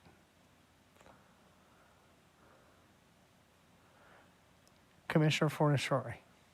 Yeah, my apologies. I didn't write down the numbers. What did MALDEF and the Black Hub have for their district like this? MALDEF was at a 53, if someone could help me there. I know someone wrote it down. MALDEF was at 22? and I'd have, 53.22? Okay. thank you very much. And Black Redistricting Hub had it at 52.29. Thank you.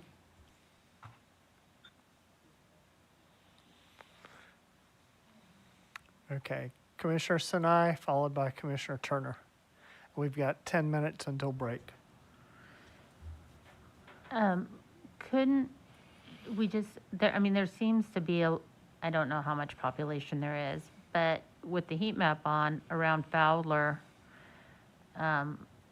as well, there seems to be a good number, it seems red. I don't know what the numbers would be, but if we added that, would that help? And the question, I guess we could extend the question to, would that help without harming us in the Kings Kern district?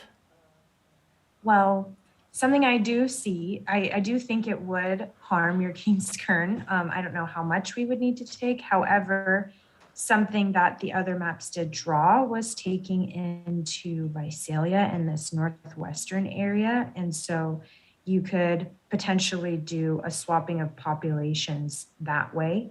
You took some here and brought in some from the Fresno Kern, and then possibly released some out at the top of Merced if you took so much out and kind of worked it that way. Right. Okay. So if we took that sort of approach, how close would we come, or could we in any scenario surpass the Latino CVAP in our current configuration? I haven't tried that exact configuration. However, I would say I don't know that it would get you past 55%. Well, no, I'm not asking about past 55. I'm asking about past 53.18, which, as I read it, is the Latino CVAP in our current configuration. Let me go to Commissioner Turner, and then David Becker and Commissioner Sadwani. Thank you, Chair, and thank you for those, the way that we should be thinking about it. I just wanted to say again, I'd love to work with Kennedy offline to be able to play with adjusting lines, keeping within COIS, and what we've talked about before, to do exactly that, to see if we cannot create the two, or retain the two strong VRA districts with the shift in how we're thinking about having the maps aligned. Very good. Thank you, Commissioner Turner. David Becker. Hi, Kennedy. I just have a question. Can you tell me what the total Latino CVAP is in each of Merced and San Benito County as a whole?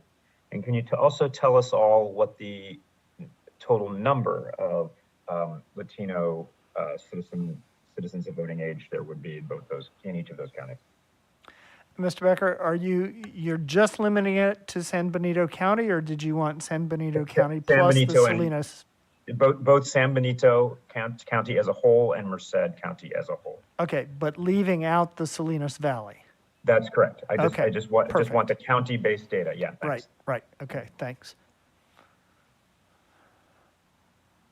So for Merced County, the Latino CVAP for the entire county is at 46.28%.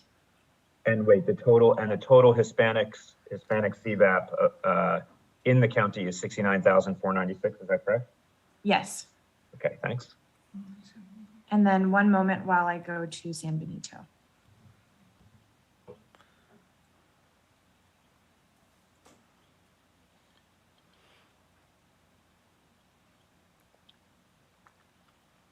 That is, the Latino CVAP in San Benito is 49.92%, and the population is 19,203.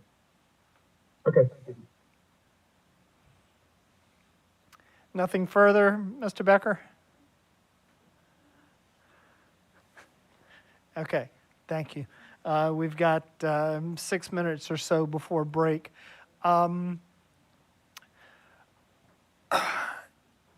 Commissioner Fornaciari, would you be willing to work with Commissioner Turner and Kennedy at looking at this? Okay. Absolutely. Perfect. Thank you. We do, I think, unless you have some other thought on this, I was hoping that after the break we could continue with Kennedy up towards Sacramento. Does that still make sense, or?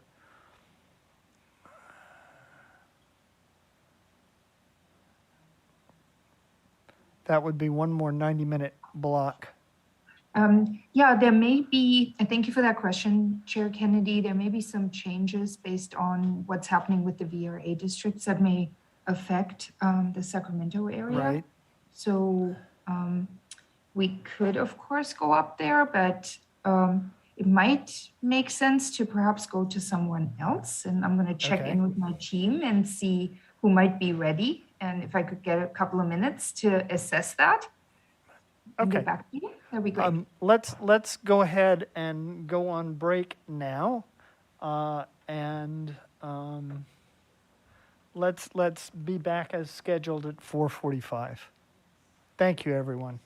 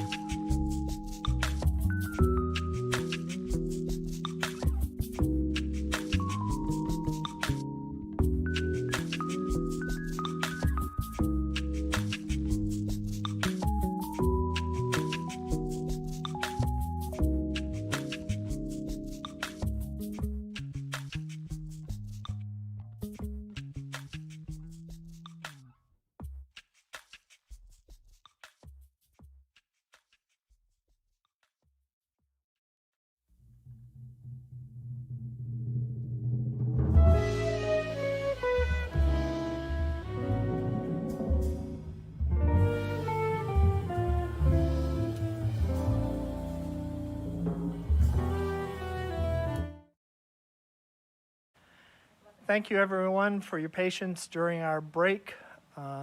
We do appreciate it. We are glad to have you here with us. We are just waiting for a few moments to get some further reaction on an iteration that we had asked the mappers to work on during the break. If we can stand at ease for 2 minutes, we will not go anywhere. We're just waiting for a response so that we can move forward. Thank you.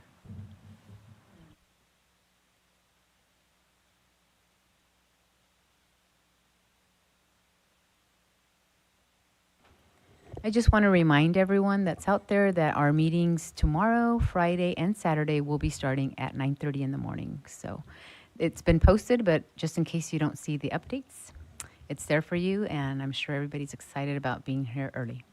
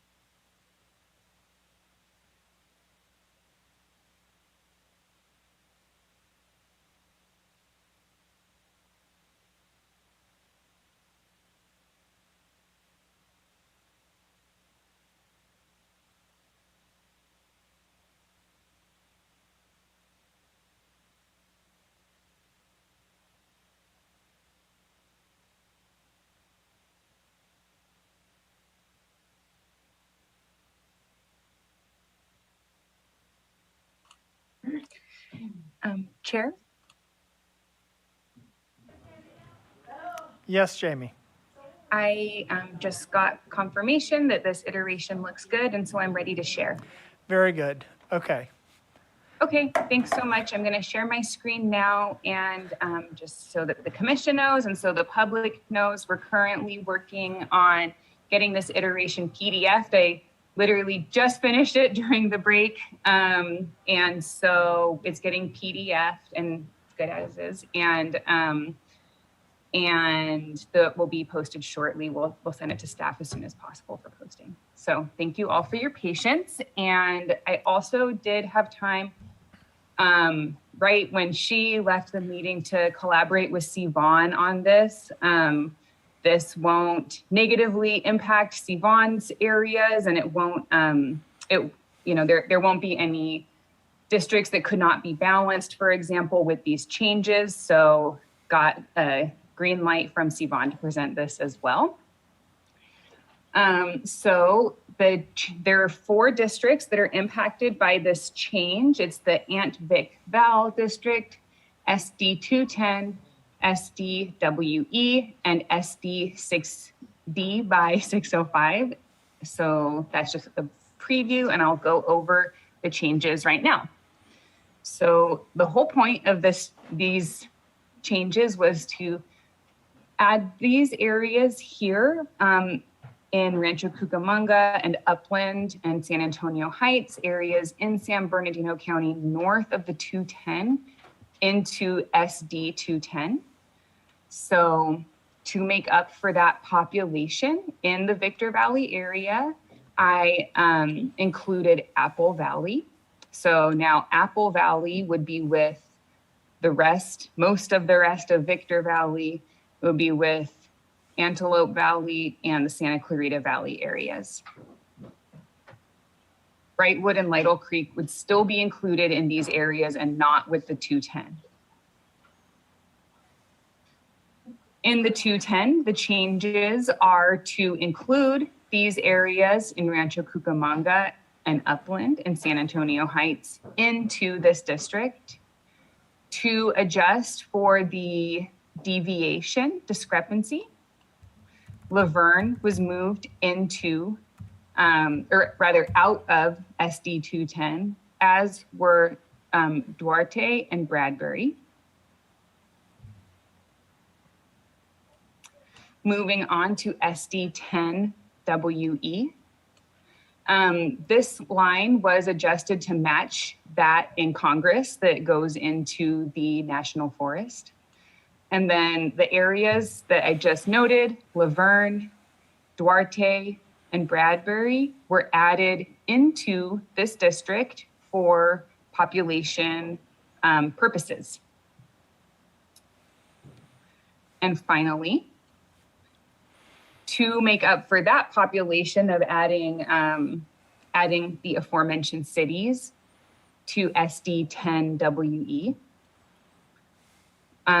we moved West Puente Valley, Valinda, and South San Jose Hills into SD 60 by 605.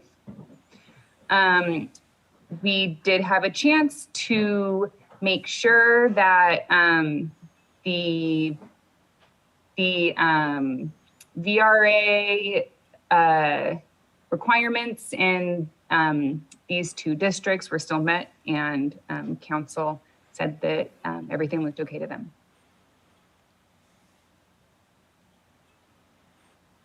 Mr. And Becker, that is the iteration and the changes. Thank you, Jamie. Mr. Becker, you've come on, so I'm guessing you have some words of wisdom for us. I just wanted to say, I mean, I'll just remind everyone that Latinos in this area are a VRA consideration. They meet all Jingles preconditions.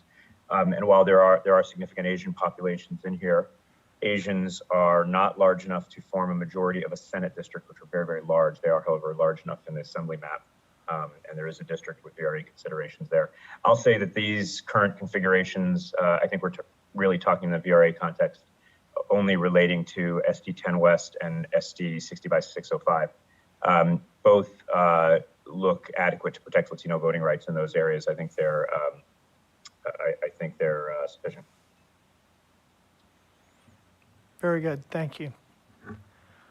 I'll lead off the questioning, as it were. Jamie, could you tell us what the population of the Antelope Valley, Victor Valley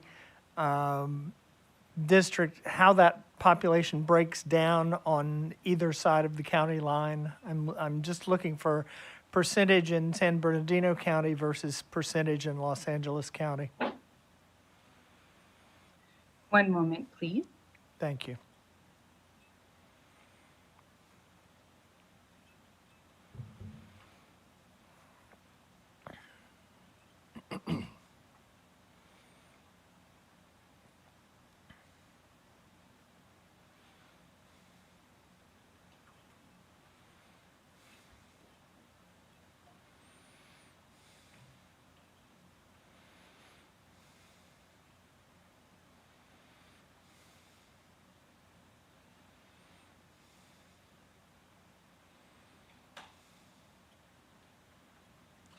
So the highlighted area is the area in San Bernardino County that's included in this Antelope Valley, Victor Valley district, and that represents 290,940 people, or about 28% of a Senate district. Okay. A further question is, am I correct? Or you can remove the highlighting now. I'm just wondering, is Phelan whole, or is there a split there? There's something going on that, or is that just the shape of Oak Hills? Yeah, Phelan is whole. There are no city splits in Antelope Valley, or excuse me, in Victor Valley. So Apple Valley is whole, Oak Hills and Phelan are both whole. Okay. Thank you. Any further questions from commissioners? Comments about this new visualization? Commissioner Vasquez. Sorry, yes, I had another conflict, but just wanted to thank Jamie for obviously working her magic on this map, and I think this reflects the priorities that were given by the commission, and this map I can support. Thank you, Commissioner Vasquez. Commissioner Anderson. I know this is probably not something that could ever happen, but is there any way we could grab something from the San Fernando Valley, put it in with Antelope to put Victorville back in the high desert? It's what, 281,000? I think that a trade-off that would look something like that would be to, for example, and, without, for example, crossing Mulholland or, trying to maintain also the architecture of the rest of LA County, an option would be looking at pulling Burbank, potentially even Glendale into the East Ventura, San Fernando Valley based district, and then pulling population parts of San Fernando Valley into there. I'm not sure the exact other trade-offs that would be required. I think it would also include, instead of ending this boundary here at between LA and Kern County, definitely taking parts of, taking California City, Edwards Air Force Base area, and including that in the district with Antelope Valley, Santa Clarita Valley, and San Fernando Valley. Yeah. I know, it's just, they've wanted to be separate in every single time, and they started out that way, and I think in every single map now, they're with the Antelope Valley, so. I do believe they're separate in Congress. In Congress. Thank you. Thank you, Commissioner Anderson. Commissioner Vasquez. Just wanted to acknowledge Commissioner Anderson's desire. That was one of my priorities. It didn't shake out that way, especially given the major architecture change that happened in the San Gabriel Valley. I will say that again, with just how large these districts are, I would be a little concerned about pairing. We've heard some testimony to the effect of pairing the Antelope Valley with parts of the San Fernando Valley, and you in some ways would have to break up, particularly Latino communities of interest in the San Fernando Valley, to do that. And I do think, while they're absolutely different, they're both high desert communities separated from, really the urban and suburban populations on the other side of the San Gabriel Mountains. And so I loved the way that Commissioner Turner phrased it at one point earlier today of folks getting to know their new partners, right? These are new partners and allies. And I do think there are strong high desert community interests that can pair these two communities who have historically not worked together because maybe they haven't necessarily had to work together. So I'm hopeful that this sort of splits the difference in a lot of our competing priorities across LA County. So, but also I want to acknowledge that I have been a fan from the get-go of keeping both separate, and I don't think that is possible, especially in a district this large. Thank you, Commissioner Vasquez. My take is slightly different. I have been less concerned about separating them than I have been about balancing them. My sense is that I've driven the road between Lancaster, Palmdale, and the Victor Valley. I know that it's not a very pleasant experience, but I'm also aware of plans for a high-density transport corridor between the Victor Valley and the Antelope Valley at some point in the future. And, as far as projects for those two communities to work together on, that's certainly going to be a big project to work together on. I'm more sensitive to the folks on the San Bernardino side saying, we're the stepchildren. We never are going to be able to elect a candidate of our choice because we are always going to be outweighed by the folks on the Los Angeles County side of the line. So I'm less concerned about splitting them than I am about balancing them. And again, I see how difficult it would be to balance them because the population of the entire Victor Valley, isn't 500,000.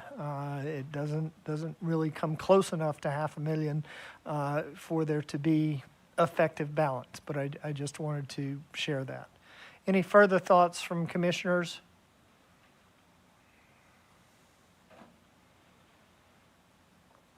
Okay, is this something that we are, Jamie?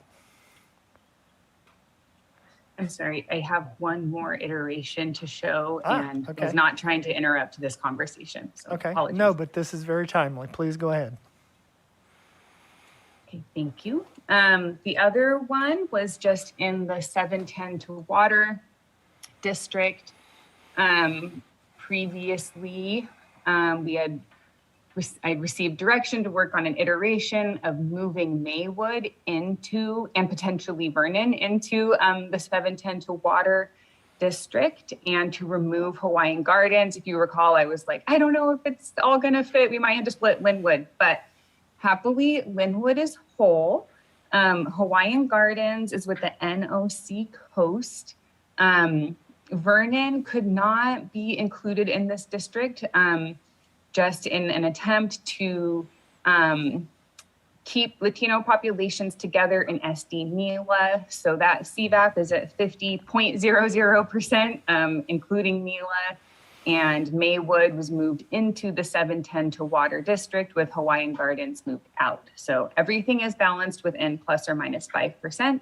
And again, this was also an iteration I had worked with Commissioners Vasquez and Taylor on. Very good. Any further thoughts on these changes to our Senate map in Los Angeles County? Are we, Commissioner Vasquez? No changes. Just wanted to also, I think Commissioner Akutagawa noted it earlier today, but also just wanted to acknowledge the growing public comment around the change in our congressional map in the West San Gabriel Valley. As I think if many of you remember, we actually had a visualization we started off with a visualization from Jamie that had the West San Gabriel Valley split. And I and Commissioner Akutagawa asked for more of the West San Gabriel Valley to be included in that iteration, with the idea that there are economic differences contained in sort of between the foothills and the more valley-based cities. Ultimately, I think, we heard a lot from the community. We had conflicting testimony. We're having conflicting testimony right now. There was a very, very, very strong sense from the community that the entire Asian community of interest in the West San Gabriel Valley wanted to stay together. And so I think this is just a testament again to having to balance different factors. And one of the things in our playbook was to, if there was conflicting testimony, if we could meet other objectives with a change, that we would do that. And one of those objectives is strengthening our VRA district. And so just wanted to thank Commissioner Sadwani for helping us envision that. And again, just wanted to acknowledge the community input around, there is a tension here in this region. And I hope we did our best to sort of balance a lot of these trade-offs. Thank you, Commissioner Vasquez. I believe that you and Commissioner Taylor did indeed. Commissioner Akutagawa. Yeah, I wanted to add my voice to this. I know I lifted up what we were hearing, and I think what we're trying to do is to acknowledge what we are hearing.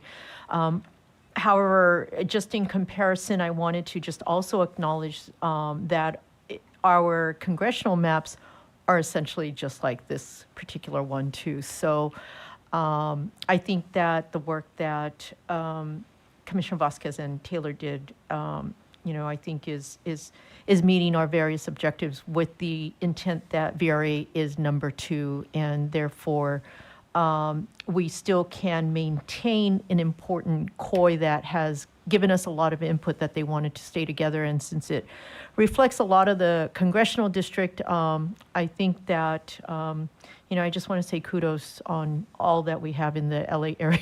And the fact that I think we can keep moving on to the other areas. I'm so excited. So thank you, everyone. Perfect. So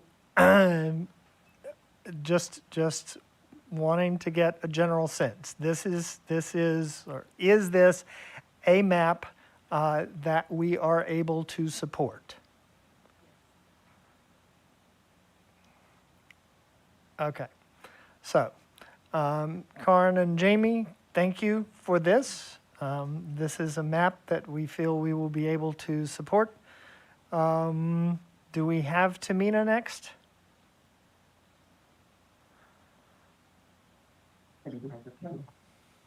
Yes, so this will take a couple of minutes. We are going to switch over to Tamina in a second. Very good. Thank you so much.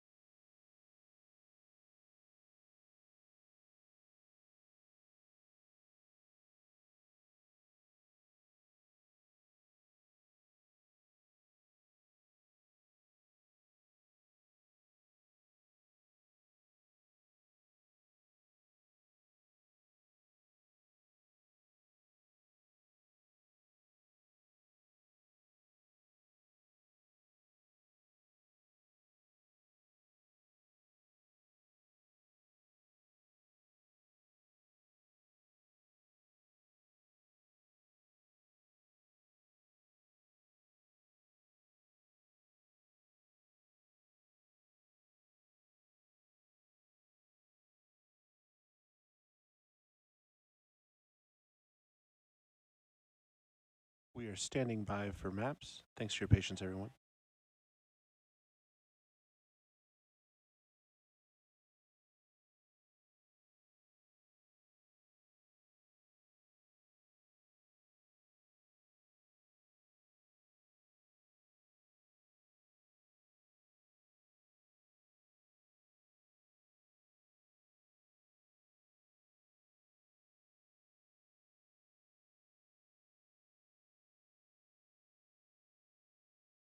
Apologize for the delay there. So Kennedy and I are going to be working on the San Benito area because now I've been informed that there have been some changes while I was away working in other areas that that definitely will affect my area in Senate.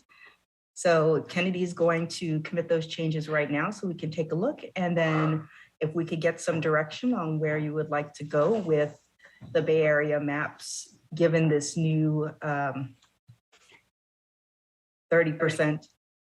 Really? You left me with 30, okay. Now, if I can get some direction on where you would like me to go with this in Senate, then I'd appreciate it.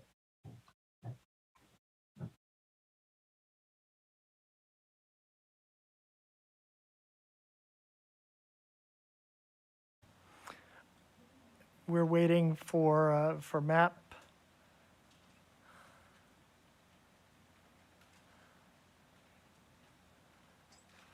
Sorry about that. Too many mappers, one computer. That's all right. Okay, so if we can get a quick recap.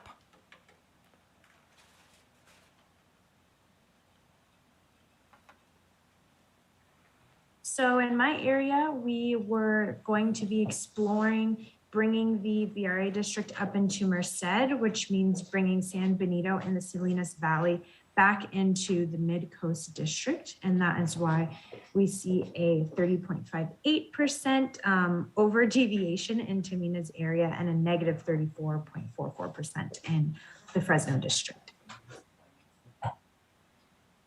And that's an overview of the change that we made.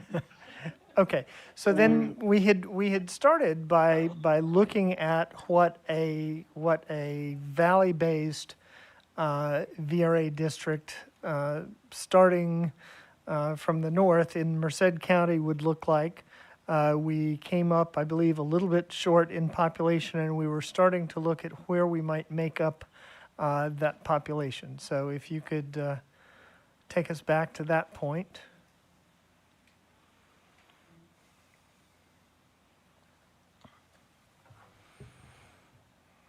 Oh, so we're coming back to my area. Sorry, there's a little confusion. So we could make up that area by taking in Merced. And I can go ahead and highlight that again.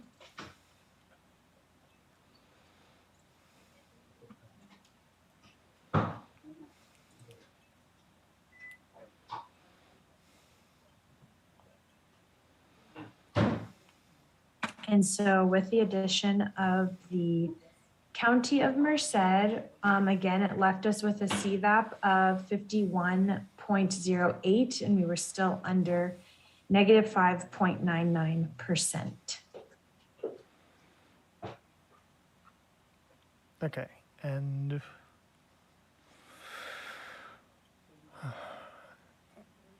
Commissioner Fornashari?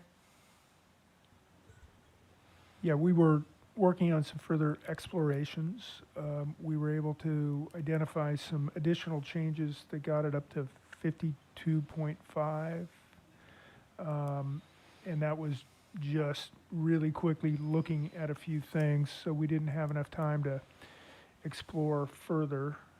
But that we didn't commit any of those changes. We were just in exploring space. Okay. So essentially, we're fairly close, reasonably close to having something to look at on that side.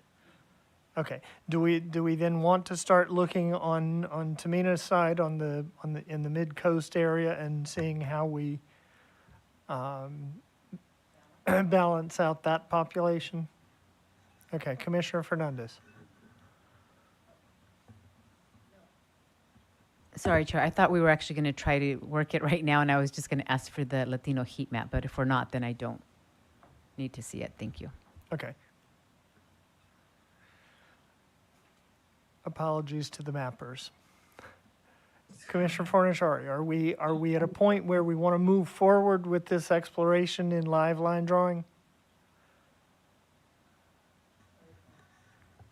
I don't, we could show you the changes that we had proposed. Okay. But then it's a little bit of a fishing expedition to find additional swaps to bring it up a little bit more.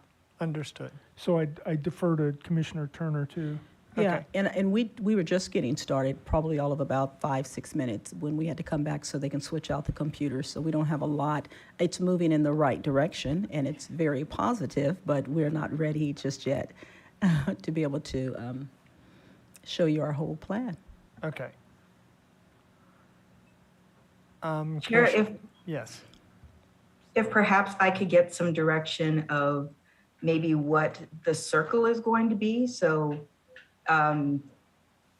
taking from where and how is the circle going to complete? Like, what is the rotation going to look like? Okay.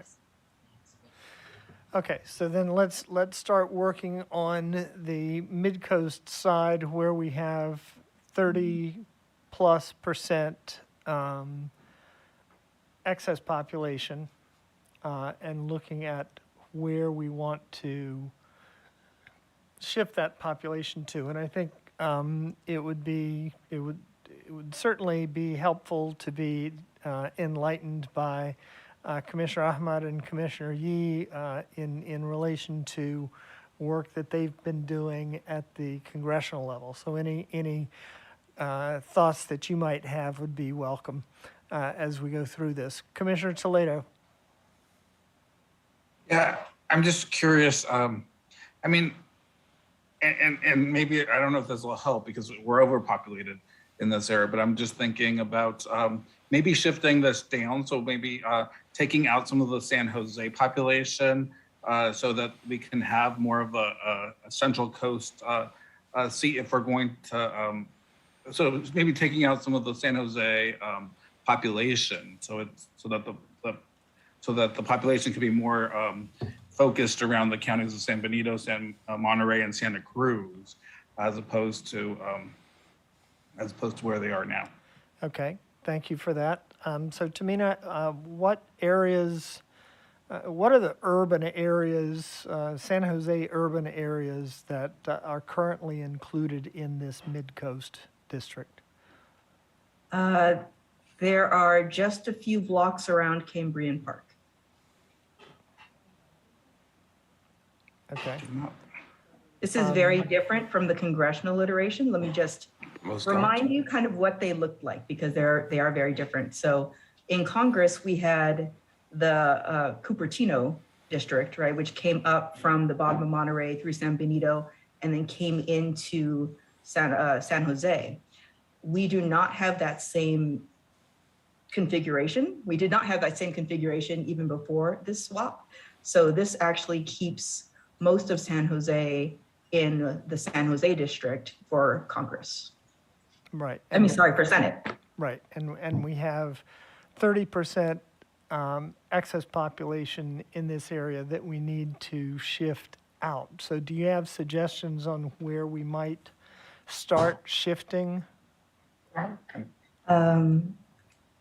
So let's see. You could either go, because there's very little you could take out all of Santa Cruz and these areas and shift that north. Or we could take out San Luis Obispo and shift it south, more or less. It seems like we're better off shifting population north in order to bring it back down into this valley-based VRA district encompassing Merced, part of Fresno and part of Madera. So you would like to maybe make a circle this way? That seems to me to be the most viable. Commissioner Turner? Yeah. So just the kind of the northern or the southern parts of those counties? Is that what we're looking at, Chair? Well, we need to figure out, so 30%, we're talking 300,000 people that we need to move. Wow, okay. So that would mean taking San Jose and putting it with the Stanislaus Merced area. Okay. Commissioner Anderson. Yes, I was going to say let's take as much, take a bit of a chunk, send it south. What we could do, which I think is only a few percent, but so we're looking at 25% we got to get rid of. And so I'd throw, what you could into those next, going south. And then if you could take it a little further north and then use it, bring it through like the, through, the Tracy, that's a very, kind of going up and then down into that direction, as opposed to directly across. The reason is because, a little bit more like that, then take kind of the rest north, because peninsulas are, you can't go up very much. There's already, they're all positive. So you can't do a lot there without running it through. So yeah, because I see there are many more roads from the north than there are right in this area. I was going to talk about something else, but go ahead. Go to the next person, please. Okay, Commissioner Fornashari.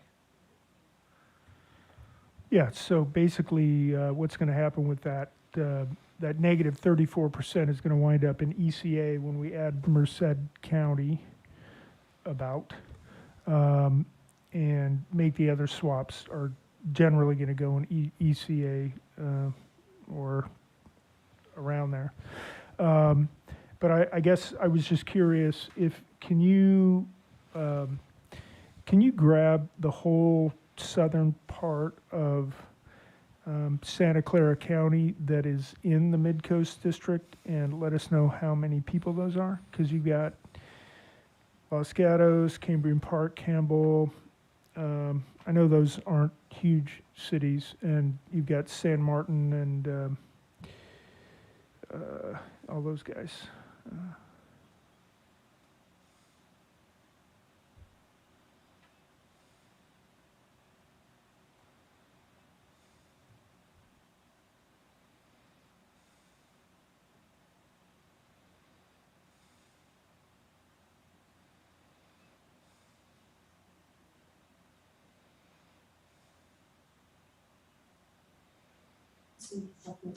This is 296,236 people. So that's basically our 30%. Right. Looks So- like a good start. Yeah, so unless there's objection, Commissioner Anderson?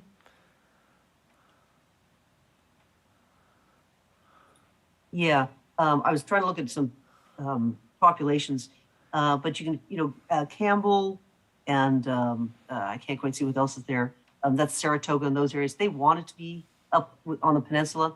I'd sort of grab a couple of those, put them into the peninsula for until you get just below 5%, and then move the rest in the other direction. So you can. That's a nice, easy switch, getting rid of some. And then the rest I would take up into with San Jose, and then you might have to move, actually take a little bit of that other portion of San Jose, that's gone up. You'll have to do the next switch. Like, do the first, do take the portion of that you can put into the peninsula and do that first. And then you'll see what kind of numbers you're dealing with, and you can take the next step. Okay, so if we took from that narrow, the narrowest point just above where the mid-coast label is. Can we look at just the population in that segment to the left of that and see about possibility of moving that into Peninsula without overpopulating it, without going beyond the 5%? I think that's going to be too much. I'd sort of grab a couple of cities first and walk it back down. Like Campbell, the northern cities, start that way, but give it a try. Yeah, let's just get Commissioner Fernandez.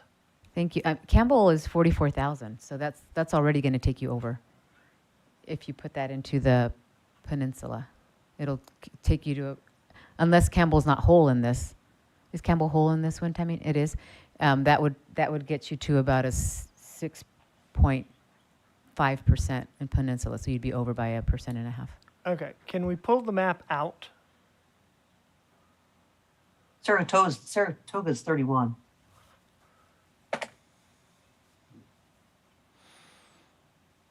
Okay.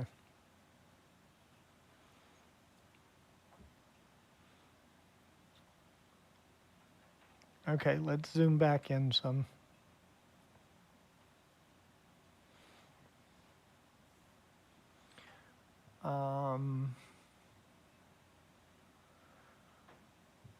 Okay, Commissioner Fernandez?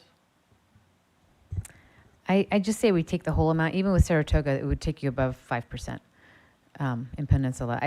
I would say you take the whole amount and you start moving it. And the reason I say that is because in all the other iterations, correct me if I'm wrong, we've really split up Santa Cruz, San Benito, and Monterey. And I'd really like to keep them together in one of the iterations. So exactly. Yeah, thanks. So let's for now, let's move all of this from Mid-Coast into San Jose. Chair, Kennedy and may I make a suggestion? Yes. Kennedy and I were just discussing that if we're going to do live line drawing either way, you might want to finish what you started because you have an aim over here in the Central Valley, and then we can figure out how it resolves itself in the other areas. Okay. If that's going to be best for you, that's how we'll do it. Commissioner Ahmad? Commissioner Toledo? Yeah, I'm a little concerned that we've been told we have a protected class in San Benito, and not putting them in a VRA district is concerning to me, or at least not trying to ensure more of a voice at the minimum, right? And so I'm almost thinking we tried to do our best to, and this doesn't solve the problem at hand, try our best to get to connect the Latino portions of San Jose down through, like we do in the congressional map, through the agricultural areas of San Benito, Monterey, and into the San Luis Obispo area, deep where there are Latino populations as well, and try to create a district that is a little bit more coastal, that outside of the Central Valley.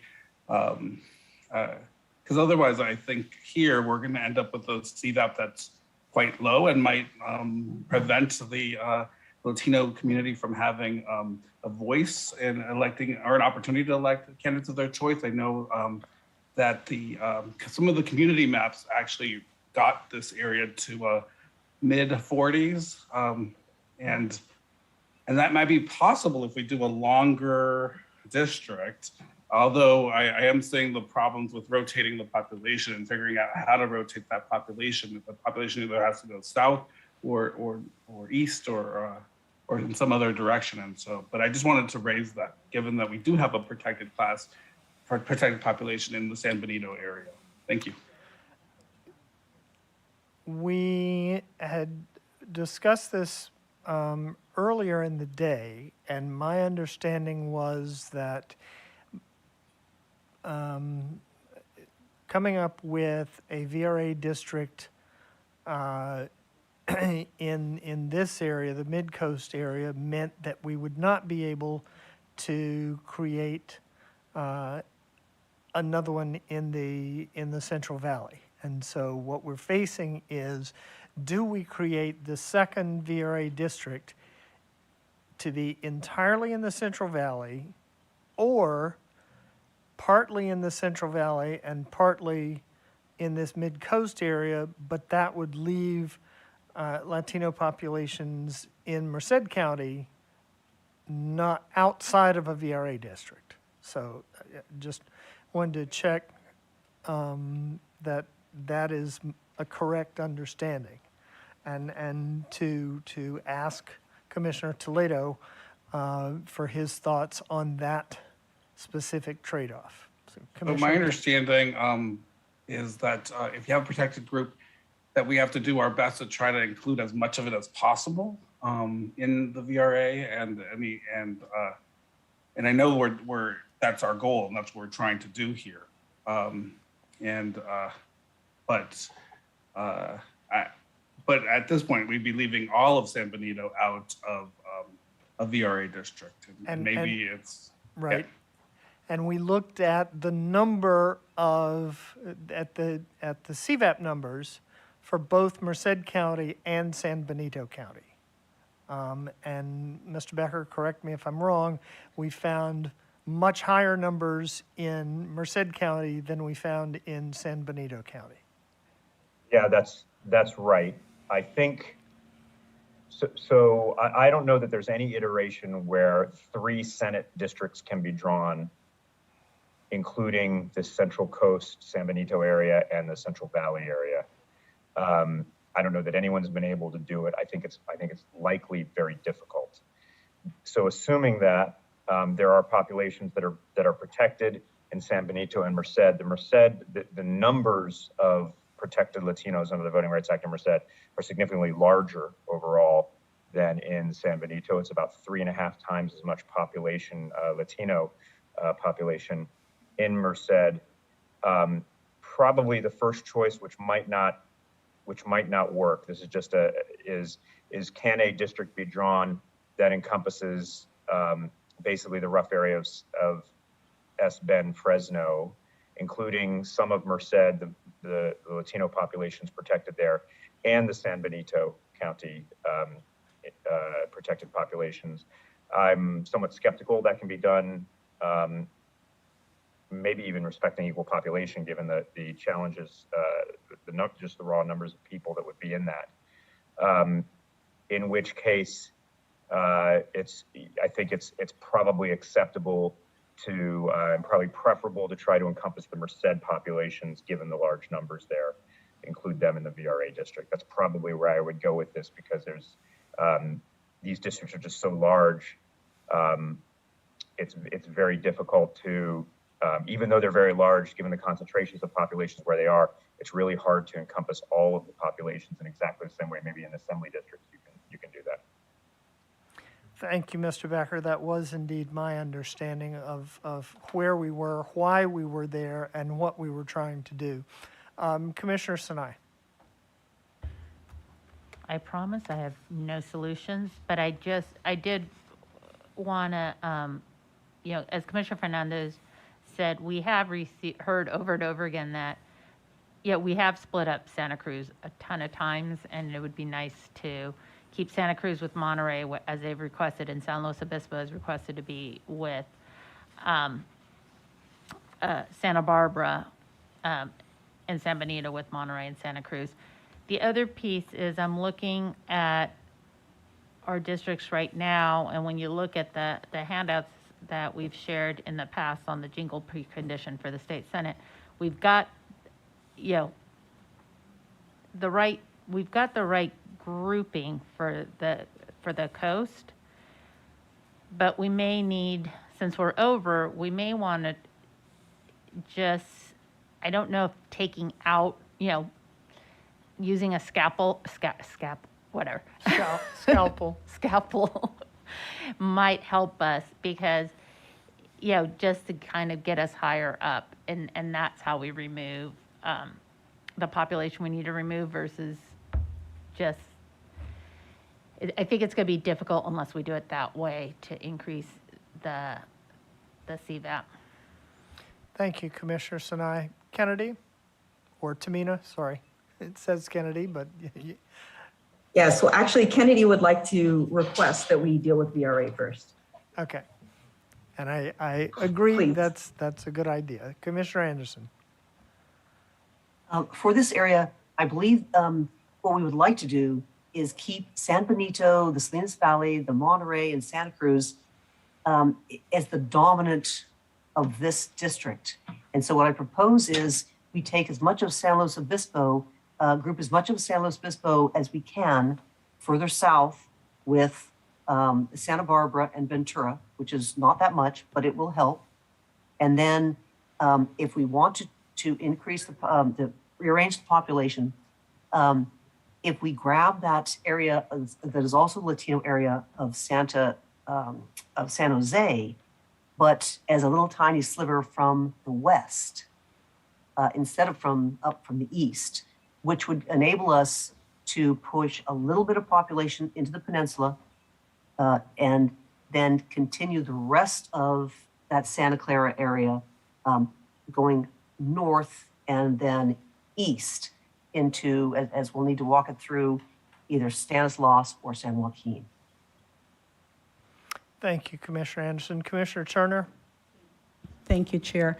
I wanted to go back to the numbers in San Benito and in Merced, because what I'm clearly trying to do is to work towards the two strong VRA districts in the Central Valley. The Central Valley, when we looked at Merced, the numbers that we received when Mr. Becker asked earlier was 69,496 Latina people in Merced as opposed to 19,203 in San Benito. So to me, it does then force more of a pressure or desire to protect in the one area, and particularly since we have to do equal population. So the population that we're trying to balance out now, I don't know that we need to still look at population and CVAP numbers for San Benito unless we are still trying to also make that a VRA district, and we're not. We're not going to be able to. So from that perspective, we're trying to balance numbers here. Yeah, and as Tamina said, you know, the next step that we want to take is we want to go back to the Central Valley. We want to nail down what is going to be the second VRA district in the Central Valley, and then we can start pulling population over from the coast up and over through, as Commissioner Anderson said, Stanislaus, San Joaquin, somewhere up there, to bring it back down and balance our districts. And Chair, that was the charge that I think you all gave Commissioner Fornashari and I, but we just got started in that and got pulled from it. So we've not been able to solidify those two districts at a CVAP number, LCVAP number that we desire, but that is exactly what we were attempting to do. Okay, thank you. Commissioner Toledo? I'd be supportive of just having Commissioner Turner and Fornashari just work through the Central Valley and solidifying the VRA districts there, as we also try to create a central coast district that meets the needs of that region. Thank you. Commissioner Toledo, are you saying that you would want them to continue the work that they were doing offline and report back to us, or you are wanting them to lead our exploration here during the live line drawing? We've got about half an hour left in live line drawing for today. I'm comfortable with them going back and doing it offline and coming back and reporting what they did. But certainly up to you, Chair. Thank you. Thank you. Commissioner Sadwani. I certainly agree with Commissioner Toledo that, you know, I would support Commissioner Turner and Fornashari working offline to figure out some options here. I'm wondering if we can just look up the map slightly at the Sac-Stannis district.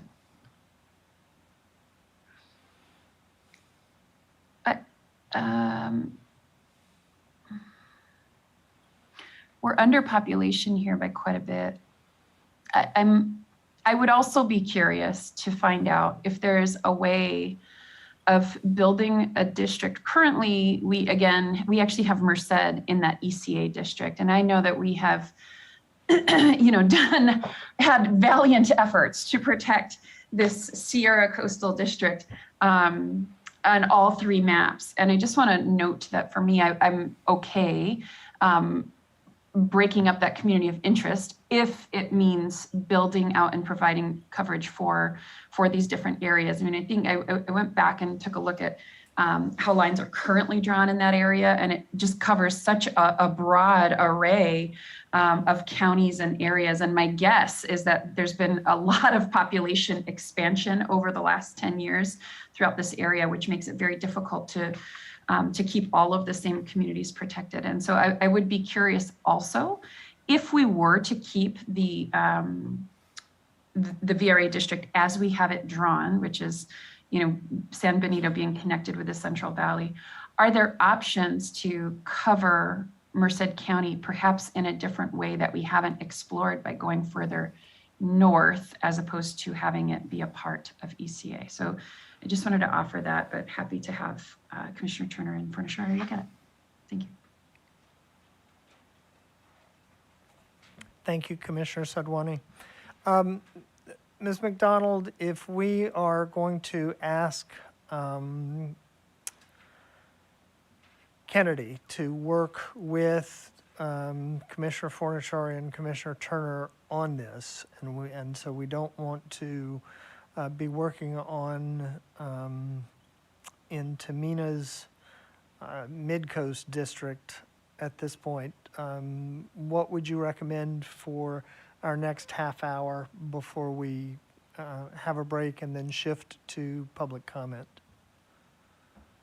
So thank you for that question. I think everybody's busy at this point, so I don't know if we might consider going to public input earlier, perhaps, but it's either, I would say at this point, it's either live line drawing or we just don't have anything to present right now.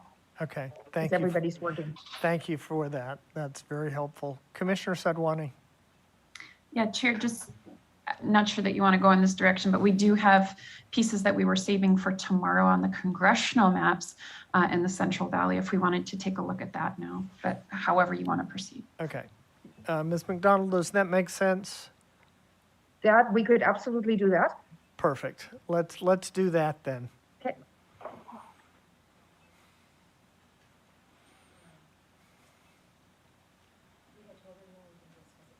Give me one moment while I transfer and go to the congressional map.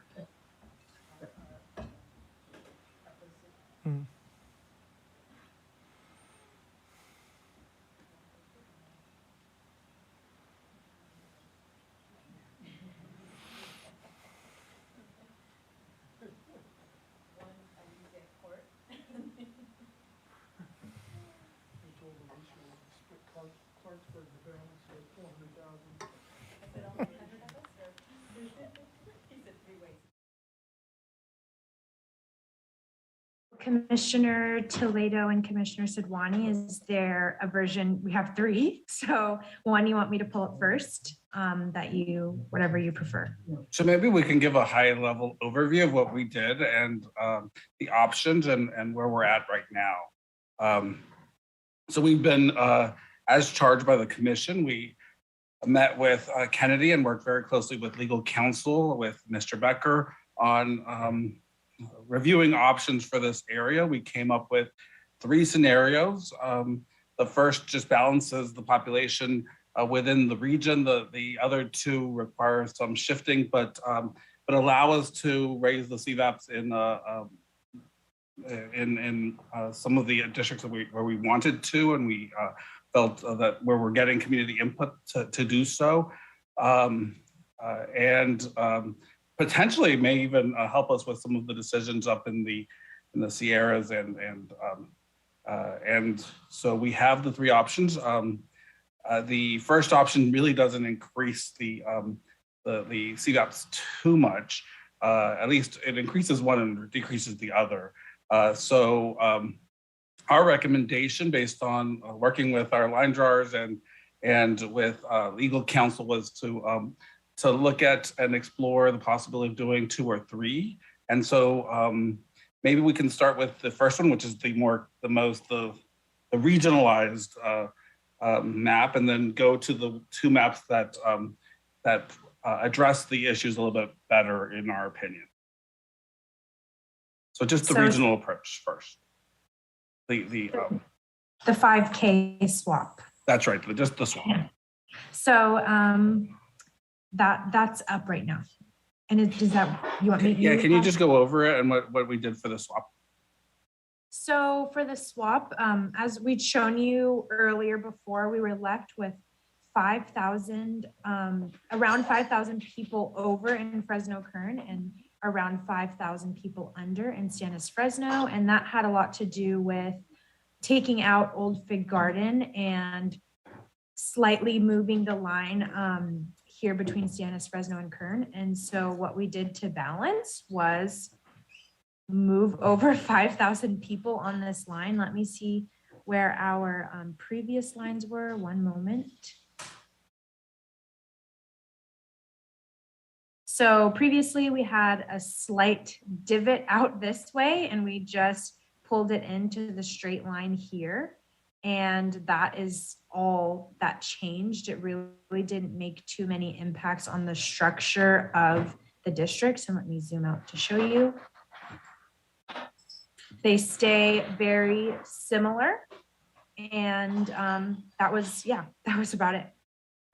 So some of the negatives with this one is that some of the COIs had to be pulled out, including Old Fig and some other neighborhoods, as well as the CVAP for Fresno Tulare did not increase. And our goal was to not just increase the King Tulare, but also the Fresno Tulare per our advice from council. And so that was we were moving in that direction. So maybe we can go to proposal number 2, which address some of these other issues. Chair, before we do that, can I just give a little bit more of that sure. background on this? Recall, you've seen this before. We actually presented this on Monday, but at that point in time, we had left that approximately 5,000 people there.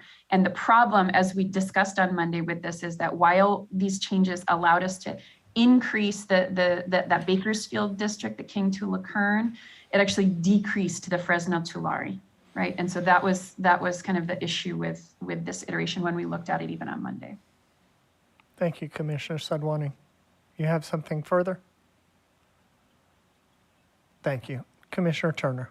Yeah, I just wanted to align the description and conversation with the number and name on the maps that's been posted. So Commissioner Toledo, what you just talked about, was it the iteration STCV2? Or because you're saying the first one, the second, and the third, but these, what's been posted has different numberings on them. So I just want, as you're talking, tell us which iteration you're talking about. So we were talking about the 5K. I think it's Kennedy, remind me which one it is. It's number 2. So it would be STCV2 was that one. Is that That's right? my understanding. Okay. Yeah, Kennedy says yes. Okay. And now you're moving to STCV3? Let me pull. Yeah, that's yes, that's the 3. Because these copies aren't very good. You can't tell. Thank you for that, Commissioner Turner. Commissioner Anderson? Appreciate it. Thank you, Chair. And could you read what the CVAPs are? They're a little small on my screen. I cannot read what those are. So if you could read those as you do, like each different number, each iteration, please, for these 3 districts. And you would like me to read them off?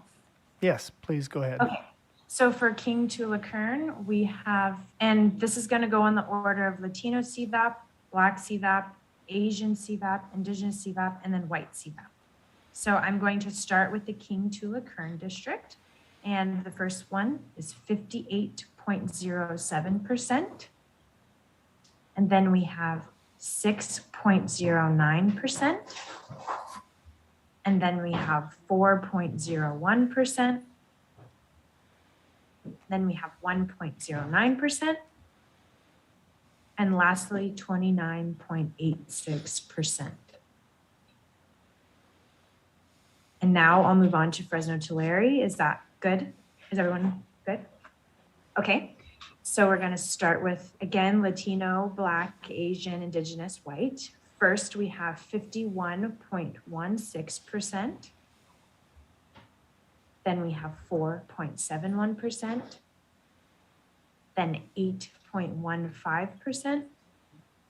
Then 1.07%. And then 34.11%. Moving on to our last one, Stannis Fresno. We're going to start with 51.49%. Then we're moving to 5.25%. Then we have 6.87%. Then we have 1.03%.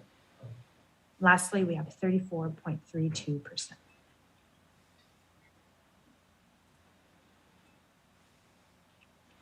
Thank you, Kennedy. Commissioner Toledo, do you have, or Commissioner Sadwani, do you have anything further as far as description or rationale that you want to share with us? Well, for this one, we were just trying to balance the population that was left. We had already presented this, and we had been charged with looking at other options that might raise the CVAP, especially in Fresno Tulare, where community and Kings Tula Kern, where, if you remember, we're hearing a lot from community groups, from advocates of the protected groups, from the Central Valley and members of the public that the CVAPs in these two areas were not enough to make them effective. And so that was the concern. The concern is mostly around these two districts. And so that was our charge, was to look and see if there was a way to increase the CVAPs in these, and the next two iterations will allow us to see some options for doing very so. Good. Very good. So Kennedy, if you can go ahead and shift to the next one, Commissioner Fernandez. Wait, before you go, I apologize, Kennedy. What happened to the 5,000? I was writing down numbers and you went through it really quick, sorry. Or where did that get shifted to? Thank you. They swapped between each other. So what happened in the, oh yeah, you can go, sorry. Thanks. There was a little divot coming down from Highway 99 and they just eliminated the divot.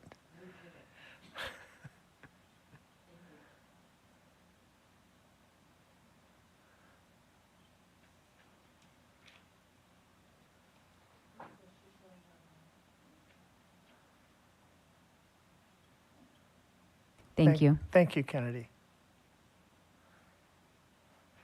At this point, can we have Katie read the instructions for our call-in? We will begin taking public comment at 6:30 after our break, but let's go ahead and get the instructions out. Absolutely, Chair. In order to maximize transparency and public participation in our process, the commissioners will be taking public comment by phone.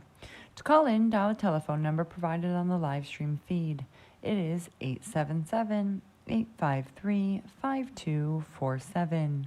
When prompted to enter the meeting ID number provided on the live stream feed, it is 859-3298-9398 for this meeting. When prompted to enter a participant ID, simply press the pound key. Once you have dialed in, you will be placed in a queue. To indicate you wish to comment, please press star 9. This will raise your hand for the moderator. When it is your turn to speak, you will hear a message that says the host would like you to talk and to press star 6 to speak. If you would like to give your name, please state and spell it for the record. You are not required to provide your name to give public comment. Please make sure to mute your computer or live stream audio to prevent any feedback or distortion during your call. And once you are waiting in the queue, be alert for when it is your turn to speak. And again, please turn down the live stream volume. And Chair, I'll have to refer to you for when the lines are closing. I am not privy. Lines will close at 6:30, and that is when we will begin taking calls. Okay, so Kennedy and Commissioner Toledo and Commissioner Sadwani, back to you. Thank you. So let's go to the second iteration. And Kennedy, remind us which for the public, which what's the name of the file that was posted? This is iteration STCV3. This is the third one. Thank you. And it's up right now. And can you go through some of the changes and what doing this would allow us to do, some of the opportunities, some of the challenges that we faced?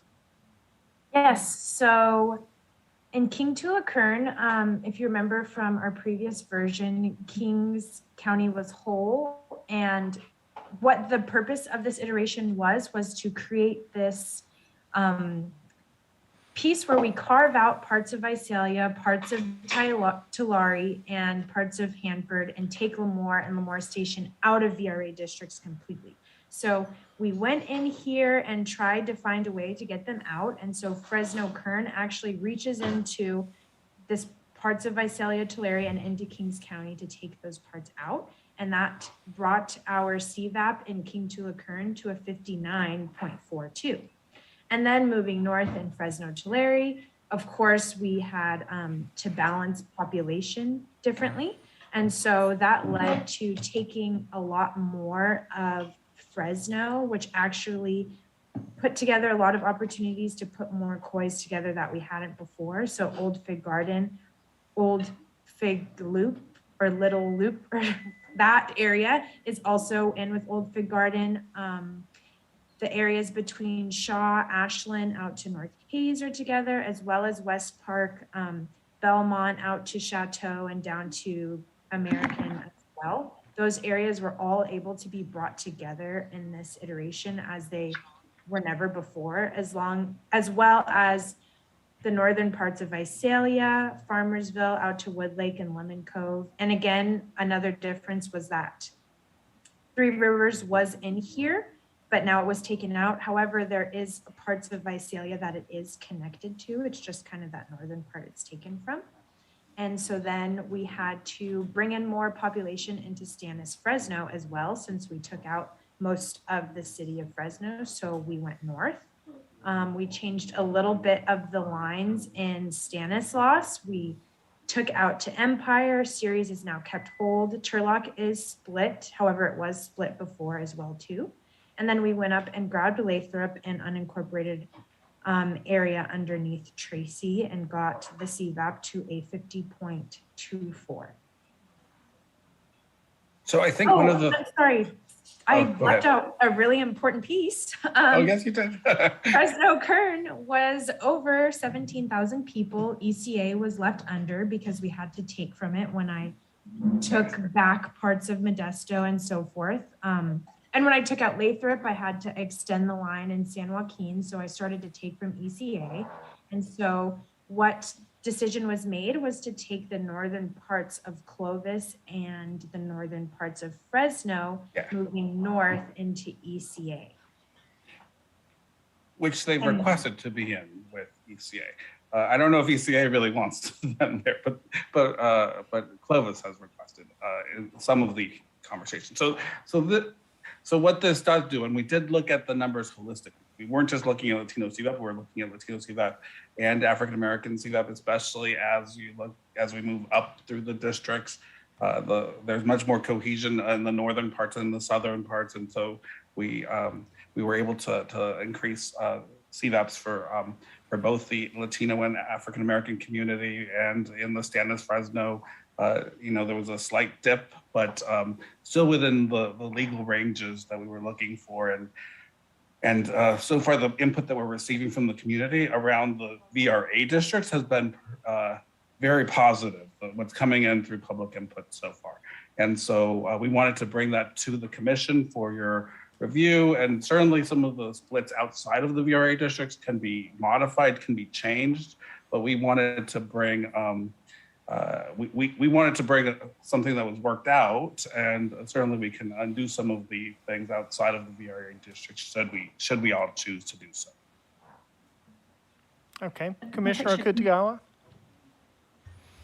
Yeah, thank you for this work that you all did. I just want to ask you, we know that in the Central Valley, particularly in the Fresno area, There's also a sizable Hmong community, as well as we heard quite a bit of testimony from the Punjabi Sikh community, which is also quite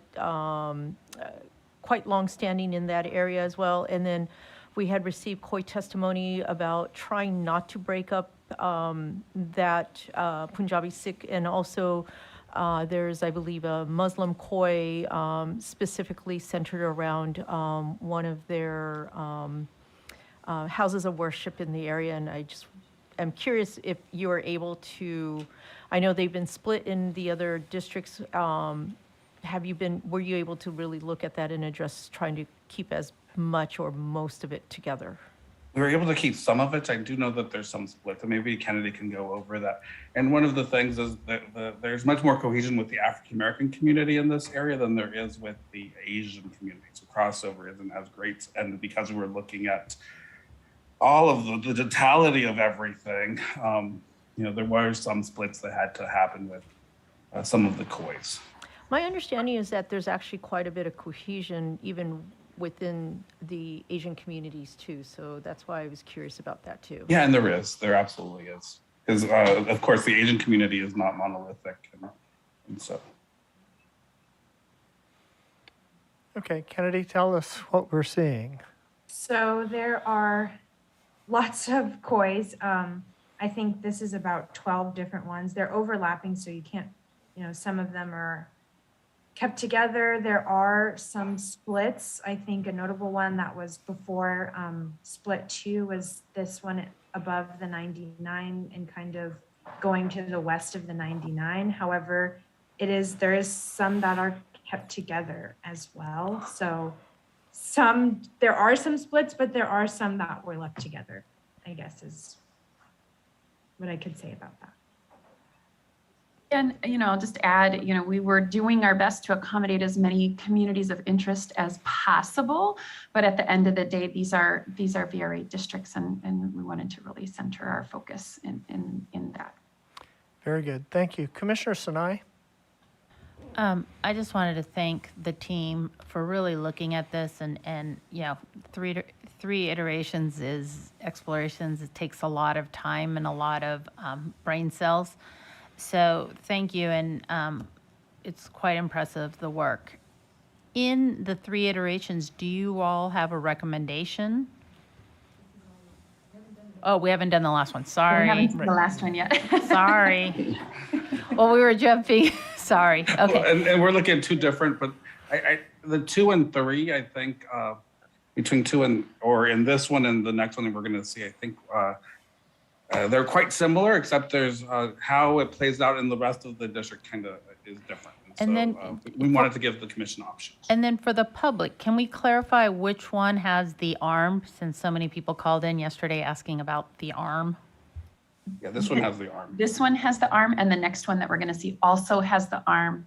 And we can, it looks like Kennedy's maybe saying something there, but we can certainly show you that in a moment. The difference in that one is actually how we cut into Clovis Fresno. And those iterations are iteration STCV, iteration 3, and iteration 4 are the ones with the arm. And Kennedy, can you just highlight the arm just so that the commission and also the public are able to see the arm that we like?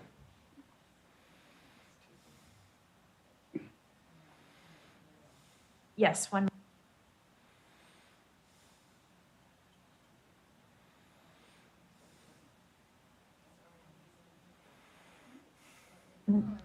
This isn't my district working layer, so it's just on there as a CDF. So I'm just going to zoom in to show you a little closer. Yeah. Perfect, that works. And just as a reminder, and I think Commissioner Toledo said this earlier, but we've received significant public testimony about these areas in particular as a concern and as an area that communities on the ground really felt like might be lowering the protected community's opportunity to elect. Okay, Commissioner Kutagawa? Yeah, I'm going to say, I apologize if you already spoke about this. I think I'm just had a brain fart here, but did you all consider or talk about, I've seen some comments about, is it better to have 2 strong VRA districts instead of 3 semi-okay districts? And I know that that's been a conversation that we've been hearing here and there. And I know that the direction that, or the counsel that we've gotten is that we need to have 3, but I was just curious about, for those of you who are working on this, and thank you for your work. I was just curious about what you found. Thank you. I think we went in with the notion of creating 3 districts, because that's what we're hearing from the community. And in fact, the community groups and also our internal analysis shows that we can create 3. We believe we have 2 very strong districts here, the Tulare, the Fresno Tulare, and the King Lake LaCurne, the Tulare, King LaCurne. We wish we could have gotten Fresno Tulare a little bit higher, but I think we did with totality between the different groups. It's a pretty strong district, both of these. San Fresno, the totality there, it went down slightly in Latino CVAP, but the totality is still quite strong. It's when all the community maps draw these districts in about these configurations. We're very close to CVAP in all 3, and so when you look at the community maps, you look at ours. Obviously they're different because we make different cuts, but the percentages are very close.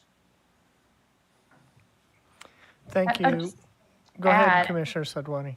Thank you. I'll just add, I think what you're referencing was perhaps some of the testimony from the Dolores Huerta Foundation early on, but certainly they've also come back and said that they were predominantly looking in the southern Central Valley as opposed to thinking about the entirety of the Central Valley or the entirety of the state of California, as is our job. And so, I think that all of the analysis, both from the community as well as that of our council, suggests three districts.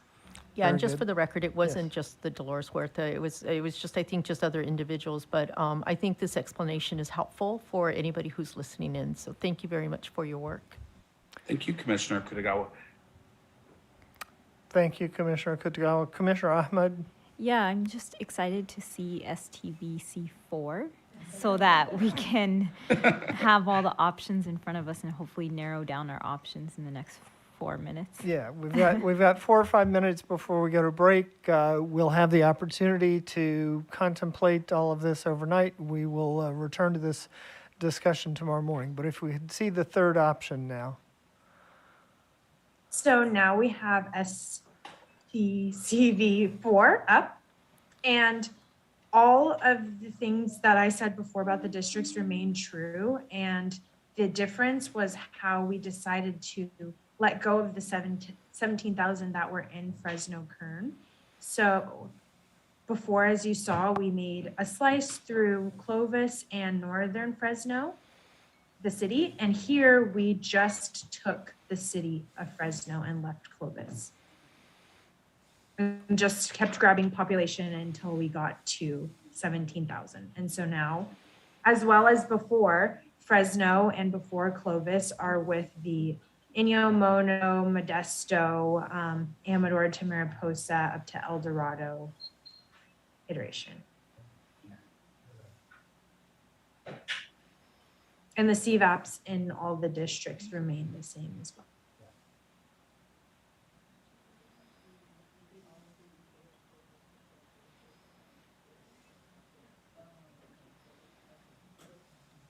So if I may just mention really quickly, I think one of the things that we were doing in general in all 3 of these versions was working within the general structure of our map. So, I think big picture, we could have gone in a totally different direction and split up ECA or done something totally different, right?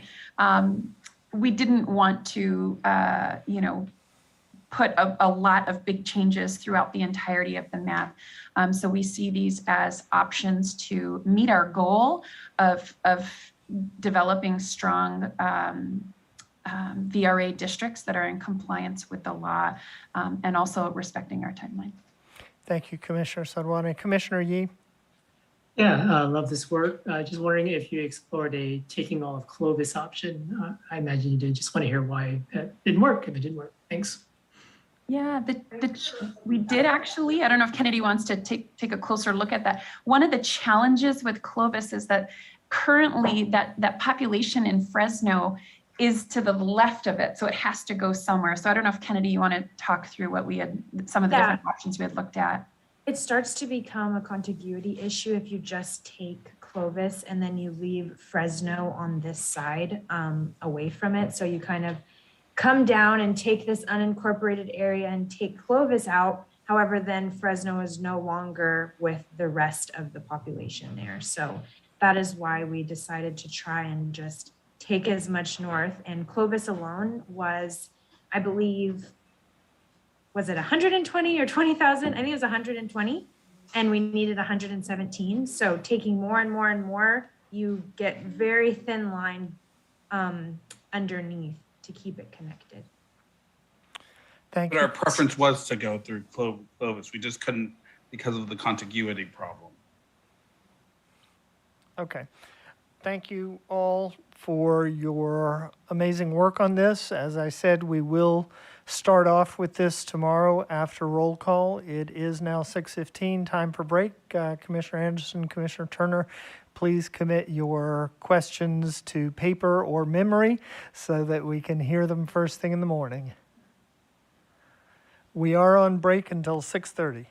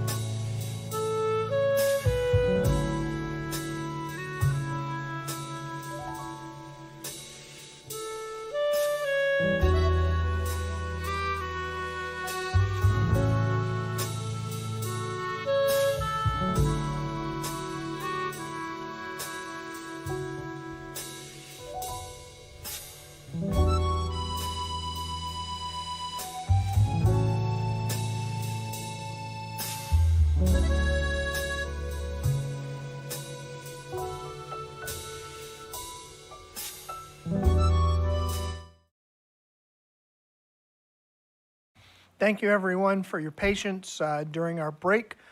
We have finished our mapping for the day, so we are ready to hear from the public.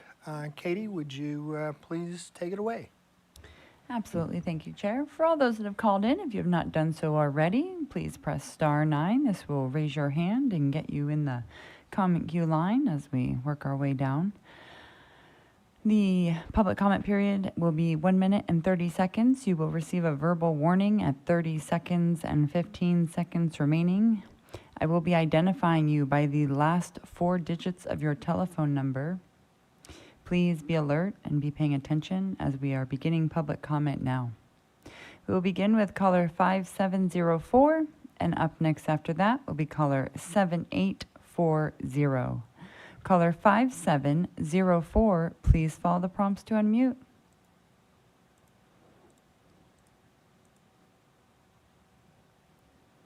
The floor is yours. Good evening. My name is Jacqueline Norman, campus architect of UC Riverside. First, I want to thank you for the great care you've taken so far in ensuring that other universities are being paired with their greater surrounding communities. Additionally, I was pleased to hear the attention that several commissioners were paying to our requested changes in the assembly map during today's California Citizens Redistricting Commission meeting. Thank you for the comments to ensure that the UCR community of interest is kept wholly within a Senate district. But my comments to you today are with respect to the assembly plan and how the December 8 iteration can be altered to better acknowledge the UCR community of interest. The UCR community of interest can be defined as our main campus, as well as surrounding infrastructure, landmarks, and communities that support UCR. Specifically, it includes UCR's main campus at 900 University Avenue, the UCR Innovation and Economic Development Corridor, the UCR Arts Block, including the Culver Center of the Arts, the UCR School of Medicine, the AmeriCorps University Eastside Community Collaborative, the California Air Resources Board at 4001 Iowa, Mount Rubidoux Park, and the significant off-campus student housing population found off of University Avenue in the city of Riverside. Institutes of higher learning aren't just confined to the campuses, but really are a part of the larger ecosystem of student housing, related research, recreation center, and other supportive facilities. Thank you for acknowledging that in your work to date. I believe you. Thank you so much. And right now we'll begin with caller 7840, and up next after that will be caller 5060. Caller 7840, please follow the prompts.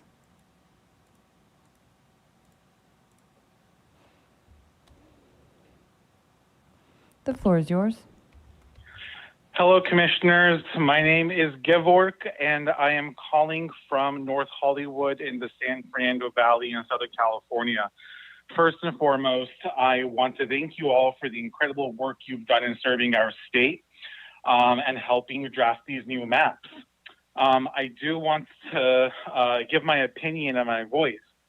The last Assembly District maps that you all created in the San Fernando Valley, specifically with the Assembly maps, offered on December 6th, sorry, I'm incorrect, December 8th, have greatly frustrated and upset constituents, residents, Californians such as myself, as well as local leaders and activists. After a great deal of conversation, a coalition of neighborhood leaders and activists from throughout the San Fernando Valley are calling on you to adopt the San Fernando Valley Firefighters Assembly map. The LA Firefighter map is supported by neighborhood leaders such as myself and community members because the map creates a Latino majority seat and a Latino opportunity district, expanding representation. It unifies Armenian communities in the neighborhoods of the East San Fernando Valley, and it combines the unincorporated foothill communities of Burbank, Glendale, Sunland, Tahunga, and Santa Clarita into one district who consistently face fire danger. Thank you very much. Thank you so much. And right now we will have caller 5060, and then up next after that will be caller 7331. Caller 5060, please follow the prompts.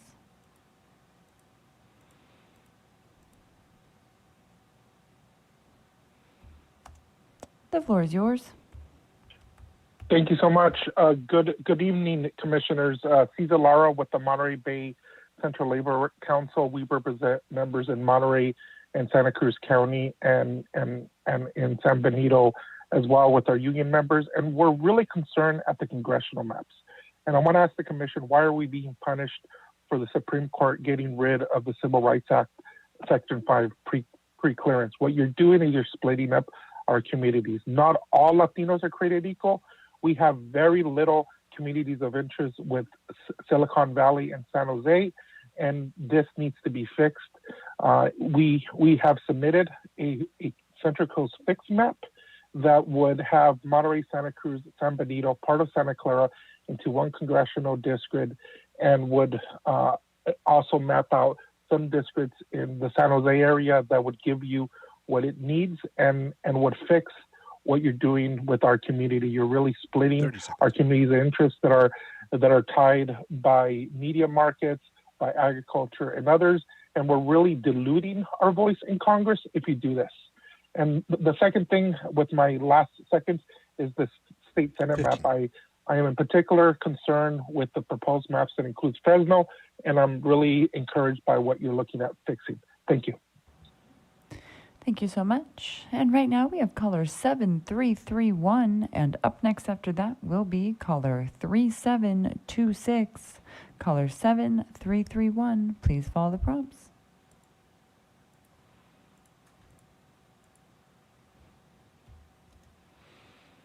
The floor is yours. Hello, and thank you, commissioners and line jars, for your hard work. Thank you once more for including Sylmar in the San Fernando Valley VRA district on the congressional maps. Please try to find the time to go back to the Valley and to do this in a way that keeps Granada Hills and Porter Ranch in the San Fernando Valley. Sunland and Tujunga make much more sense in the Antelope Valley district since they are also semi-rural horseback riding folks and don't belong together with West Hollywood like it currently is.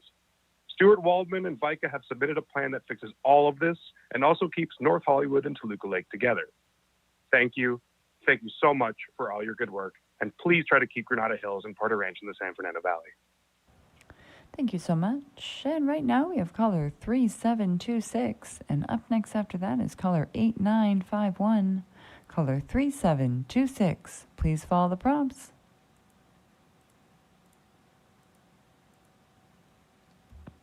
The floor is yours. Hello, my name is Daniel Nguyen from Orange County. There are many organized groups participating in this redistricting process, but I feel like the Vietnamese community is the one group getting dismissed for having a lot of callers. We are excited that we have the opportunity to call in and keep doing so to make sure our community is protected, just like more formal organizations. We are so close to getting our full community in one congressional district, and the proposal to split Huntington Beach is a compromise that accomplishes that. Please actually enact this compromise. Thank you so much.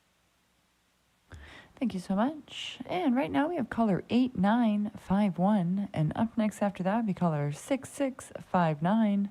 Caller 8951. Please follow the prompts. The floor is yours. Good evening, commissioners. My name is Les, and I'm calling from Westminster. I'm concerned because on Monday, when one commissioner dismissed the Vietnamese callers because there was too many of us. And personally, I think that was disrespectful and somewhat racist. I hope we're not being dismissed simply because we are organized and engaged. It's also not dissimilar to the other groups whose maps you literally put up on your screens. We don't have fancy map drawing systems, right? But we do know where the heart of the Vietnamese community lives. So I'm asking, please add back in at least a portion of Huntington Beach to our congressional districts so we can get a true Vietnamese and Asian influence district in Orange County. Thank you. Thank you so much.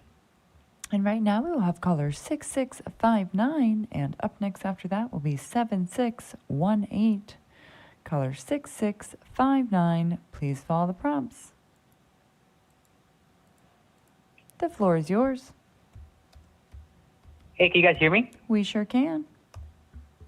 Hi, my name is David Tran. Please approve Commissioner Kennedy's idea to include part of the Huntington Beach in with Little Saigon. It might seem small, but it is a line that better reflects our growing community and would increase the Asian population in this congressional district. I know why you don't want to add all of Huntington Beach, and that is fine at this point, but an even swap seems easily done. Thank you and have a good night. Thank you so much. And right now we have caller 7618, and up next after that we caller 7576. Caller 7618, please follow the prompts.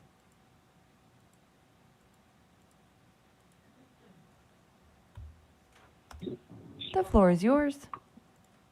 Hi, can you guys hear me? We sure can. Great. Hi, my name's Paige, and I'm calling in support of now splitting Huntington Beach. At first, I did not want it split, but this late in the process, it seems that this is the only way to get the Vietnamese population fully together in the Santa Ana district. Please make the split you propose to truly create an Asian influence district in Orange County. Thanks for your time. Thank you so much. And right now we have caller 7576, and up next after that we caller 4006. Caller 7576, please follow the prompts.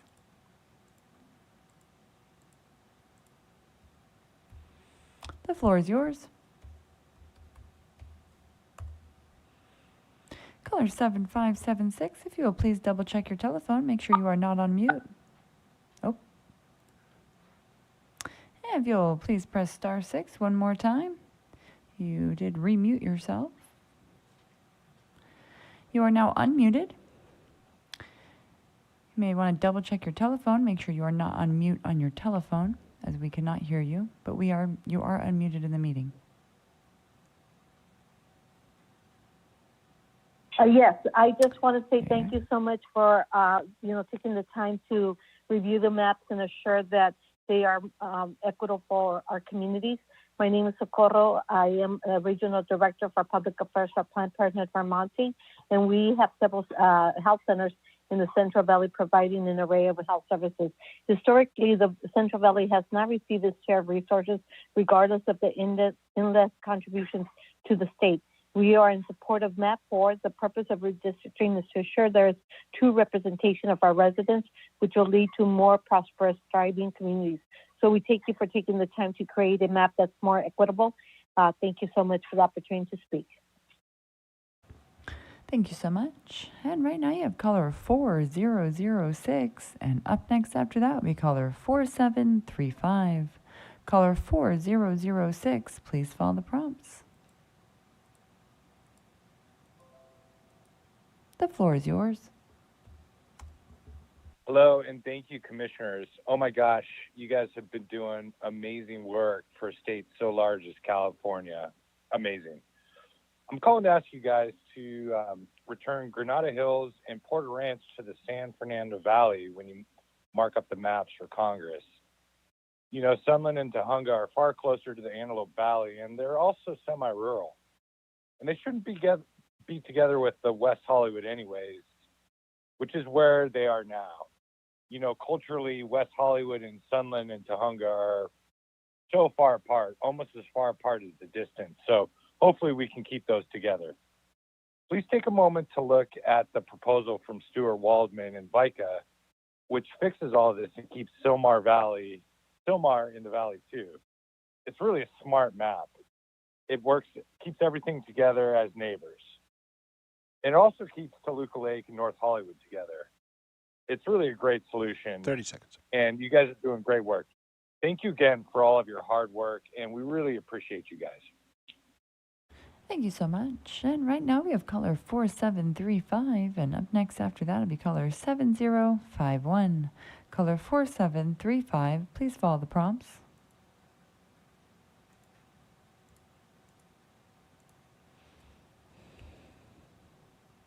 The floor is yours. Hello, thank you. My name is Kareem Gongora. I am a longtime Fontana resident, and I really want to thank the Commission for all of your hard work. I know you've been meeting daily and dealing with a lot of comments. I'm actually calling in because I am speaking in regards to the Pomona-Chino Valley area, because as a resident of the Inland Empire, I'm very concerned that the latest version of the SD10WE map places us in the same district as the Senate district of San Gabriel Valley. The communities of the Inland Empire have a very distinct identity. Our challenges are different, but for a long time, we've identified common interests to work together to solve them. Our state representatives are from the Inland Empire, understand the Inland Empire, and provide the representation that best serves the residents of the Inland Empire. This is much more deeper than crossing county lines. This is about two different communities of interest that regionally have little in common. The current iteration could leave us without representation familiar with the needs of the Inland Empire in the state Senate for many years to come. And we hope, and I hope, that you take a reconsideration to this. The commission has recognized this different communities of interest as it drew the assembly and congressional maps. And so we're asking that you please approve a map that keeps state Senate representation in the Inland Empire. Thank you for your work, and I hope you have a great evening. Thank you so much. And right now we have caller 7051, and up next after that will be caller 0349. Caller 7051, please follow the prompts.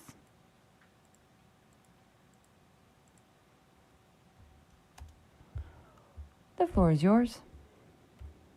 Hi, thank you so much. My name's Julie. I'm from the San Fernando Valley, and I first want to thank the Commission so much for all their hard work, but we're not done yet. There's still some work left to be done at the San Fernando Valley.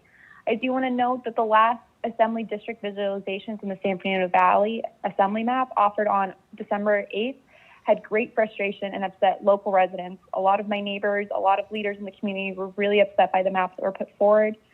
After a great deal of conversation, a coalition of neighborhood leaders and activists from the San Fernando Valley are asking that you adopt the San Fernando Valley Firefighters Assembly Map. This map is supported by neighborhood leaders and community members because the map combines the incorporated foothill communities of Burbank, Glendale, and Santa Clarita into one district who consistently face fire danger. They also consolidate the neighborhoods impacted by the Hollywood Burbank Airport and keeps the Los Angeles neighborhoods along Mulholland together while unifying the working class renter community in a separate district. We ask that you consider these thoughts and go back to the LA firefighter map. Thank you so much. Thank you so much. And right now we have caller 0349, and up next after that is caller 0762. Caller 0349, please follow the prompts. The floor is yours. Yes, hello, my name is Kay Shaw. I've been a resident of the San Fernando Valley for the past 20 years. And I would like to say how difficult I found the map to be on December 8th. It has greatly frustrated those of us in the local community and the leaders and activists alike. And I would, like the previous caller, like to ask you to please look at the LA firefighter map, the San Fernando Valley Firefighters Assembly map. And please consider the fact that that this map, you know, it unites the Filipino community in Van Nuys, North Hills East, Panorama City, and North Hollywood into one district, instead of current district, which divides the growing populations into 3 districts. And finally, the map also aligns traditionally Jewish neighborhoods and keeps LGBTQ+ populations in the Valley unified. Please consider the LA firefighter map. It is supported by neighborhood leaders and community members. Please consider the San Fernando Valley Firefighters Assembly map. Thank you so much. Thank you so much. And right now we have caller 0762, and up next after that is caller 7175. Caller 0762, please follow the prompts.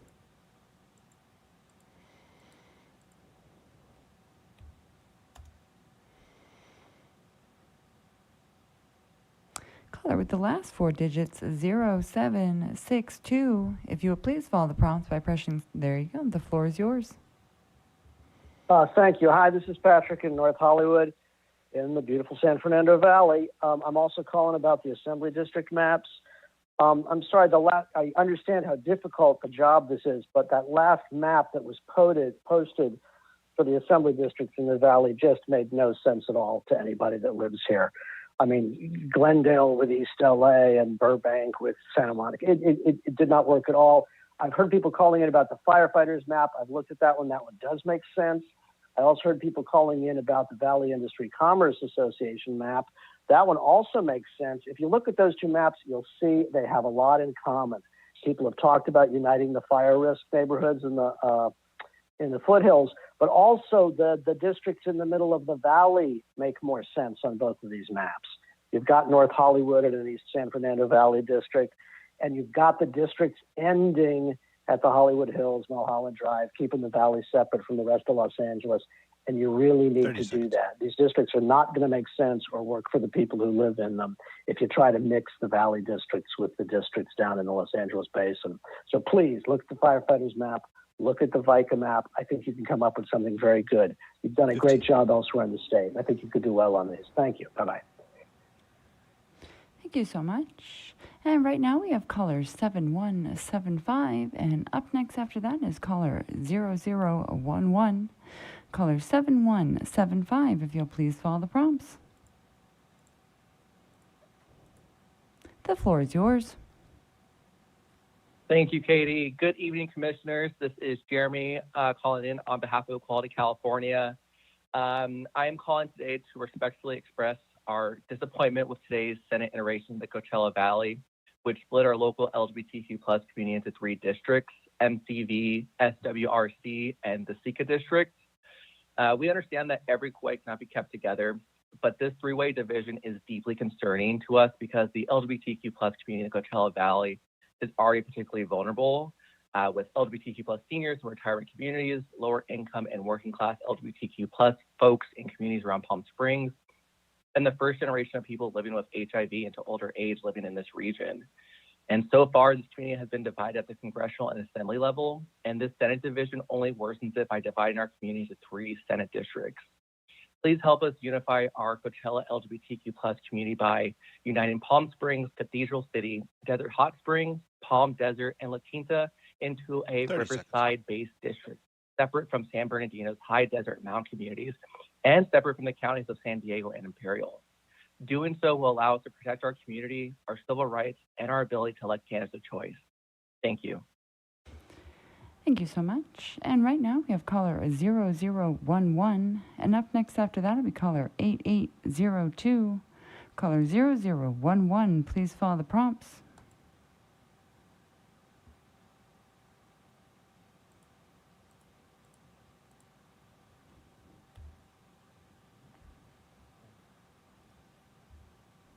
Caller with the last 4 digits, 0011. If you'll please follow the prompts by pressing *6. The floor is yours. Hi, good evening. Thank you for the work that you're all doing and for the opportunity to speak tonight. Member of the Neighborhoods Rise Coalition, a countywide coalition that's calling on the commission to please reconsider the separation of Glendale and Burbank, 2 sister cities that have historically been together, worked together, and have advocated together for their constituencies. They share much in common, from school districts to business, economic factors, and we hope that you can reconsider and bring these two sister cities back together in 1 Senate district so they have representation in Sacramento they can be a part of. Thank you. Thank you so much. And right now we have caller 8802, and up next after that we caller 4373. Caller 8802, please follow the prompts. The floor is yours. Hi, my name is Kevin, and I wanted to call in and thank Commissioner Kennedy for working on a proposal that better represents the Vietnamese community in Little Saigon. I think the proposal was dismissed a bit too quickly and is one final easy change you can make to the Orange County map before we finalize. Thank you. Thanks for always hearing our community and letting us engage in this process. Thank you so much. And right now we have caller 4373, and up next after that will be caller 2648. Caller 4373, please follow the prompts.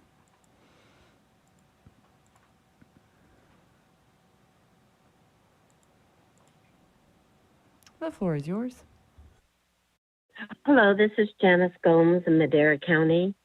And as you are doing the Central Valley and Eastern part of California maps, can you please keep Madera, Merced, and Mariposa counties together as we are all do the same thing, from wildfires to flash floods, healthcare, recreation, and going back and forth to work.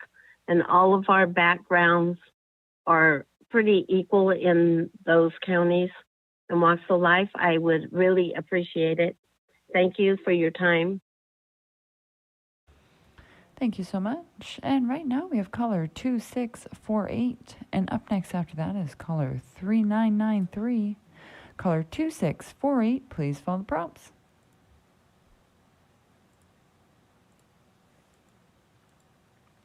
The floor is yours. Good evening. My name is Crystal, and I live in the community of Walnut Park. Commissioner Kennedy, thank you for all of your support for our communities of Florence Graham, Walnut Park, and Huntington Park. Today, I would like to request a simple, small cleaning up for keeping Florence Graham and Walnut Park together in the 110 LE map. I ask you to please, at the very minimum, keep Walnut Park and Florence Graham together in our next assembly map, as this will be the only way that our residents and unincorporated areas in LA County will have an opportunity of having a voice in the assembly. Please move on the park to the 110 LA map and make the 10th freeway the northern border of the map. Thank you. Thank you so much. And right now we have caller 3993. And up next after that will be caller 1327. Caller 3993, please follow the prompts.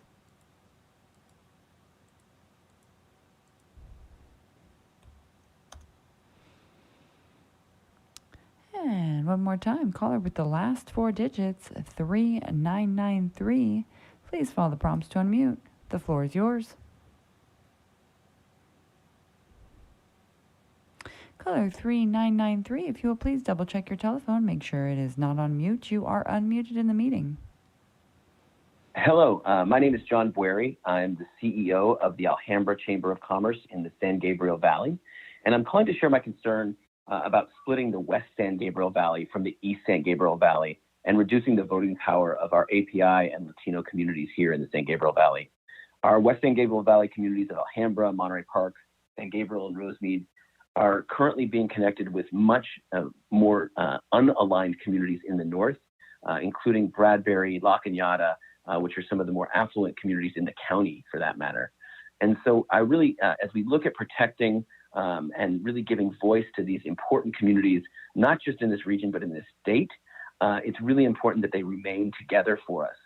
That the idea that Alhambra and Monterey Park remain together with the other communities that reflect similar values, similar demographics, and are really communities that are contiguous. We have unique issues in the San Gabriel Valley, and we're constantly fighting for resources as many smaller cities working together in the community.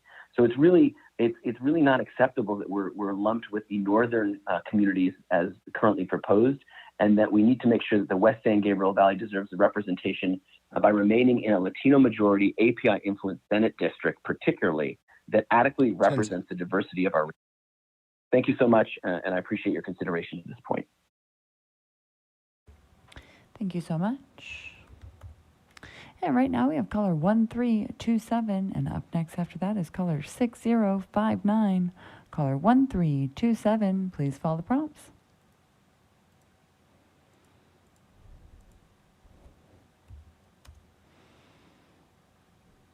The floor is yours. Commissioners, after you make the highly requested change in the congressional maps to keep Sylmar with the eastern San Fernando Valley to make a Latino VRA district, we need you to focus now on the Assembly and Senate map. Please create 2 supermajority Latino VRA districts and 1 supermajority Latino Senate VRA district to truly represent the diversity of the San Fernando Valley. Specifically for the Assembly map, please add Acton, Agua Dulce, Lake Elizabeth, and Northwest LA County to the city of Santa Clarita. Acton and Agua Dulce are 100% part of the Santa Clarita Valley, while the other mentioned areas are recreational areas and geographic communities of interest for the Santa Clarita Valley. With all these changes, Los Angeles will be golden for the next decade. Thank you.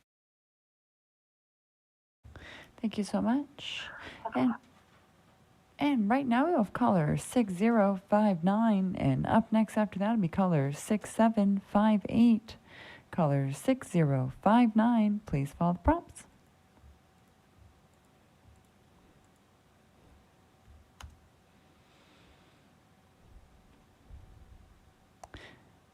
The floor is yours. Commissioners Sagwani and Sinai, you have been an instrumental part of advocating for communities like mine of Walnut Park. My name is James Smith. I live in the community of Walnut Park. I have lived here for over 25 years. I'm calling in regards of the Assembly 110 LA map. Walnut Park has always been connected with Florence Graham community as we are both unincorporated communities next to each other, represented by the County of Los Angeles. Our Walnut Park residents have worked with Florence Graham community of multiple social issues as we are side by side on both share similar challenges. Separating Walnut Park and Florence Graham would be a complete injustice, does not benefit our residents. Please move Walnut Park into the 110 LA map and make the 10th freeway the northern border of the map. Thank you, Commissioners Sadawi, Commissioner Sinai, and the rest of the commissioners for your time, consideration of the minor cleanup change, the Assembly 110 map. Thank you. Thank you so much. And right now we have caller 6758, and up next after that will be caller 3686. Caller 6758, please follow the prompts.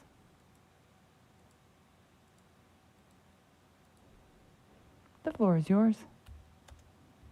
Good evening. I am Lisa, and I'm a resident of Westminster. The Vietnamese community has fully engaged in this redistricting process, and we are asking for one final swap in the congressional districts when you revisit the maps later in the week. Please make the Huntington Beach swap for Los Alamitos and Rossmore that you proposed. It's contained, simple, and a compromise that our community can live with. Thank you. Thank you so much. And right now we have caller 3686, and up next after that we caller 3979. Caller 3686, please follow the prompts.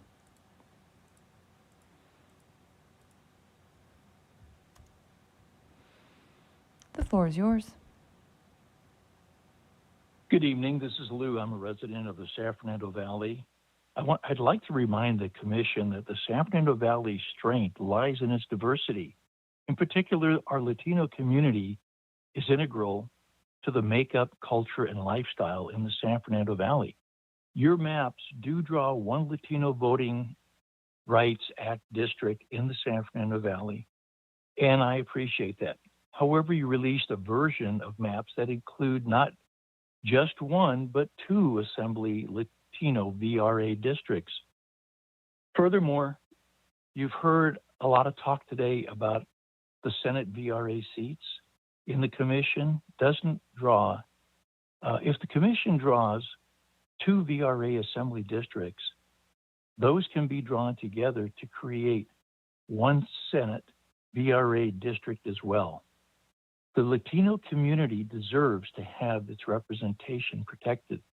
As a representative or a resident, as a 50-year resident of the North San Fernando Valley, I know what I'm talking about. The San Fernando Valley is a huge area and would in fact be the 6th largest city in the nation by itself. I'm asking that you honor the intent of the Voting Rights Act and draw two Assembly VRA districts in the San Fernando Valley. Let's keep the San Fernando Valley grouped together by itself. Thank you so much for your work. Thank you so much. And right now we have caller 3979, and up next after that is caller 6090. Caller 3979, please follow the prompts.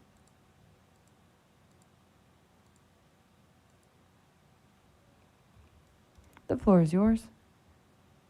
Hello, my name is Melanie Tefisinta, member of Pacific Islander Health Partnership located in Garden Grove. We serve the Native Hawaiian and Pacific Islander communities by providing health access to those that are disproportionately low income and share the need for social services and affordable housing. I'd like to thank the Commission for today's revisions to the State Senate draft map in Orange County. Thank you for your dedication and continued efforts to ensure that there is a VRA district both in and around Santa Ana, West Anaheim, South Fullerton, and La Habra. Building upon this move, we would like to ask the Commission to unite the Irvine and Costa Mesa community of interest. By moving Costa Mesa and surrounding unincorporated areas from NOC Coast into IOC, we will be able to ensure that Pacific Islander communities in Costa Mesa and Irvine stay together, as there are shared needs around affordable housing, health access, and other critical services that our communities need. Please look at the revised map from the People's Redistricting Alliance for guidance on how to make this pivot and ensure that our most underrepresented communities can remain together in their respective districts. Thank you. Thank you so much. And right now we have caller 6090, and up next after that will be caller 0203. Caller 6090, please follow the prompts.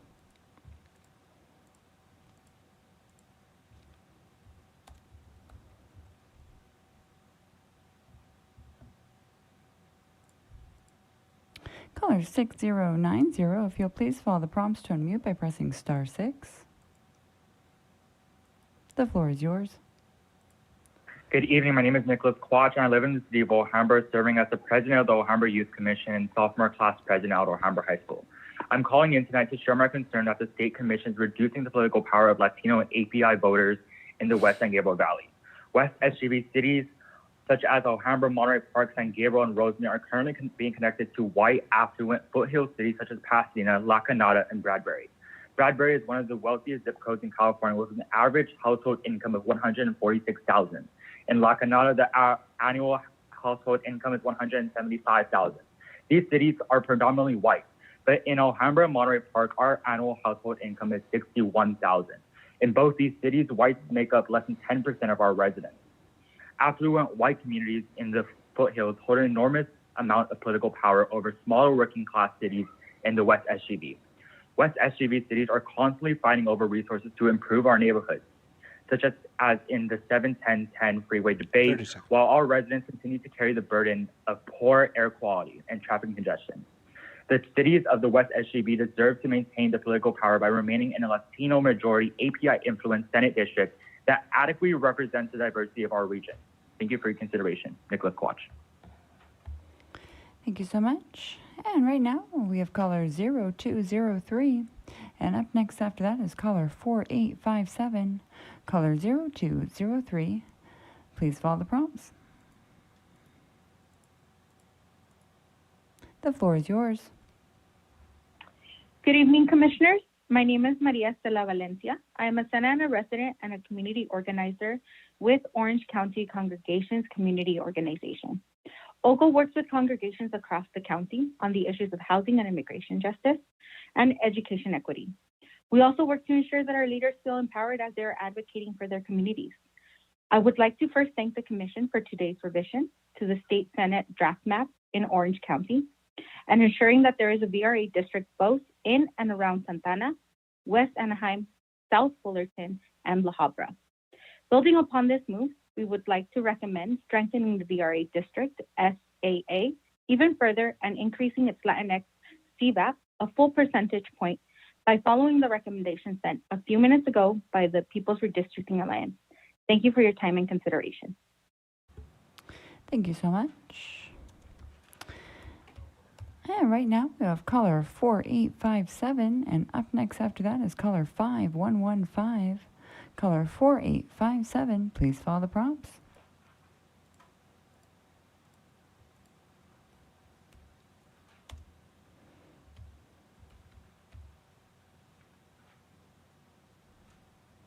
And one more time, caller with the last four digits, 4857. Please follow the prompts to unmute by pressing *6.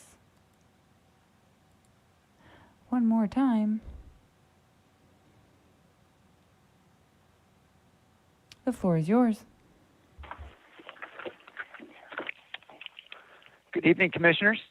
This is Sam Liccardo, the Mayor of the City of San Jose, and on behalf of our 1 million residents, I thank you all for taking seriously our concerns about splitting San Jose into several congressional districts and for your thoughtful deliberation. We appreciate your juggling many complex and conflicting considerations, and we support your creation of proposed Latino and Asian American opportunity districts in San Jose in whatever fashion is required by the Voting Rights Act. I'm not asking you to alter either of those two districts.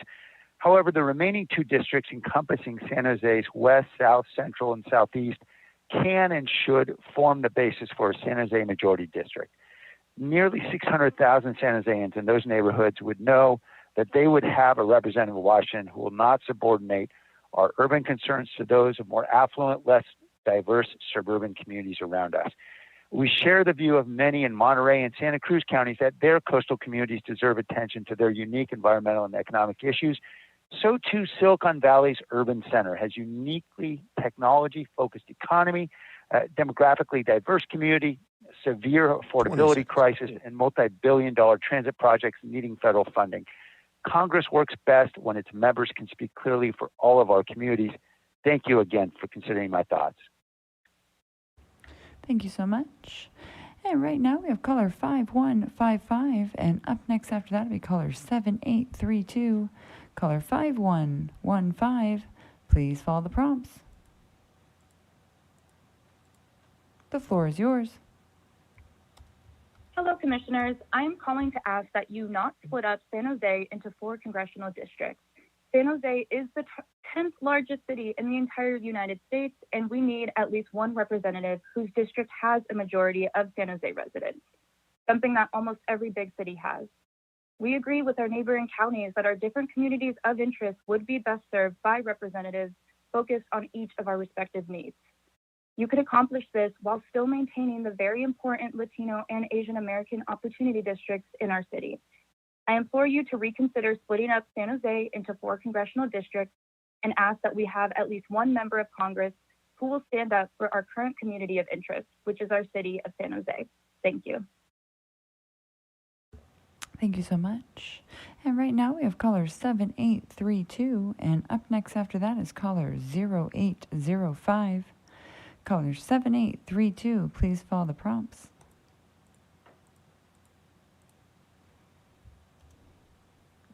The floor is yours. Good evening.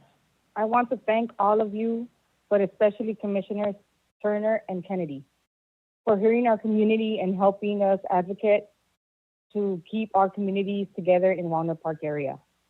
My name is Jeanette, and I live in Florence Graham. I'm calling regarding the Assembly 110 LA draft map. As you have heard our community before, we are a part of a coalition in Walnut Park and Florence Graham communities. With this several hundred members, we are here to ask for a minor small change. We are asking for a 1-for-1 swap. Move the small communities of unincorporated Walnut Park area into the 110 LA map. Then give the small parts of downtown LA that you currently have in the 110 LA map, move that to the AD 54 NELA map. And lastly, you can move the small city of Maywood from AD 54 NELA map to the Gateway map. This is an even swap that will put these small community areas with other similar communities where they have more in common. Commissioners. 20 seconds.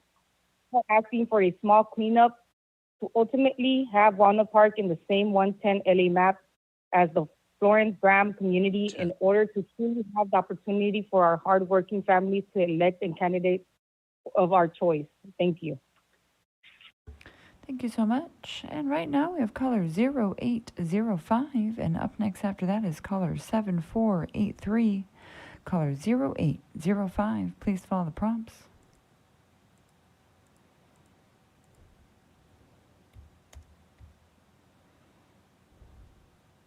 The floor is yours. Good evening, Commissioners. My name is Yvette Rose, a voter and renter from Van Nuys in the San Fernando Valley. I want to thank you guys tonight for all of your hard work, but we're not done yet. The last Assembly District visualizations in the San Fernando Valley from December 8th have extremely upset local renters and activists like myself. I support the LA Firefighters map because it creates a Latino majority and Latino opportunity district in the Assembly and in the Valley. expanding representation for Latinos in the Valley. It also keeps Los Angeles neighborhoods along Mulholland together while unifying working class renter communities like Van Nuys in a separate district. It also unifies the Latino community in Van Nuys, North Hills East, Panorama City, and North Hollywood in one district instead of the current district, which divides a growing population in these three districts. It also consolidates the neighborhoods impacted by the Hollywood Burbank Airport, which is such a huge issue here. It incorporates North Hollywood and Toluca Lake in a single district, and the map aligns traditionally Jewish neighborhoods and keeps the LGBTQIA populations of the Valley unified. 15. Thank you so much. Thank you so much. And right now we have caller 8121, and up next after that is caller 5181. Caller 8121, please follow the prompts.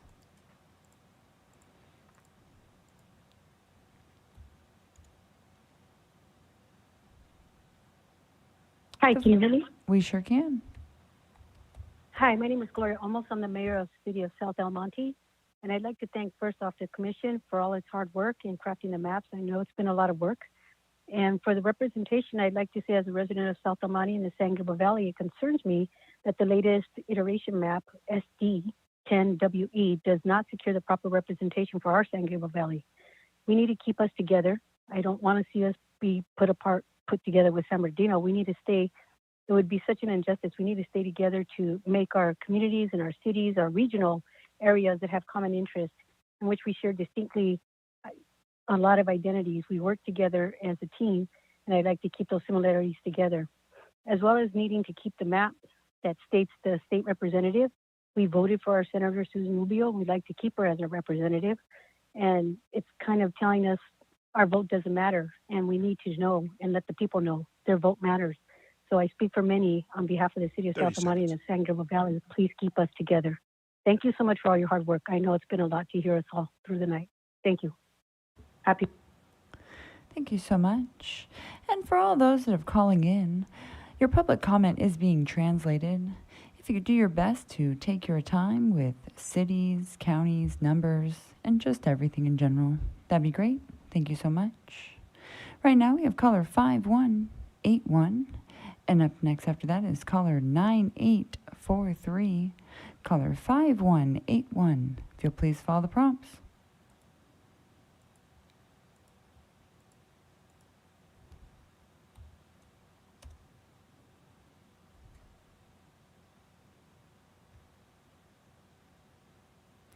Caller with the last four digits, 5181. Please follow the prompts to unmute by pressing *6.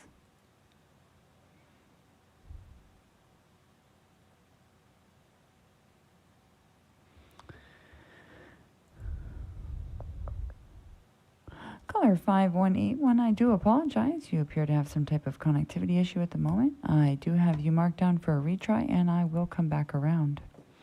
Right now we have caller 9843, and up next after that will be caller 8853. Caller 9843. Please follow the prompts.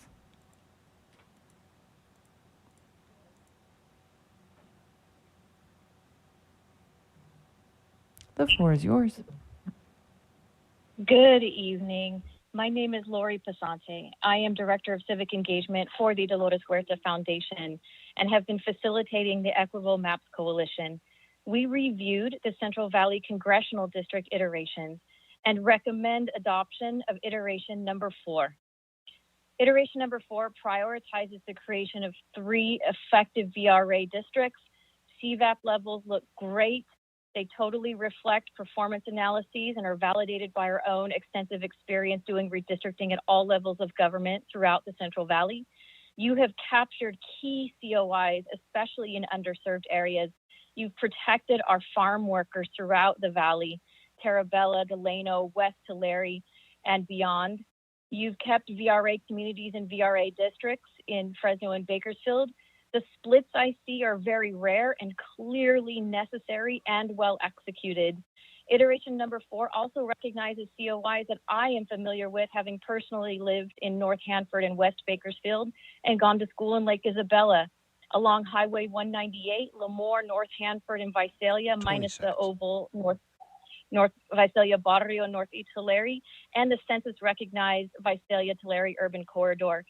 And thank you so much for putting California City in the Antelope Valley District. Thank you so much. And right now we have caller 8853. And up next after that, we caller 1915. Caller 8853, please follow the prompts.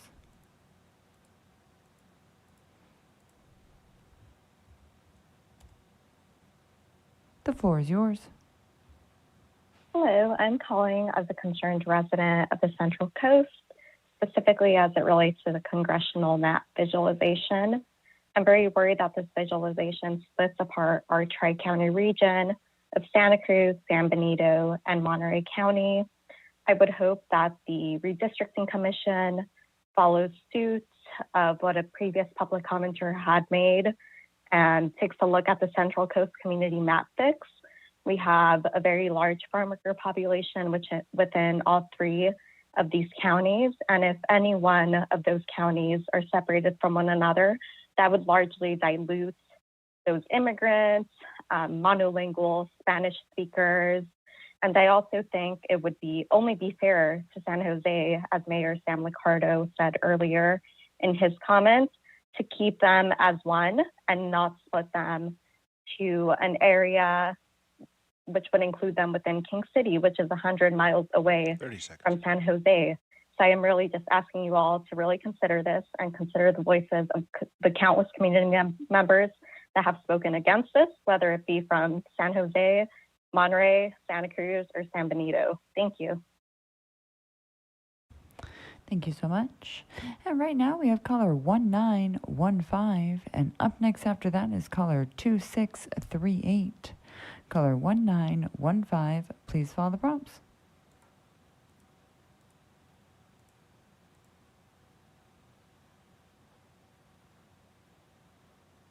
The floor is yours.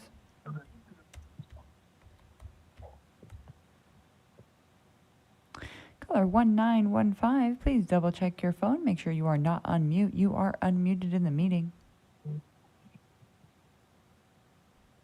Hi. Hello, commissioners. I ask that you're not split up San Jose. As the 10th largest city in America, we need one representative whose district is mostly comprised of San Joseans, something that virtually every other city in the country has. We agree with Monterey and Santa Cruz counties that our different communities of interest would be best served by representatives focused on each of our representative needs. You can accomplish this while still maintaining the important Latino and Asian American opportunity districts in the city. We ask for one member of Congress we know that will speak up for the 10th largest city in the country. Please keep San Jose whole. Thank you. Thank you so much. And right now we have caller 2638. And up next after that will be caller 7446. Caller 2638, please follow the prompts.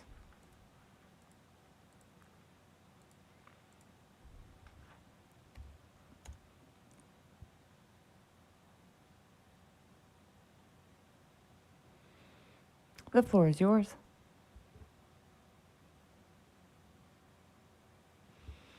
Caller 2638, if you will please double check your phone. Make sure you are not on mute. You are unmuted in the meeting.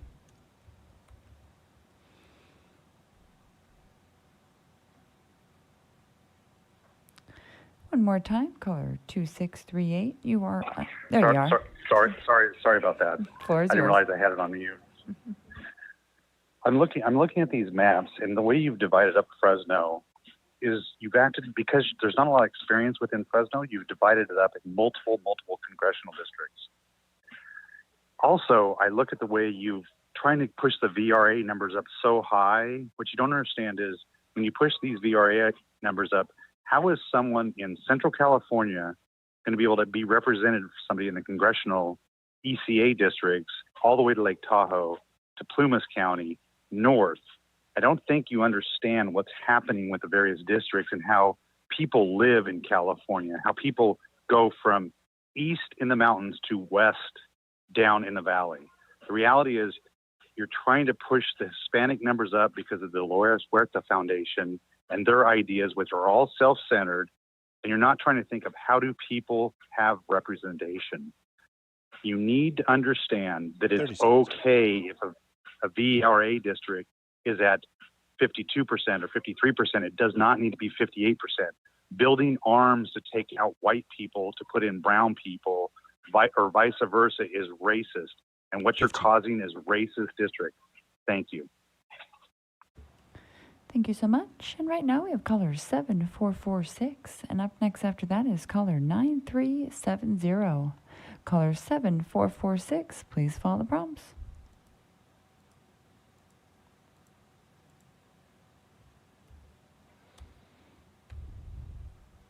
The floor is yours.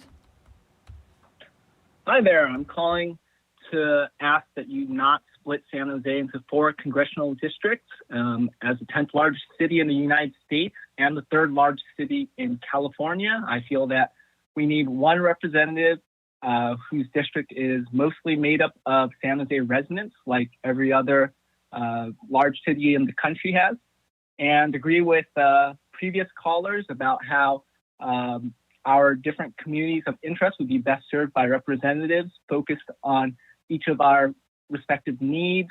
And this can be done through, while also maintaining the Latino and Asian American opportunity districts in the city. And again, all I'm asking is for one member of Congress who will speak for 10th largest city in the United States, 3rd largest city in California. Thank you very much for all your hard work. Thank you so much. And right now we have caller 9370. And up next after that is caller 7644. Caller 9370, please follow the prompts. The floor is yours. Hello, my name is Josue. First, I would like to thank you for the work you guys have done for the Los Angeles County. I am a member of the RISE Coalition. We are a countrywide coalition fighting for representation, and tonight I'm here to ask that you guys please keep Burbank and Glendale together. If you split these cities up, it will diminish their unified voice for fair representation in Sacramento. These cities have worked together throughout history as gateway cities to the San Fernando Valley. We urge you guys to please keep these cities in the same Senate district. Thank you. Thank you so much. And right now we have caller 7644. And up next after that is caller 3989. Caller 7644, please follow the prompts. The floor is yours. Good evening, Commissioners. In the Senate draft, you're still splitting Fresno Metro communities of interest near Fresno State and Old Fig Garden between Bullard and Shaw, and pairing some of those areas with Clovis. You've also not included Selma in the Fresno VRA district, which is a historically significant city for the Black community and should be paired with other Black COIs.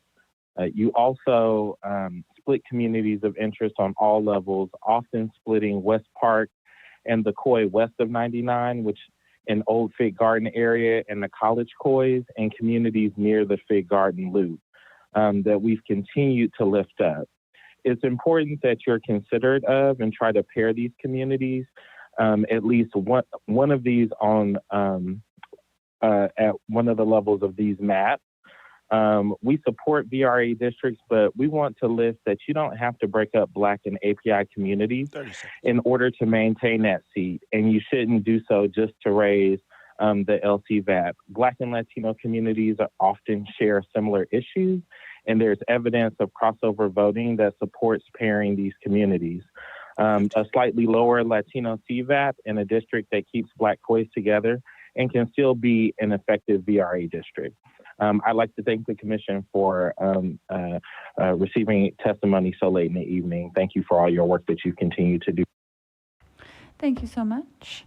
And right now we have caller 3989, and up next after that is caller 3995. Caller 3989, please follow the prompts.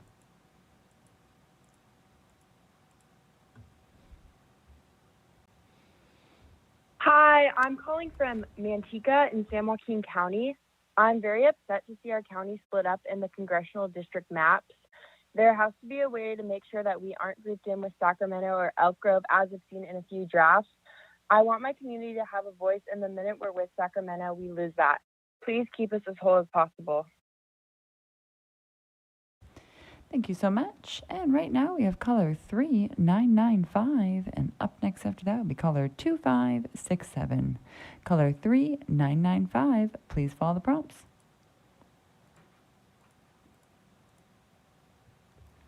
The floor is yours. Commissioners, today was a gut punch to San Bernardino's high desert. Thank you to Commissioner Vasquez and Anderson for advocating for us, but to Commissioner Vasquez's point, we've met this neighbor. Look at maps going back decades. We've had plenty of representatives who have come from Los Angeles County. We always get left behind. To Commissioner Kennedy's point about balance, this map is very unbalanced. Somehow every community in Los Angeles County is kept whole, but our high desert has been cracked again. I would urge the commission to look at the draft map. At least we were kept whole. And the parts of Rancho Cucamonga, like Altaloma, that were with us, would have given rural areas in our county a chance. It really feels like the commission is wholly committed to Los Angeles County and not the Inland Empire, and it's just deeply unfair. Thank you. Thank you so much. And right now we have caller 2567, and up next after that is caller 4125. Caller 2567, please follow the prompts. The floor is yours. Thank you. Commissioners, I would like to share my strong opposition to last night's iteration STCV2 of Kings Tulare Kern Congressional Visualization. As a resident of Kings County, this visualization dramatically changes the way in which our community and overall region is represented at the federal level. I think the way we go about it is that things need to be balanced. The Voting Rights Act is very important, but not to such a degree that communities that are not shared are joined together. This effort is extreme. The Kings Tulare Kern visualization from last night's handout is not in the best interest of the community. We have asked repeatedly for you to keep Kings County whole. We are a VRA district, a small county, and it doesn't make sense to split us up. The iteration that was presented on the map viewer for today, December 15th, will better serve the community as a whole. We strongly urge the Commission to keep Kings County as a whole, as they have no interest in being separated into two congressional districts. It is a disservice to its people and will harm their ability to be represented in an equitable way. Thank you. Thank you so much. And right now we have caller 4125, and up next after that is caller 2402. Caller 4125, please follow the prompts.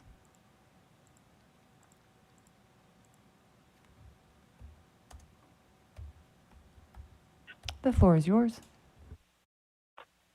Hi, Commissioners. I've called before, and I want to thank you again for your hard work throughout this process. It's been pretty impressive to watch. I'm calling regarding the congressional maps. A few days ago, you put Sylmar with the San Fernando Valley seat, and this is good work. Thank you, Commissioner Sidwani, for pushing this. Unfortunately, the commission was tight on time, and the way that it happened resulted in Granada Hills and Porter Ranch being cut out of the San Fernando Valley without the commission even discussing it. VICA has submitted a revised map that keeps North Hollywood and Toluca Lake together and puts Sunland Tujunga in the Santa Clarita Antelope Valley seat. Sunland Tujunga is the semi-rural part of the valley, culturally similar to the semi-rural AVS-CV seat.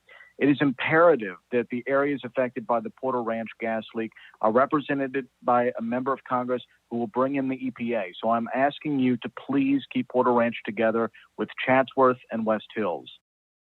You've done right by the valley thus far, and now we're asking that you make the small change of putting Porter Ranch and Granada Hills back in the San Fernando Valley.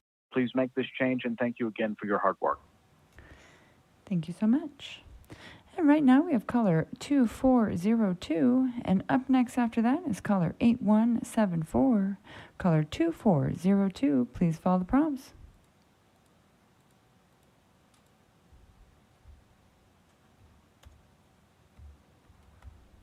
The floor is yours.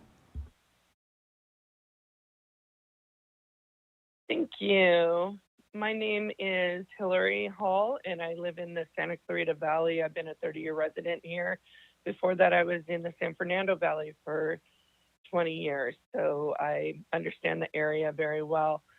I would like to thank you for your latest Senate iteration, which unites the Antelope Valley and Santa Clarita Valleys. It's a significant improvement over your draft maps. We strongly support Commissioner Vasquez's exploration to further improve these lines, specifically by shifting more of the Victor Valley to San Bernardino and shifting portions of Upland and Rancho Cucamonga to SD 210, balancing the districts through the San Fernando Valley. As commissioners have noted, Upland to Santa Clarita is a real disconnect. To be honest, I don't know how to get to Upland without using Google Maps. And you've heard consistently about trying to keep the Victor Valley whole when possible. Extending Santa Clarita into San Fernando Valley recognizes the city's growing diversity. This final exploration will impact a handful of districts, but should yield further improved districts. 2 additional requests, which I know won't get to all of it. First, if you're going to split the Victor Valley, I strongly urge you to use the same split you used in the Assembly plan. The Senate plan, as presented this evening, breaks up the African American and Latino communities in the Victor Valley. Using the Assembly line in Victor Valley would be consistent with both the Black Hub and AAJC. Thank you so much. And right now we have caller 8174, and up next after that is caller 6198. Caller 8174, please follow the prompts.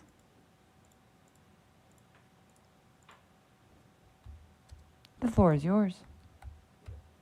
Hi, my name is Sola Rodriguez. I'm from the Coalition for Humane Immigrant Rights, CHIRLA. I've also lived in San Fernando Valley for over 20 years. The San Fernando Valley is home to 1.8 million residents, of which 40% are Latinos, and of which many are immigrants. The communities in Venice, Pacoima, San Fernando, Canelo Park, and Soma are home to low-income working families. There are communities with apartments and trailer homes, and we face the same issues such as access to affordable housing and the dire need for rent control. Since my time living in the valley, I have moved several times because my family could not afford the high rents.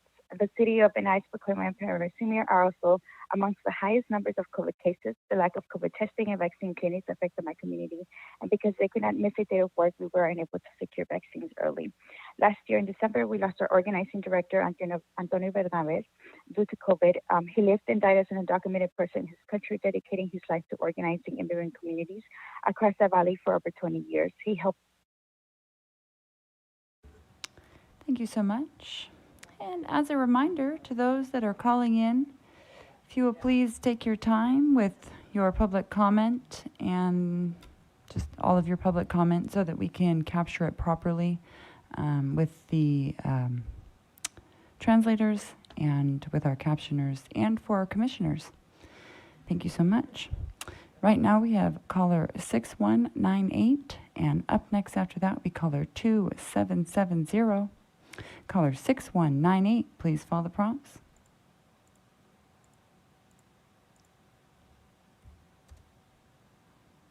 The floor is yours. Good evening, commissioners. Our communities of Walnut Park, Florence Graham, and Huntington Park want to thank you and the rest of the commissioners for helping communities like ours. My name is Sandra, and I'm calling regarding Assembly 110 LA draft map. We are here to ask for a minor small change. We are asking for a 1-for-1 swap. Move the small community of Walnut Park area into the 110 LA map. Then give the small parts of downtown LA that have nothing in common with us that you currently have in the 110 LA map, and move that small downtown area to the AD 54 Mila map. And lastly, you can move the small city of Maywood from AD 54 Mila map to the Gateway map. This is a close to an even swap that will put these small community areas as with other similar communities where they have more in common.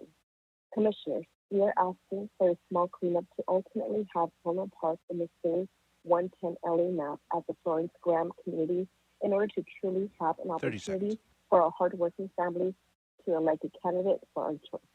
Thank you very much. Thank you so much. And right now we have caller 2770, and up next after that is caller 7317.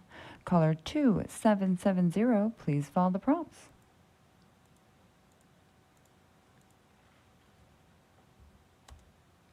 The floor is yours. Good evening. My name is Ann Lee. I'm a lifelong resident of Orange County with the last 30 years in Irvine and more recently in Tustin. First of all, thank you for the most recent iteration of the district map in which the cities of Tustin and Irvine have been preserved into one district and now keep our voices whole. I respectfully urge commissioners to stay on this course for the following reasons. As you may already recognize, Tustin and Irvine share common interests, and we should be considered a single community. Geographically, the city of Tustin shares the entirety of a long stretch of an eastern border, as well as all of our southern border with the city of Irvine. Tustin and Irvine are closely tied with one another as big sister, small sister cities with similar identity and shared resources. In times of emergency, such as the recent storm and past wildfires, our communities are often lumped together. One of the prized schools in the Tustin Unified School District, Beckman High School, is located in the city of Irvine. And one of Orange County's retail dining destinations with over 120 vendors is the Marketplace, which straddles both the cities of Tustin and Irvine. As an Asian American, I identify with the community in Irvine versus North Orange County communities of Fullerton and Yorba Linda. My Korean American community has thrived in Irvine, which is where I worked for more than a decade, and where my neighbors attend school and church, and where we shop and eat out. Thank you so much for your time and consideration in keeping Tustin and Irvine. Thank you so much. And right now we have caller 7317, and up next after that will be caller 3499. Caller 7317, please follow the prompts.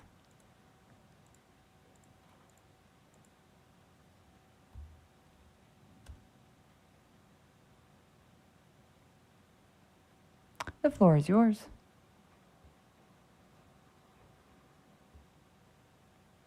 Caller 7317, if you will please double check your phone and make sure you are not on mute. You are unmuted in the meeting.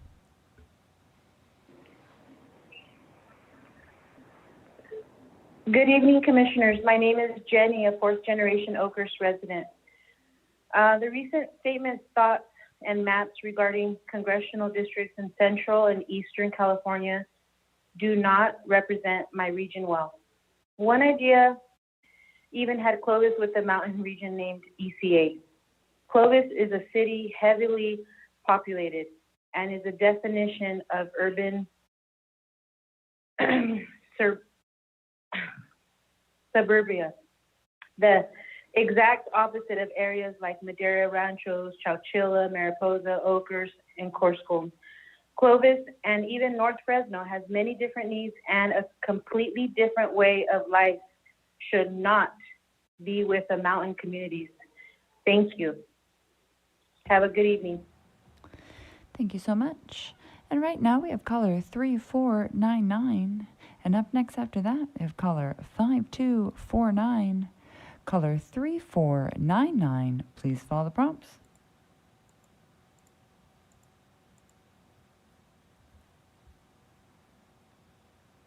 The floor is yours. Good evening, Commissioners. My name is Michelle Lopez, and I am calling you from the city of Grand Terrace. I'm calling you this evening because I'd like to ask that we stay grouped with similar communities for the Senate maps. I know that we've been split at certain points in this process, but I would really like to ask that you keep us neighbored with communities such as Loma Linda, Redlands, and Yucaipa. I've lived in the Inland Empire for decades. My family has been here for over 4 generations as well. And I want to reference a gentleman earlier who said the Inland Empire has very different needs, as well as needing to stay within our own county district mapping. And so with regard to Redlands, with regard to Loma Linda, with regard to Yucaipa, we have very similar demographics in that our median household incomes, those are very similar as well as the housing prices in our areas. And so we have very different needs. If you look further at it, at our areas, our demographics also have a very strong presence in the hospital setting, as we are located central to Loma Linda University Hospital as well as Redlands Community Hospital. And so I'm just asking that with many of our residents in those areas, we have resemble similar demographics, and we're just asking that you please consider keeping us within that area. Thank you for taking our calls so late in the evening. Thank you so much. And right now we will have caller 5249, and up next after that is caller 8575. Caller 5249, please follow the prompts.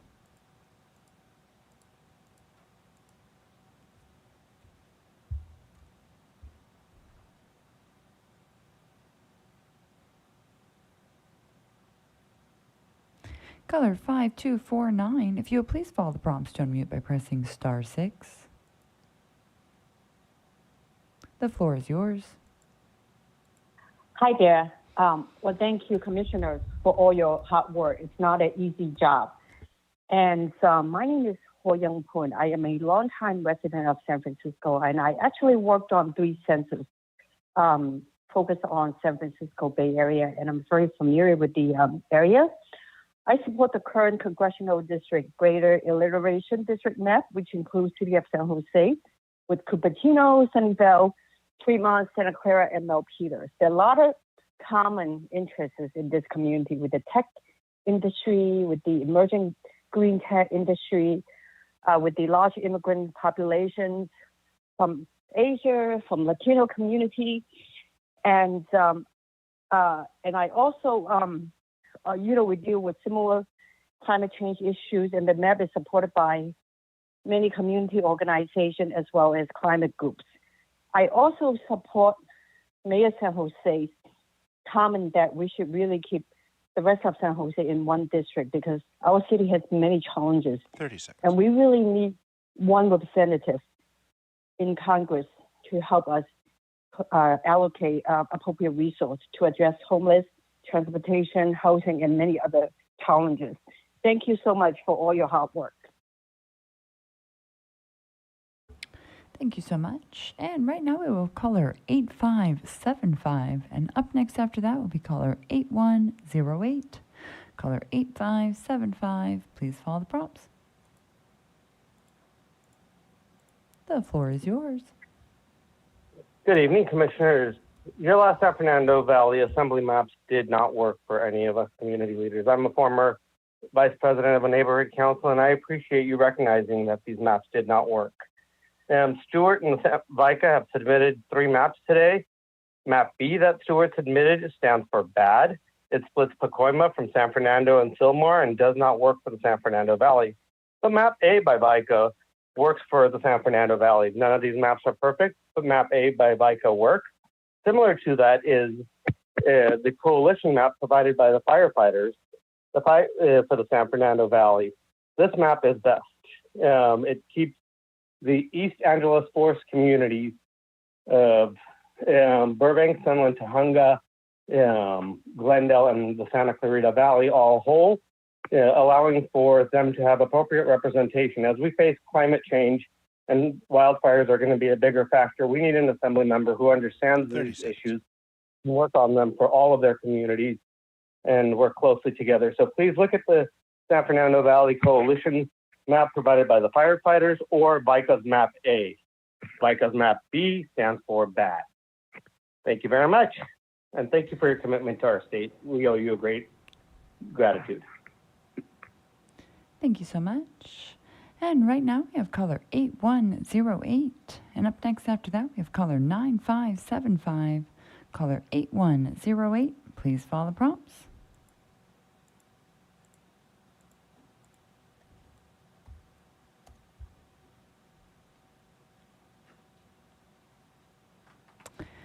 Caller with the last 4 digits, 8108.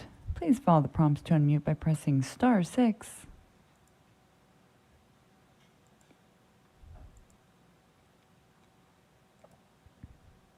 I do apologize, caller 8108. There appears to be some type of connectivity issue for you at the moment. I do have you marked for a retry. I will be coming back around after the break for those. Right now we have caller 9575, and up next after that we will have caller 9938. 9575, please follow the prompts.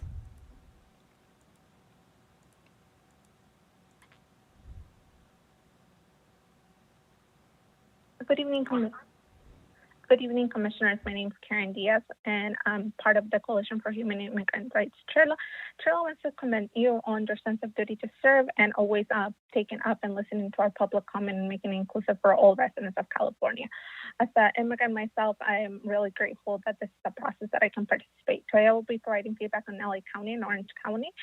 We appreciate that you keep the whole Antelope Valley together in SDIANTVICCVAL map. For the Senate level, a concern that we have is that it's breaking up the communities of the high desert by separating the city of Hesperia from Victorville and Adelanto. While our low-income immigrant communities understand that at the assembly level, they have to draw Hesperia, Adelanto, and Victorville for VRA obligations.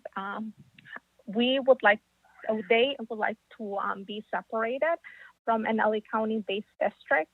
At the Senate level, this modification will respect COIs in the community of the Antelope Valley and the high desert. We suggest that when you draw the Senate district in the Antelope Valley with Santa Clarita in the Antelope Valley, you head north to Kern County, including the city of Rosamond and Mojave in the Central Valley. Also, we want to thank you for your work on the Senate district on the Orange County district. We appreciate that you draw South Fullerton, West Anaheim, and other parts of Orange County. Lastly, we want to uplift the Senate map that you have the San Fernando Valley district, and we want to make sure that you nest two districts at assembly level that are two. Thank you so much. And as one more reminder, please speak slowly when talking about names, cities, and numbers, and for all of your public comment, so that we may capture it with our captioners and our translators, and so that our commissioners can follow along. Thank you so much. Right now we have caller 9938, and up next after that we caller 0669. Caller 9938, please follow the prompts.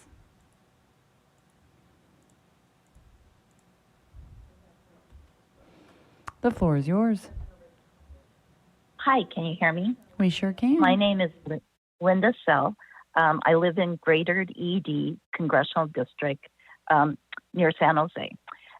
San Jose Mayor made clear that the people of San Jose do not want exploration or integration that puts Greater ED Asian District with a small neck connecting it to San Jose. So I thank Commissioner Savwani and Commissioner Toledo for suggesting and supporting that San Jose population be exchanged between Santa Clara District and Mid-Coast districts. Thank you to Chair Kennedy for asking Commissioner Yee and Commissioner Ahmed to explore this exchange. This matches San Jose Mayor San Ricardo's what he spoke tonight in his letter. It would point to making a majority district, San Jose District of San Clair, which all would match up Greater ED many COIs since the summer, which includes COIs from MALDEF map, Asian Law Alliance map, which is based in San Jose, unanimous vote by a San Jose Sunnyvale City Council, unanimous vote by a Santa Clara City Council, and it also maintains the Cupertino Hispanic VRA district. Your line drawing playbook says it prioritizes council votes. Thank you so much. And right now we will have caller 0669, and up next after that will be caller 3783. Caller 0669, please follow the prompts.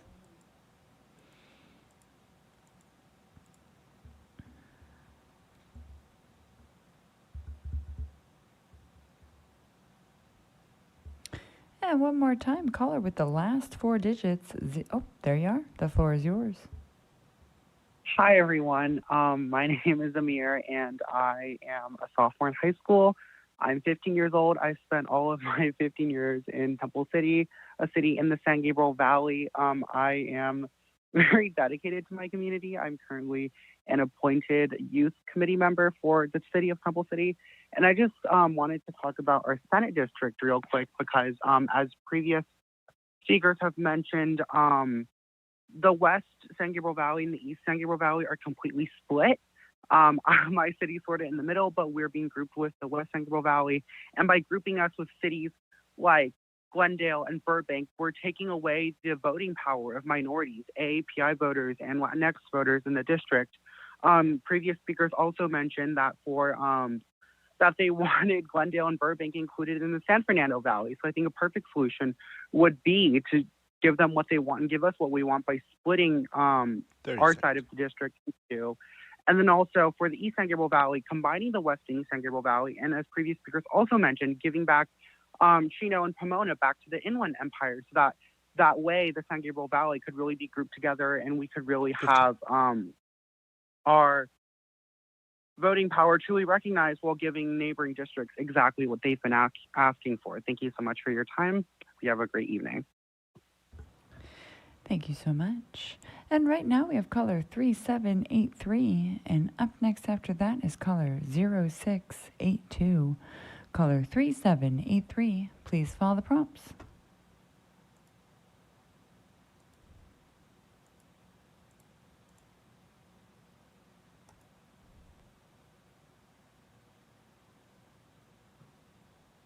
And one more time, caller 3783, if you'll please follow the prompts. The floor is yours. Hi there. My name is Irene, and I'm calling regarding Commissioner Kennedy's proposal, reading the Vietnamese community in Huntington Beach and Little Saigon. Tomorrow, when the Commission revisits the congressional maps, I would like to consider the request that you all consider this proposal. I know you won't be making substantial changes to the OC maps, but this idea seems to be reasonable, fair, and something the Commission can do without blowing up all of its hard work to this point. Thank you for all of your hard work, and I appreciate your thoughts in this congression. Thank you so much. And right now we have caller 0682, and up next after that is caller 9672. Caller 0682, please follow the prompts. The floor is yours. Hello, Commissioners. I'm a resident of the Antelope Valley, and I'm calling to support tonight's iteration, the 1215 iteration of AVSCV, which again includes Silmar, which we support. Callers continue to reference a change in which Porter Ranch and Granada Hills were drawn in with us a few days ago. However, this was not the iteration that was posted tonight on 1215, so I'm not exactly sure if they need to update their scripts or if I'm not looking at the correct iteration. Regarding the callers who continuously try to lump Santa Clarita or the Antelope Valley with Sunland and Tujunga, please stop. Our communities have nothing in common with that area, and to get there, you have to drive through the valley.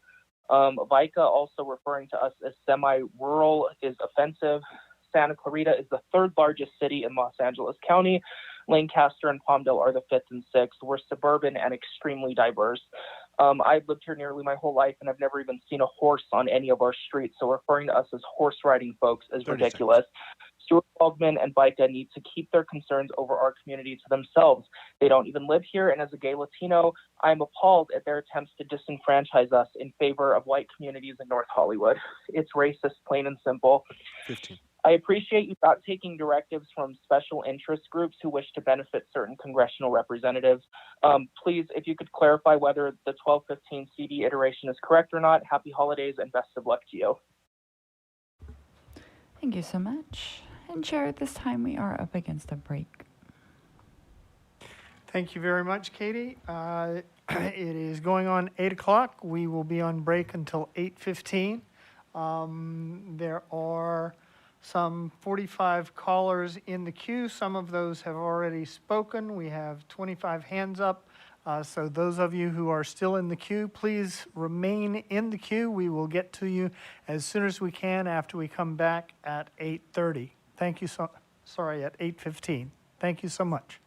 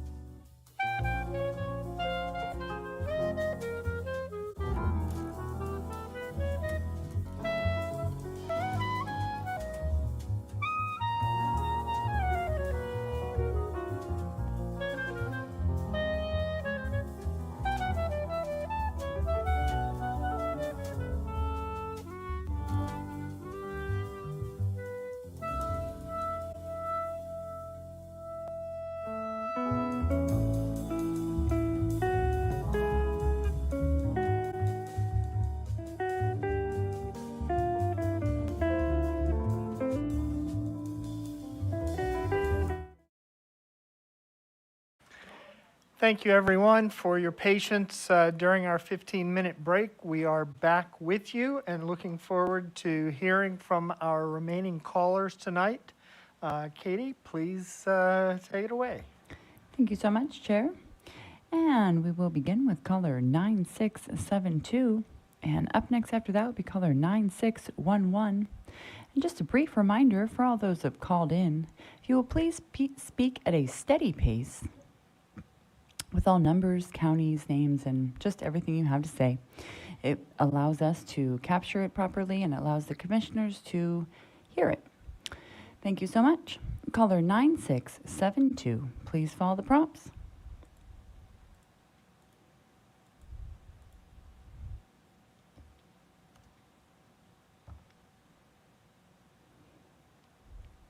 The floor is yours.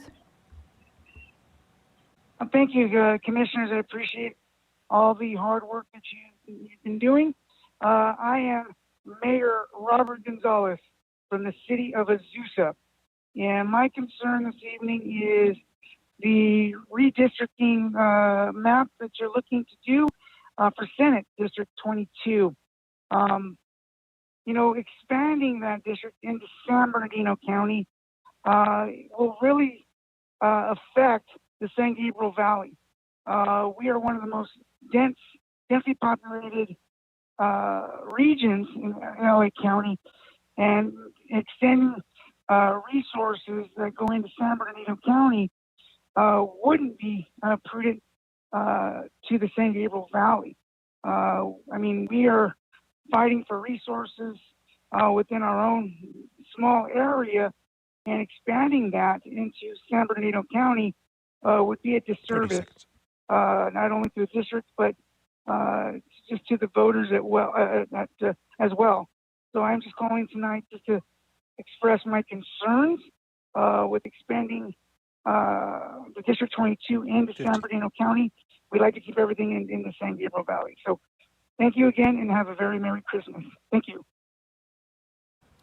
Thank you so much. And right now we have caller 9611, and up next after that is caller 3788. Caller 9611, please follow the prompts. The floor is yours. Hi, my name is Bob Eversole, and I've lived in San Joaquin County for 15 years. And I've been following your commission for months now, and you can't split us up. I'm calling to make sure that you understand that we should be our own area with a solid voice that people can hear, not grouped in with Elk Grove or Sacramento, who are totally different than us. Thank you. Thank you so much. And right now we have caller 3788, and caller after that will be caller 1082. Caller 3788, please follow the prompts.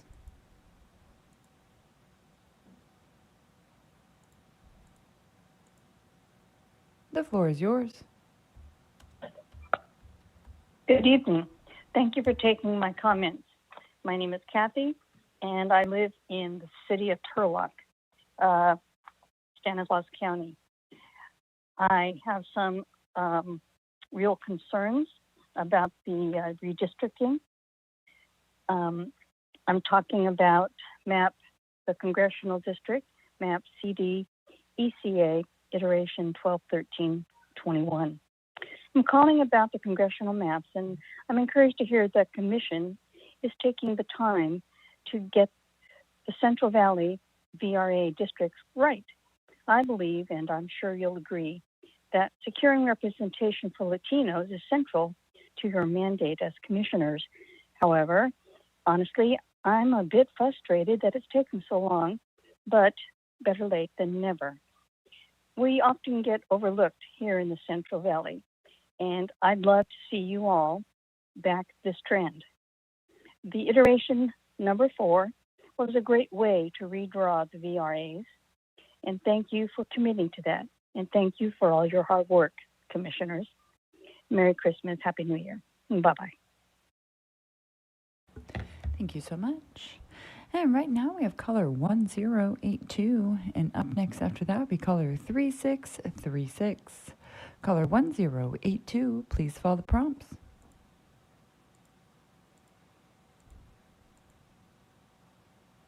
floor is yours. Hello, my name is Syed. I'm a homeowner in Porter Ranch. Recently, Porter Ranch in Granada Hills was taken out of the San Fernando Valley. I'm calling to express my concerns regarding this, as we have both commercial and cultural interests and ties to the San Fernando Valley. And I want to reiterate the point that Sunland to Juna should go with the Antelope Valley. These communities have a lot more in common. And yeah, that's practically what I wanted to convey. Thank you so much and have a great day. Thank you so much. And right now we will have caller 3636. And up next after that will be caller 0209. Caller 3636. Please follow the prompts.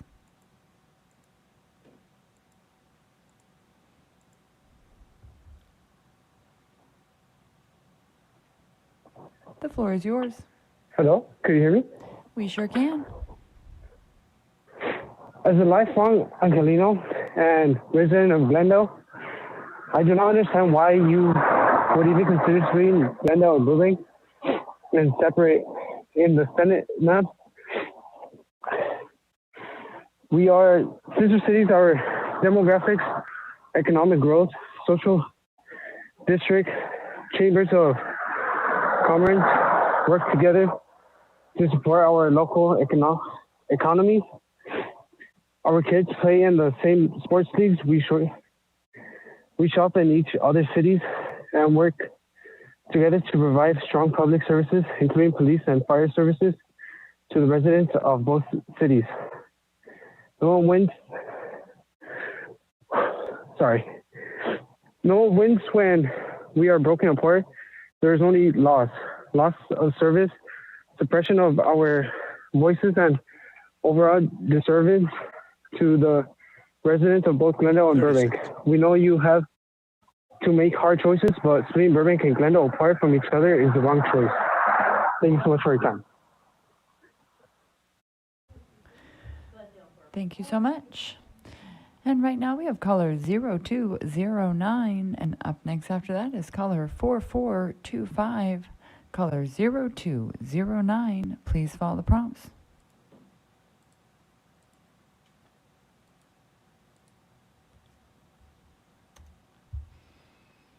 The floor is yours. Hi, this is Bing speaking. I'm in Santa Clara County, a community organizer and immigration leader. I'm calling to comment on the congressional district of Santa Clara map, which is currently District 18. And first, thank you all to the commissioners for your hard work you've done so far. However, on the congressional level of Santa Clara County, the growing Asian population is not reflected in this districting this time. The facts are Asians are the largest ethnic group in Santa Clara County, around 40%, up substantially from 2010. But the current map only reflects 23% of Asian population. This means the current proposed congressional redistricting map in Santa Clara County, unfortunately, is creating districts that preserve the outdated racial and ethnic mix of a decade ago. Asian-heavy cities like Cupertino are carved out of the proposal district, instead including Asian light cities cross lines in cemetery. Such as City, Palo Alto, Mountain Views are separated from similar tech-centric cities like Sunnyvale, Cupertino, City of San Jose, City of Santa Clara, who share this common value, education, cultural, business, technical, infrastructure backgrounds, as what Mayor San Jose just stated. These Asian Americans are splitting up, reducing the community voting power. Silicon Valley should be viewed as an integrated community, as mentioned by previous callers. And it's imperative to keep all Silicon Valley cities together, such as Palo Alto, Cupertino, Santa Clara, Mountain View, etc. I'm really echoing Mayor Sam Bilardo and a few. Thank you so much. And right now we have caller 4425. And up next after that will be caller 3358. Caller 4425. Please follow the prompts.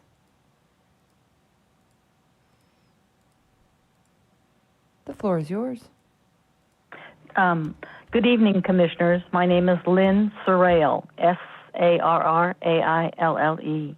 I have been a resident of Turlock, California for 34 years.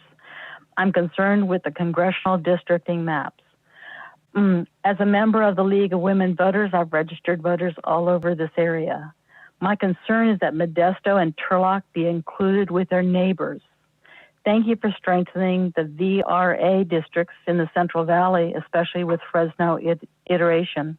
Thank you for helping Modesto and Turlock to be concluded in a congressional district that recognizes and supports our common needs for infrastructure, healthcare, and transportation along the Highway 99 corridor.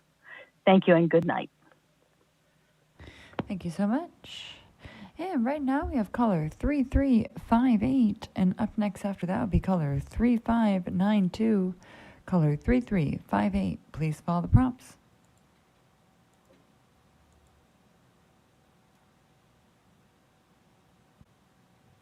The floor is yours. Good evening. I want to thank all of you, but especially Commissioners Turner and Kennedy, for hearing our community and helping us to advocate our communities together, Walnut Park and the Florence Graham area.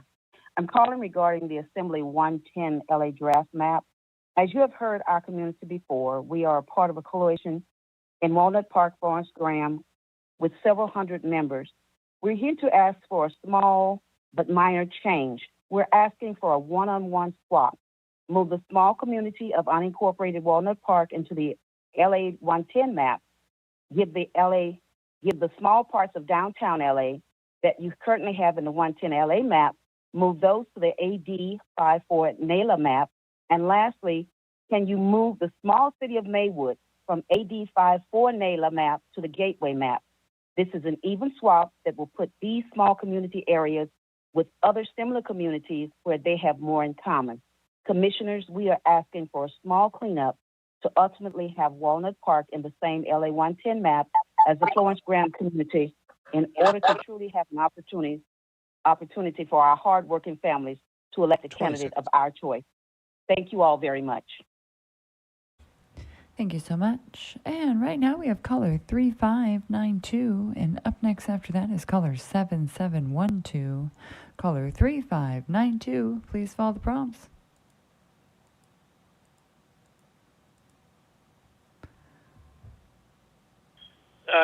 Good evening. My name is Dan, and I'm calling from Modesto in the Great San Joaquin Valley. Thank you, commissioners, for your time tonight. Time and again, keep coming back to these congressional maps, only to have to come back to them again later. The time has come to really double down on getting the VRA districts right and get real substantive Latino representation from the Central Valley. Let's create at least 2 districts with well upwards of 50% CVAP, as is represented in the most recent Fresno iteration number 4. History teaches us that the more spread out these communities get, the less voice they have. Once these VRA districts are done right once and for all, which is shown in the most recent Fresno iteration number 4, then this is progress, and then you can finally move on. Thank you for your time. Thank you so much. And right now we have caller 7712, and up next after that will be caller 7507. Caller 7712, please follow the prompts.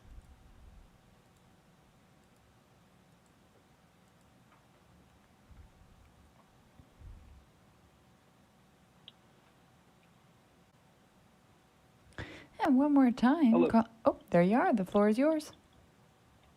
Good evening, Commissioners. I'd like to speak to the 2 new iterations proposed by Commissioners Sidwani and Toledo to raise LCVAPs in King to LaCurne and the Fresno-Tulare District. In the event that you choose to adopt these maps, I'd like to speak to the Stannis-Fresno District. For some reason, this district includes the city of Lathrop in San Joaquin County, a rapidly growing suburb with an industrial economy closely tied to Tracy and Stockton in the largely rural Stannis-Fresno seat. The rapid growth of Lathrop, driven by Bay Area commuters, is quickly going to drive down the LCVAP and efficacy of Stannis-Fresno as a VRA seat. To uplift the voice of the farm worker communities that form the base of Stannis-Fresno, I highly recommend you move out the city of Lathrop and instead include the communities of North Hanford and Lemoore in Stannis-Fresno. This swap would raise CVAP in Stannis-Fresno and would greatly improve the compactness of your maps by eliminating the so-called arm that connects the sliver of Kings County to the Sierras and distant population centers in Bakersfield and Fresno. In Stannis Fresno, North Hanford and Lemoore would be reunited with similar West Valley communities like Coalinga and Mendota. Again, swapping Lathrop out of Stannis Fresno and bringing in Lemoore and North Hanford from Fresno Kern will create a stronger VRA district, better unite communities of interest in the Western San Joaquin Valley, and result in much more compact districts. In other words, it's a no-brainer. Thank you. Thank you so much. And right now we have caller 7507. And up next after that is caller 2956. Caller 7507, please follow the prompts.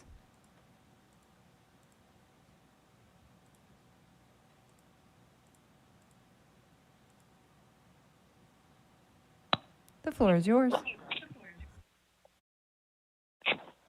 Good evening. I'm calling to request that the Commission would revisit the congressional map for Orange County. And if they have a chance to revisit the map more, please take into consideration West Santa Ana and incorporate West Santa Ana into the new congressional district. The population is about 30,000, and it can be done without disrupting any other district. So please take that into consideration. Thank you, and have a good evening. Thank you so much. And right now we have caller 2956. And up next after that, we will retry caller 5181. Caller 2956, if you'll please follow the prompts.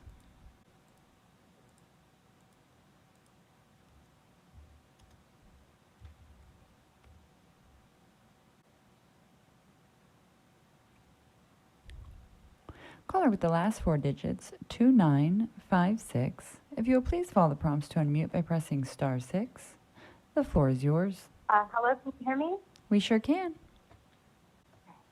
Good evening, Commissioners. My name is Sasha Renee Perez. I'm a council member from the City of Alhambra, a board member with Asian Youth Center, and a lifelong resident of the San Gabriel Valley. Thank you for the time you've dedicated to this commission. I'm calling in to express my deep opposition to the current West SGV and East SGV Senate maps. These maps dilute API and Latino communities in the West SGV and combine our region with cities we share no interest with. The East and West San Gabriel Valley need to be kept whole. We need to continue to have representatives who understand the unique needs of our predominantly low-income immigrant communities of color and the challenges facing our region, such as air quality, lack of green space, and transportation. Our communities are consistently competing for resources with many of the outside communities we've been combined with. I've heard a number of commissioners share that these Senate maps were created as a result of feedback that was provided around the West SGV congressional maps. I've spoken to several organizations such as Active SGV, Nature for All, and API Forward Movement, who have submitted letters to make clear that their comments were only directed towards the congressional map and that they do not want to see the San Gabriel Valley split apart.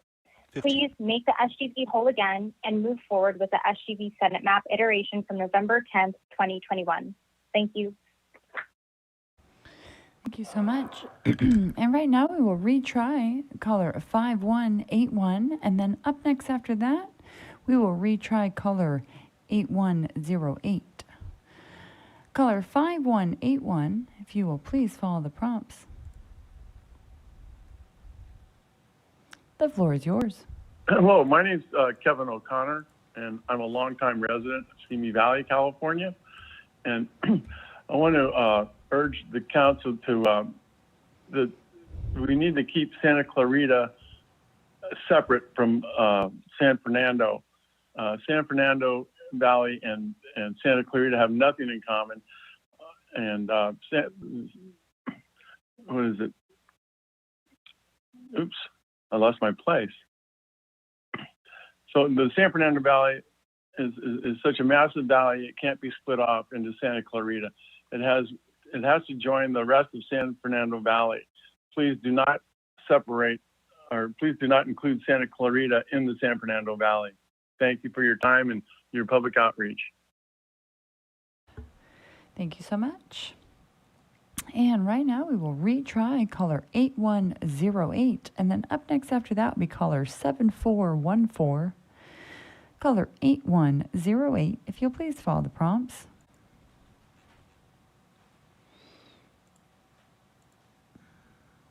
The floor is yours. Good evening, Commissioners. My name is Ben Menor. I lived in Santa Clara Valley for 66 years. 20 years of that has been in San Jose and 20 years currently in Sunnyvale. I support the current CD Greater Iteration District map, which includes cities of San Jose, Cupertino, Sunnyvale, Fremont, Alviso, Santa Clara, and Milpitas. And although there's an effort to have one major district that would represent San Jose, I'm afraid of the dilution of the populations of Asian Americans and Hispanics being endorsed into those communities in this one district. I believe that the district that I'm in, District 17, has provided a base to provide great services to the immigrants, the minority population, with regards to language and cultural competence services. And so I would like you to look very seriously as these cities have developed a tremendous bond within their own communities with their religion, language services, as well as their culinary attributes to the rest of the community of this district. Thank you for the opportunity to speak to you. Thank you so much. And right now we'll be going to caller 7414, and up next after that will be caller 2988. Caller 7414, please follow the prompts.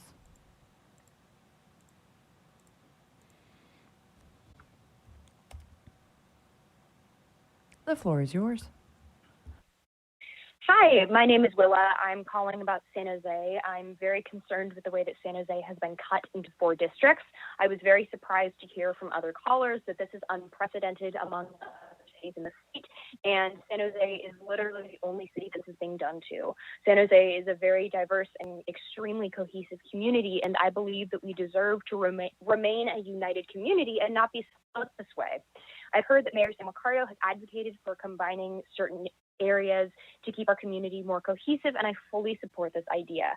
I would ask that you please listen to the many people who have commented and who want to keep our community together, and I ask that you please don't divide San Jose. Thank you very much. Thank you so much. And right now we have caller 2988, and up next after that will be caller 5955. Caller 2988, please follow the prompts.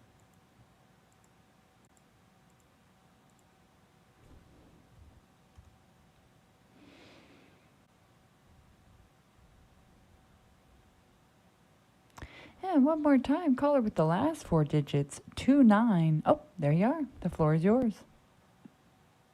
Hello, Commissioners. My name is Sarah. I'm also from San Jose.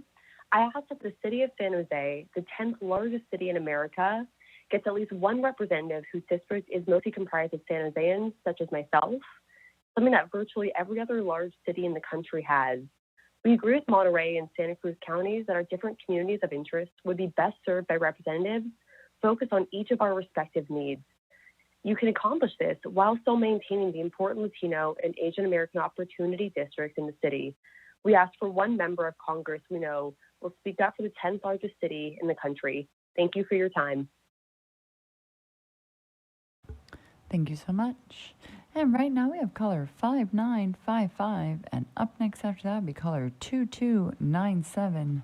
Caller 5595, please follow the prompts.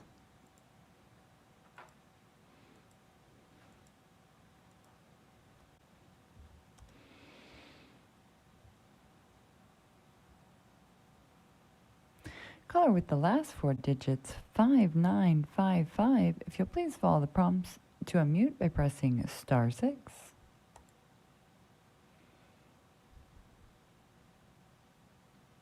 The floor is yours. Good evening. I'd like to comment on the map ADJRC iteration. I'd like to begin by thanking the commissions for keeping the communities of interest in Corona, Hooper Valley, and Riverside together. But Grand Terrence is not part of that community of interest. Grand Terrence is in a different county with a different school district and different local priorities. Grand Terrace is a very much connected to Colton and San Bernardino and should be grouped with San Bernardino-based districts. We ask that you remove Grand Terrace from that district and include UCR instead. Happy holidays and thank you so much. Thank you so much. And right now we have caller 2297, and up next after that is caller 7592. Caller 2297, please follow the prompts.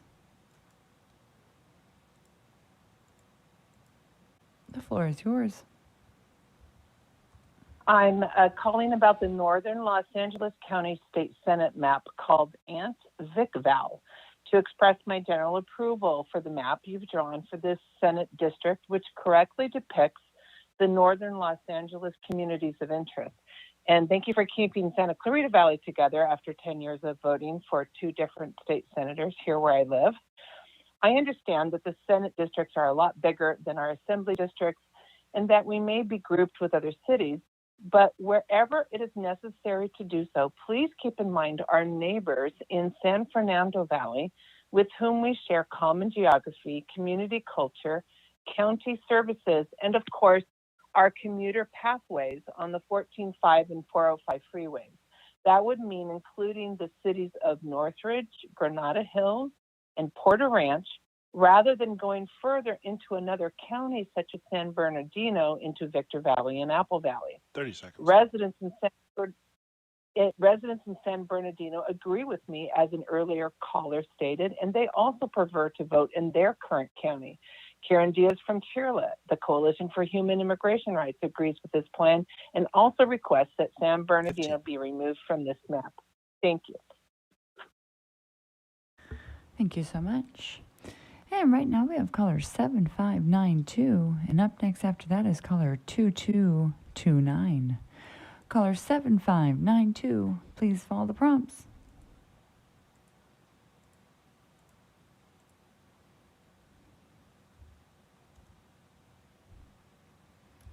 The floor is yours. Thank you and good evening. In regards to congressional redistricting, while the specific plan may be regarded as extreme, the Hispanic CVAP percentage for CD Cupertino could be increased. Please see public input number 38855, 38855, San Jose. Having San Jose divided among 4 congressional districts would not be a good idea. For a visualization of a San Jose in 3 districts plan, please see public input number 40536, which was posted earlier today, 40536. This plan has a San Jose majority congressional district, which includes Los Altos Hills, Los Altos, Loyola, Saratoga, Monte Sereno, Los Gatos, Campbell, and more than half of San Jose's population. Mountain View would be split. District Greater Ed would have more of West San Jose. CD Cupertino would be modified also. And there would be a coastal district from Pacifica to San Luis Obispo County. I hope that Commissioners Ahmad and Yee would see public inputs 40536 and 40585 before their line drawing session with Tamina. Thank you and have a good evening. Thank you so much. Right now we have caller 2229, and up next after that will be caller 1595. Caller 2229, please follow the prompts.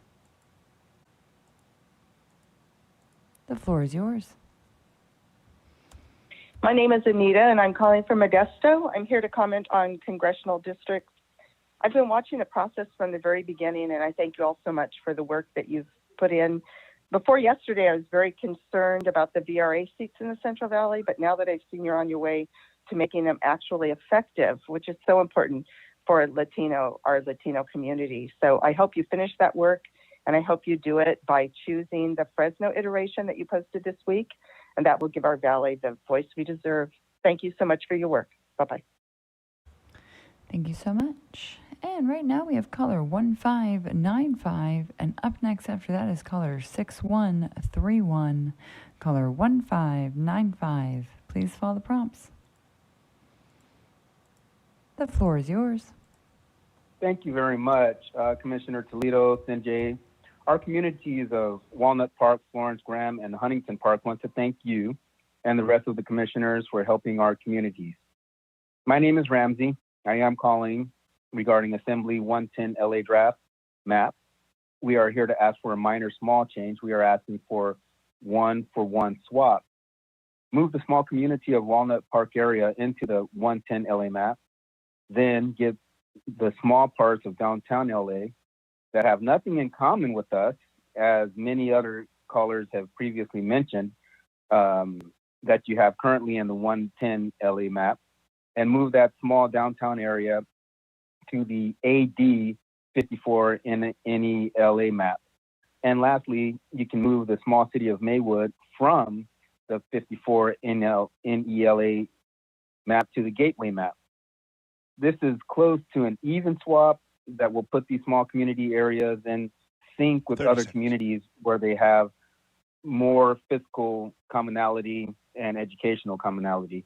Commissioners, we are asking for a small cleanup to ultimately have Walnut Park in the same 110 LA map as a Florence Graham community in order to truly have an opportunity for our hardworking families to elect candidates that suit our choice. Thank you very much. Thank you so much. And right now we have caller 6131, and up next after that is caller 4967. Caller 6131, please follow the prompts. The floor is yours. Good evening, Commissioners. I'd like to reference the Kings-Tulare current congressional map. Kings County is a collection of small rural towns economically driven by their agricultural industry. During the September recall election, some towns in Kings County did not have vote centers or ballot drop boxes.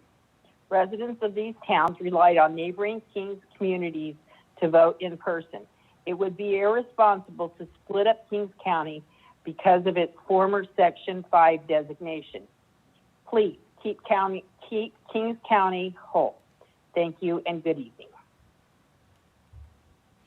Thank you so much. And right now we have caller 4967, and up next after that is caller 7483.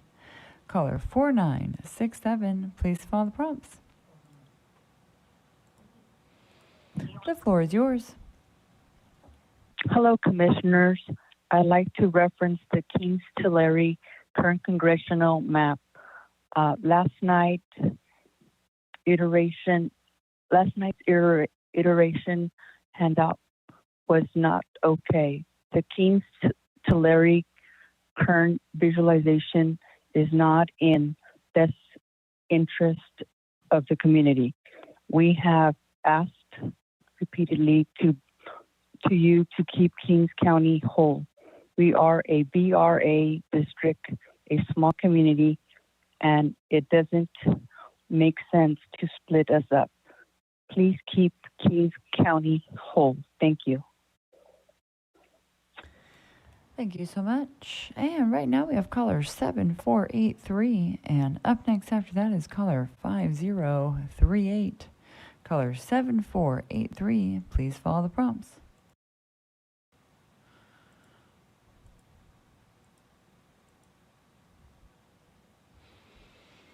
The floor is yours. Thank you. While I appreciate rejoining Modesto and part of Turlock, you still have Turlock split, and they now are again in the Sierra District. Stanislaus County is a Central Valley county. It's not the Sierras. We're an agricultural area, not foothills or forest land or high desert. I've been hearing from many callers that current lines put them in areas where there's no commonality. Well, this current iteration puts Stanislaus and its agricultural interests with the Sierras and the high desert border of San Bernardino County, which is absolutely has no agricultural interests whatsoever. We have a number of issues revolving around agriculture, transportation, education, healthcare, and housing. We have water issues like all of California. However, we are a large supplier of food for not only California, but our whole country. We have a large Hispanic, Assyrian, Punjabi, and Portuguese communities in this small area, and these voices will be diluted with the latest iterations. Diversity is our strength, and it needs to be protected and listened to. As the current California 10 district, we have been making progress in solving these issues. Please do not create a district where all of our advancements will be for naught. Thank you so much, and have a nice holiday. Thank you so much. And right now we have caller 5038, and up next after that will be caller 2206. Caller 5038, please follow the prompts.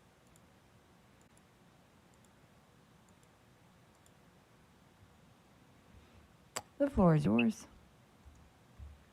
Buenas noches, comisionados. Gracias por su arduo trabajo.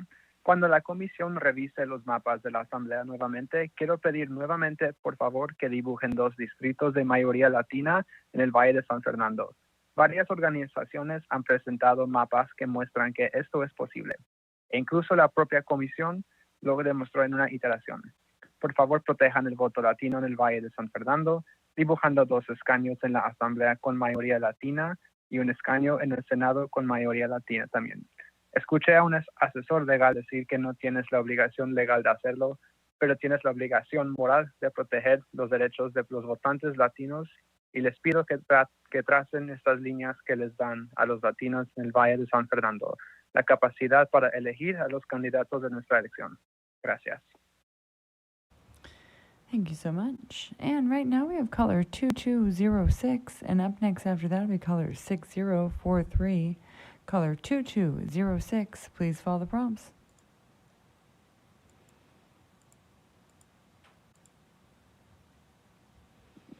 The floor is yours. Hi, Joseph Souza. I was just calling in to talk about how I believe it's not right that the city of San Jose is broken up into multiple districts, where while every other major city in California has a representative that encompasses the majority, at least, of the cities themselves. I agree with Monterey and Santa Cruz that their communities are far too different for San Jose to be wrapped up in part of their district, and that San Jose should have its own district representative. Thank you. Thank you so much. And right now we have caller 6043, and up next after that we caller 2252. Caller 6043, please follow the prompts.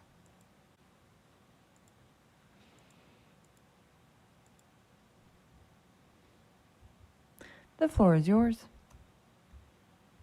Good evening. My name is Matthew, and I'm a resident of Alhambra. Calling in to share my concern that the State Commission is splitting the West San Gabriel Valley from the East San Gabriel Valley and reducing the voting power of API and Latino communities in the SGB. West San Gabriel Valley cities like Alhambra, MPK, San Gabriel, and Rosemead are currently being connected with white, affluent foothill cities such as Pasadena, La Cañada, and Bradbury. The SGB has its own unique issues and challenges with green space, transportation, and air quality. Small SGB cities are constantly fighting for resources to improve our neighborhoods and competing with foothill cities.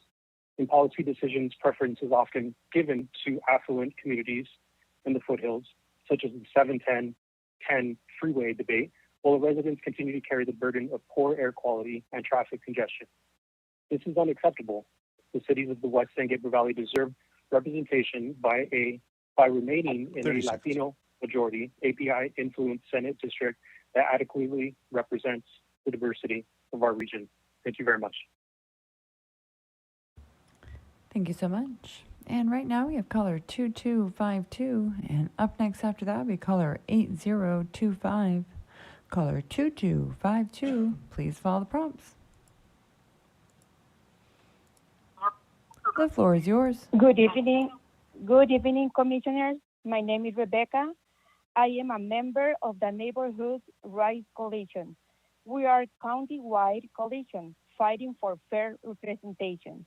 Thank you for the work you have done so far in Los Angeles County.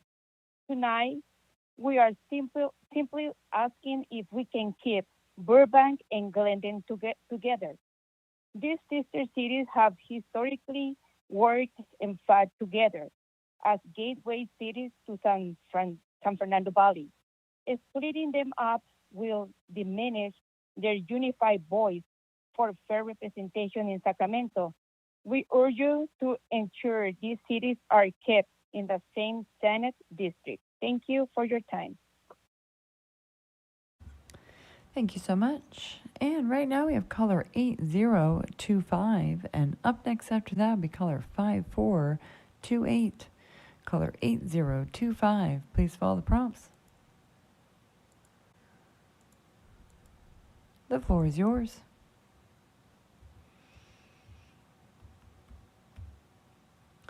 Caller 8025, if you'll please double check your phone, make sure that you are not on mute. You are unmuted in the meeting. Hello, can you hear me? We sure can. Sorry about that. Hi, Commissioners. I ask as a resident of San Jose.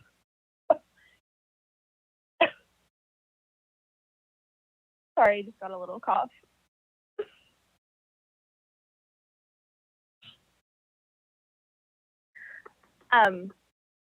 Sorry about that. My throat was a little dry, but as the 10th largest city in America, I just don't think it makes sense that we would be split up into such small districts. I feel like that would really diminish the diverse voice that San Jose offers. I do agree that Monterey and Santa Cruz counties should be in a different representation just because they have different communities of interest. But I hope that you guys will rethink splitting up San Jose into separate districts so that we can continue to make progress with one voice that San Jose has, since we have similar interests. Thank you, Commissioners, and I appreciate you taking public input. Thank you so much. And right now we have caller 5428, and up next after that will be caller 1535. Caller 5428, please follow the prompts.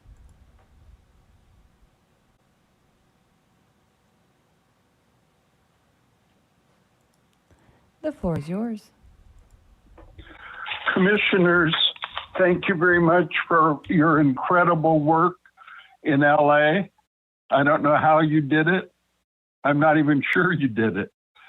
I want to also thank Katie for setting the civil tone of these hearings, which could have been contentious. So many visualizations ago, you surprised us with the North Contra district. On first look, it seemed to be the perfect 5-refinery district, including the working class residents impacted by those refineries. You've gone through many versions to end up with an amazing majority-minority district reflecting the diversity of the state in which we live. Thank you, Commissioner Yee, for adjusting the southern Solano shape to include the Suisun Bay, the best duck hunting and sturgeon fishing in California. North Contra still needs a little more adjustment. The 100-year-old Shell Martinez refinery has been split into 2 congressional districts. It really does matter if you know the area. Moving east to the Antioch split, did you intend to include single-family Southeast Antioch commuters?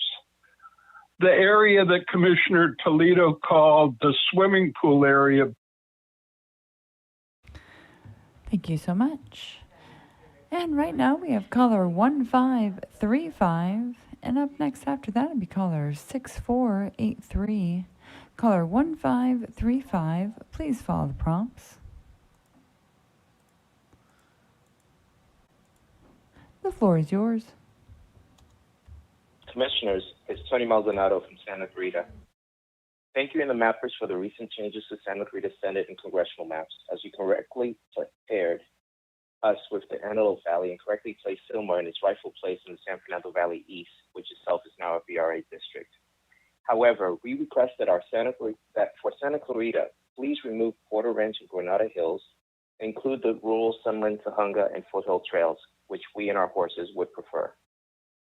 By the same token, please revisit Santa Clarita's assembly map, which still has us connected to the San Fernando Valley, as Santa Clarita is home to over 300,000 Please remove the San Fernando Valley and instead add Agua Dulce, Acton, Lake Elizabeth, and the northern unincorporated areas of LA County up to Fraser Park. This would ideally match our Senate and congressional maps. Regarding our Senate and congressional maps, please move the boundary on the eastern side of Santa Clarita further into the Angeles National Forest. Currently, the boundary is sitting off the 14 freeway. This area is home to Placerita Canyon State Park and Magic Mountain Wilderness that are wholly within the Santa Clarita Valley, which local Santa Clarita residents use for recreation and strengthens our wildfire risk management. These areas should not be in the San Fernando Valley maps, but instead within all of the Santa Clarita maps. On another note, a big thank you to Katie and all the call moderators and ASL interpreters.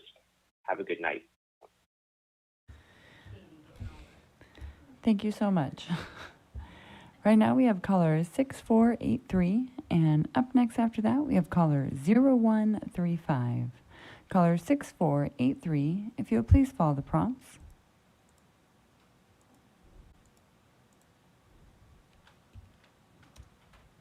The floor is yours.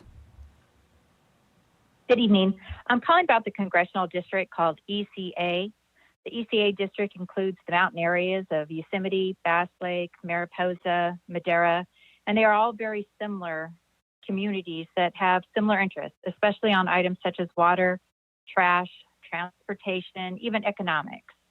Adding Clovis and North Fresno, as I heard you mention earlier this week, is like adding large cities or metropolitan areas that are basically the opposite of these ECA areas, mountain areas. So please take this into consideration when you're finalizing the ECA district, and keep counties whole and with their counterparts, such as Madera, Mariposa, Merced, and please leave Clovis and North Fresno out of the ECA district. Thank you very much. Thank you so much. And right now we have caller 0135, and up next after that will be caller 4599. Caller 0135, please follow the prompts.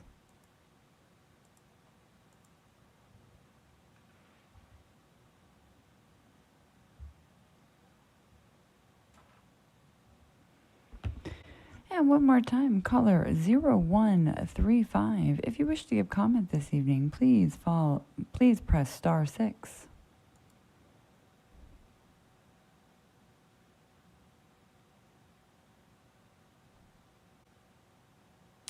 Caller 0135, as you had not chose to raise your hand this evening, I will be going to the other few callers in the queue. If you choose to press star 9, indicating you do wish to give comment, I will retry again one more time. If you do wish to give comment, please press star 9, and I will come back around.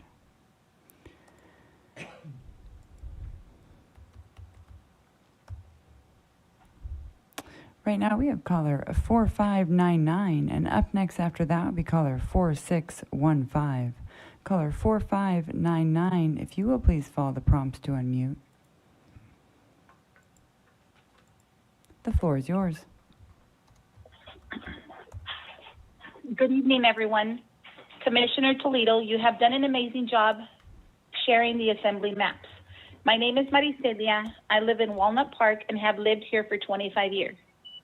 Today we are calling to ask you and the Commission to do a small cleanup to our community.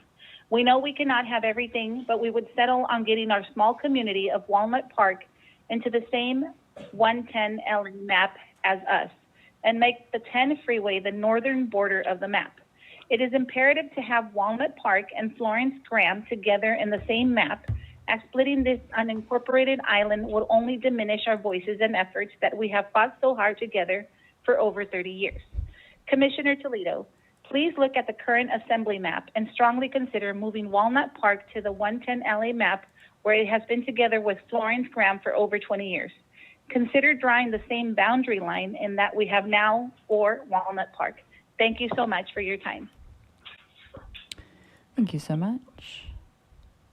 And right now we'll be going to caller 4615, and then up next after that we will have caller 6089.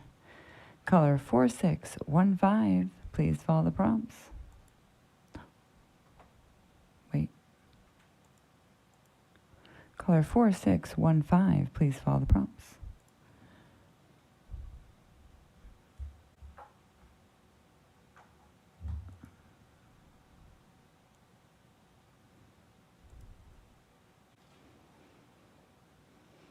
And one more time, caller with the last four digits, 4615. As you have not chosen to raise your hand this evening, if you wish to give comment, please press star 6.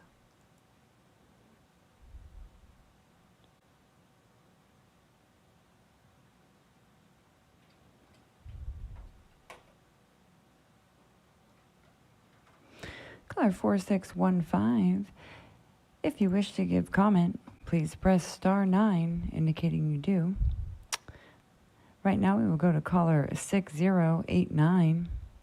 And up next after that would be caller 9747. Caller 6089, if you will please follow the prompts.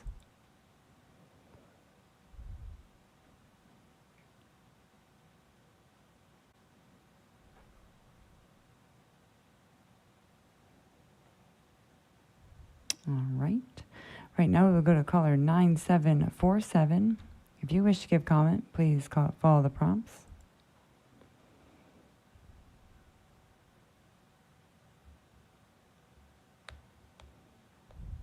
The floor is yours. Commissioner Toledo and Zenaya. Communities of Walnut Park, Florence, Graham, and Huntington Park want to thank you and the rest of the commissioners for helping communities like ours. My name is Steve Quinones. I am the CEO of the Florence Fireside Community Organization. I am calling regarding the Assembly 110 LE draft map. We are here to ask for a minor small change. We are asking for a 1-for-1 swap.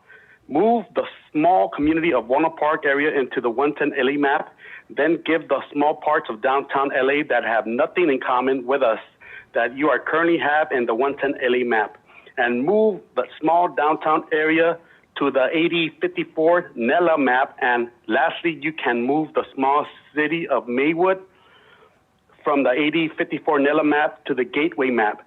This is an enclosed and even swap that we will put these small communities areas with other similar communities where they are more in common. Commissioners, we are asking for a small cleanup to ultimately have Walnut Park in the same 110 LE map as the Florence Graham community in order to truly have an opportunity for our hard-working families to elect a candidate of our choice.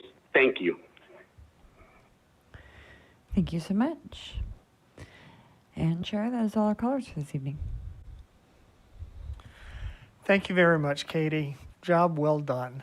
Okay, so on the run of show, I put a very short discussion in the form of a recap and preview. So I just wanted us to have an opportunity to reflect on the day. I think we did some very good work today. I think we worked well together. I think we made the best possible use of our incredible team of mappers. We certainly demand a lot of them, but they have come through for us. I am hopeful that we can be as productive tomorrow as we were today.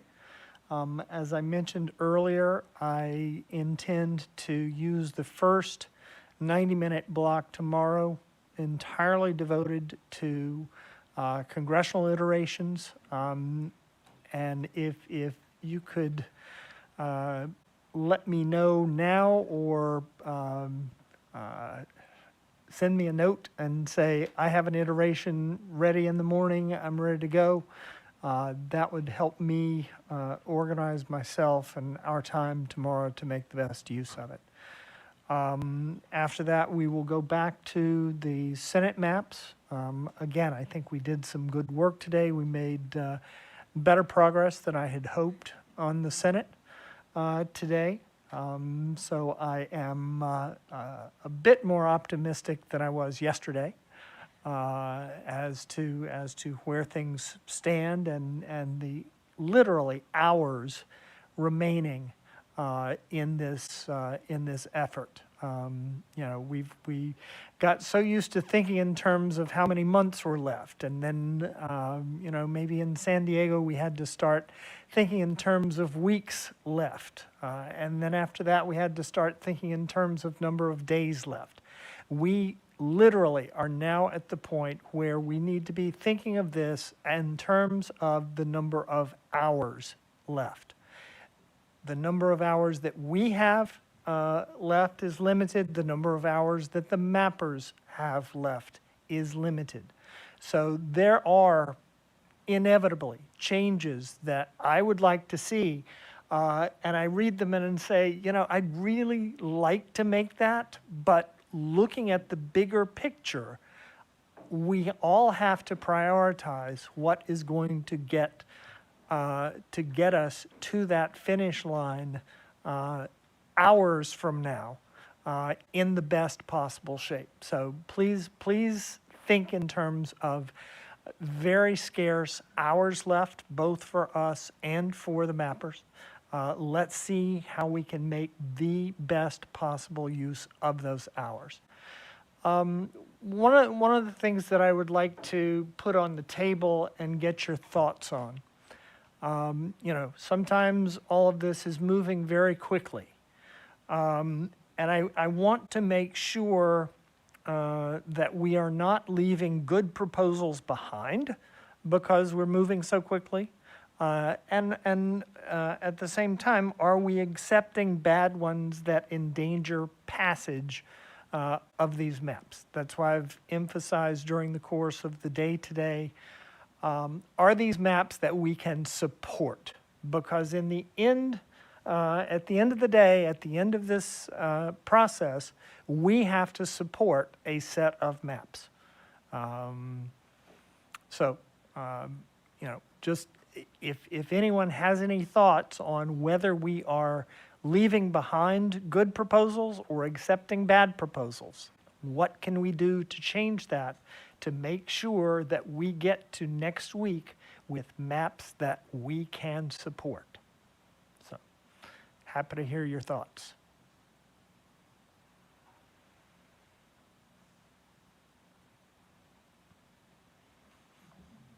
I know we're all tired. Commissioner Kitagawa. I think I just am looking for a little clarification. Are you talking about, based on what we're hearing, are there changes that we would like to see or propose to the current drafts that we have? Should we be coming back tomorrow ready to share either our requested change or come with an iteration of some type that, perhaps we've done on our own through QGIS or with the mappers? There have been concepts that have been put on the table, that have been discussed, and that have been dismissed. Were we correct in dismissing them? Likewise, there have been proposals put on the table and accepted. Did we accept some that, deep down, we are not committed to supporting? Because, as I say, at the end of the day, we have to support these maps. So I want to make sure that we have done everything that we can to end this process with maps that each of us can support. Commissioner Sinai. I think one of the pieces I would like to see tomorrow is just have a conversation with legal counsel about the different options in the Central Valley, the 4 iterations we saw, and just get legal counsel's take on each of them. I know that they've been approved, but it's always helpful just to hear from them. Very good. Thank you. Commissioner Yee. Yeah, thank you, Chair. I appreciate your diplomatic language about, being able to support final maps. More bluntly, we're going to take a vote, right? And so if any of us has a reservation that would keep us from voting yes on a map, it needs to be a special vote, of course. It does not have to be unanimous. The 2010 vote was not unanimous. But of course, every vote does count. So, I guess the plea is, and I agree with it, show your cards. If there's something that would keep you from approving, let us all know early. so we can see what we can do, and that'll all make it go better. I think that's Exactly. Let's not have any surprises. Commissioner Anderson. Well, one proposal that we did kind of ditch, I think, clearly said, hey, we really like it, is the one that you made, Chair, parts of Huntington Beach. And I don't know if that's what we have right now or not. That's something I think that was a good idea. We just kind of went, oh, well, we're way too fast on that, I thought. I still firmly believe that we could, on one map, have the Sierras with the Sierras and not the Central Valley. I know a lot of people think, oh, that's dumb. They all look, they're the same. They're not. And we're hearing it over and over again. People go, that's a good map because they want someone else to be with the Sierras and not them. And I think we could do it. But I'm only one of those, so don't worry about it too much. But I really, really would like to see us try that. Thanks. And also the little corner in Humboldt, we need to have that fixed. So it has to be the same in all the maps. Okay, and that's, that really is, as I see it, the purpose of the work that we're going to be doing Saturday and Sunday, doing those sorts of very small cleanups to make sure that we've got our ducks in a row. On the Sierras, I think I said this yesterday or the day before. To me, it's kind of a process of 1 + 1 makes 2. The Placer to Tahoe connection makes sense because of the roads and so forth. And then a separate Tahoe to Mono and Inyo connection because of those issues. It's not that Inyo has the same issues as suburban Placer County, but it's that Mono and Inyo have the same issues as Tahoe, and Tahoe has the close relationship to suburban Placer County. So that's my thinking on that, and that's out there for everyone to understand my thinking on it. So thank you for that.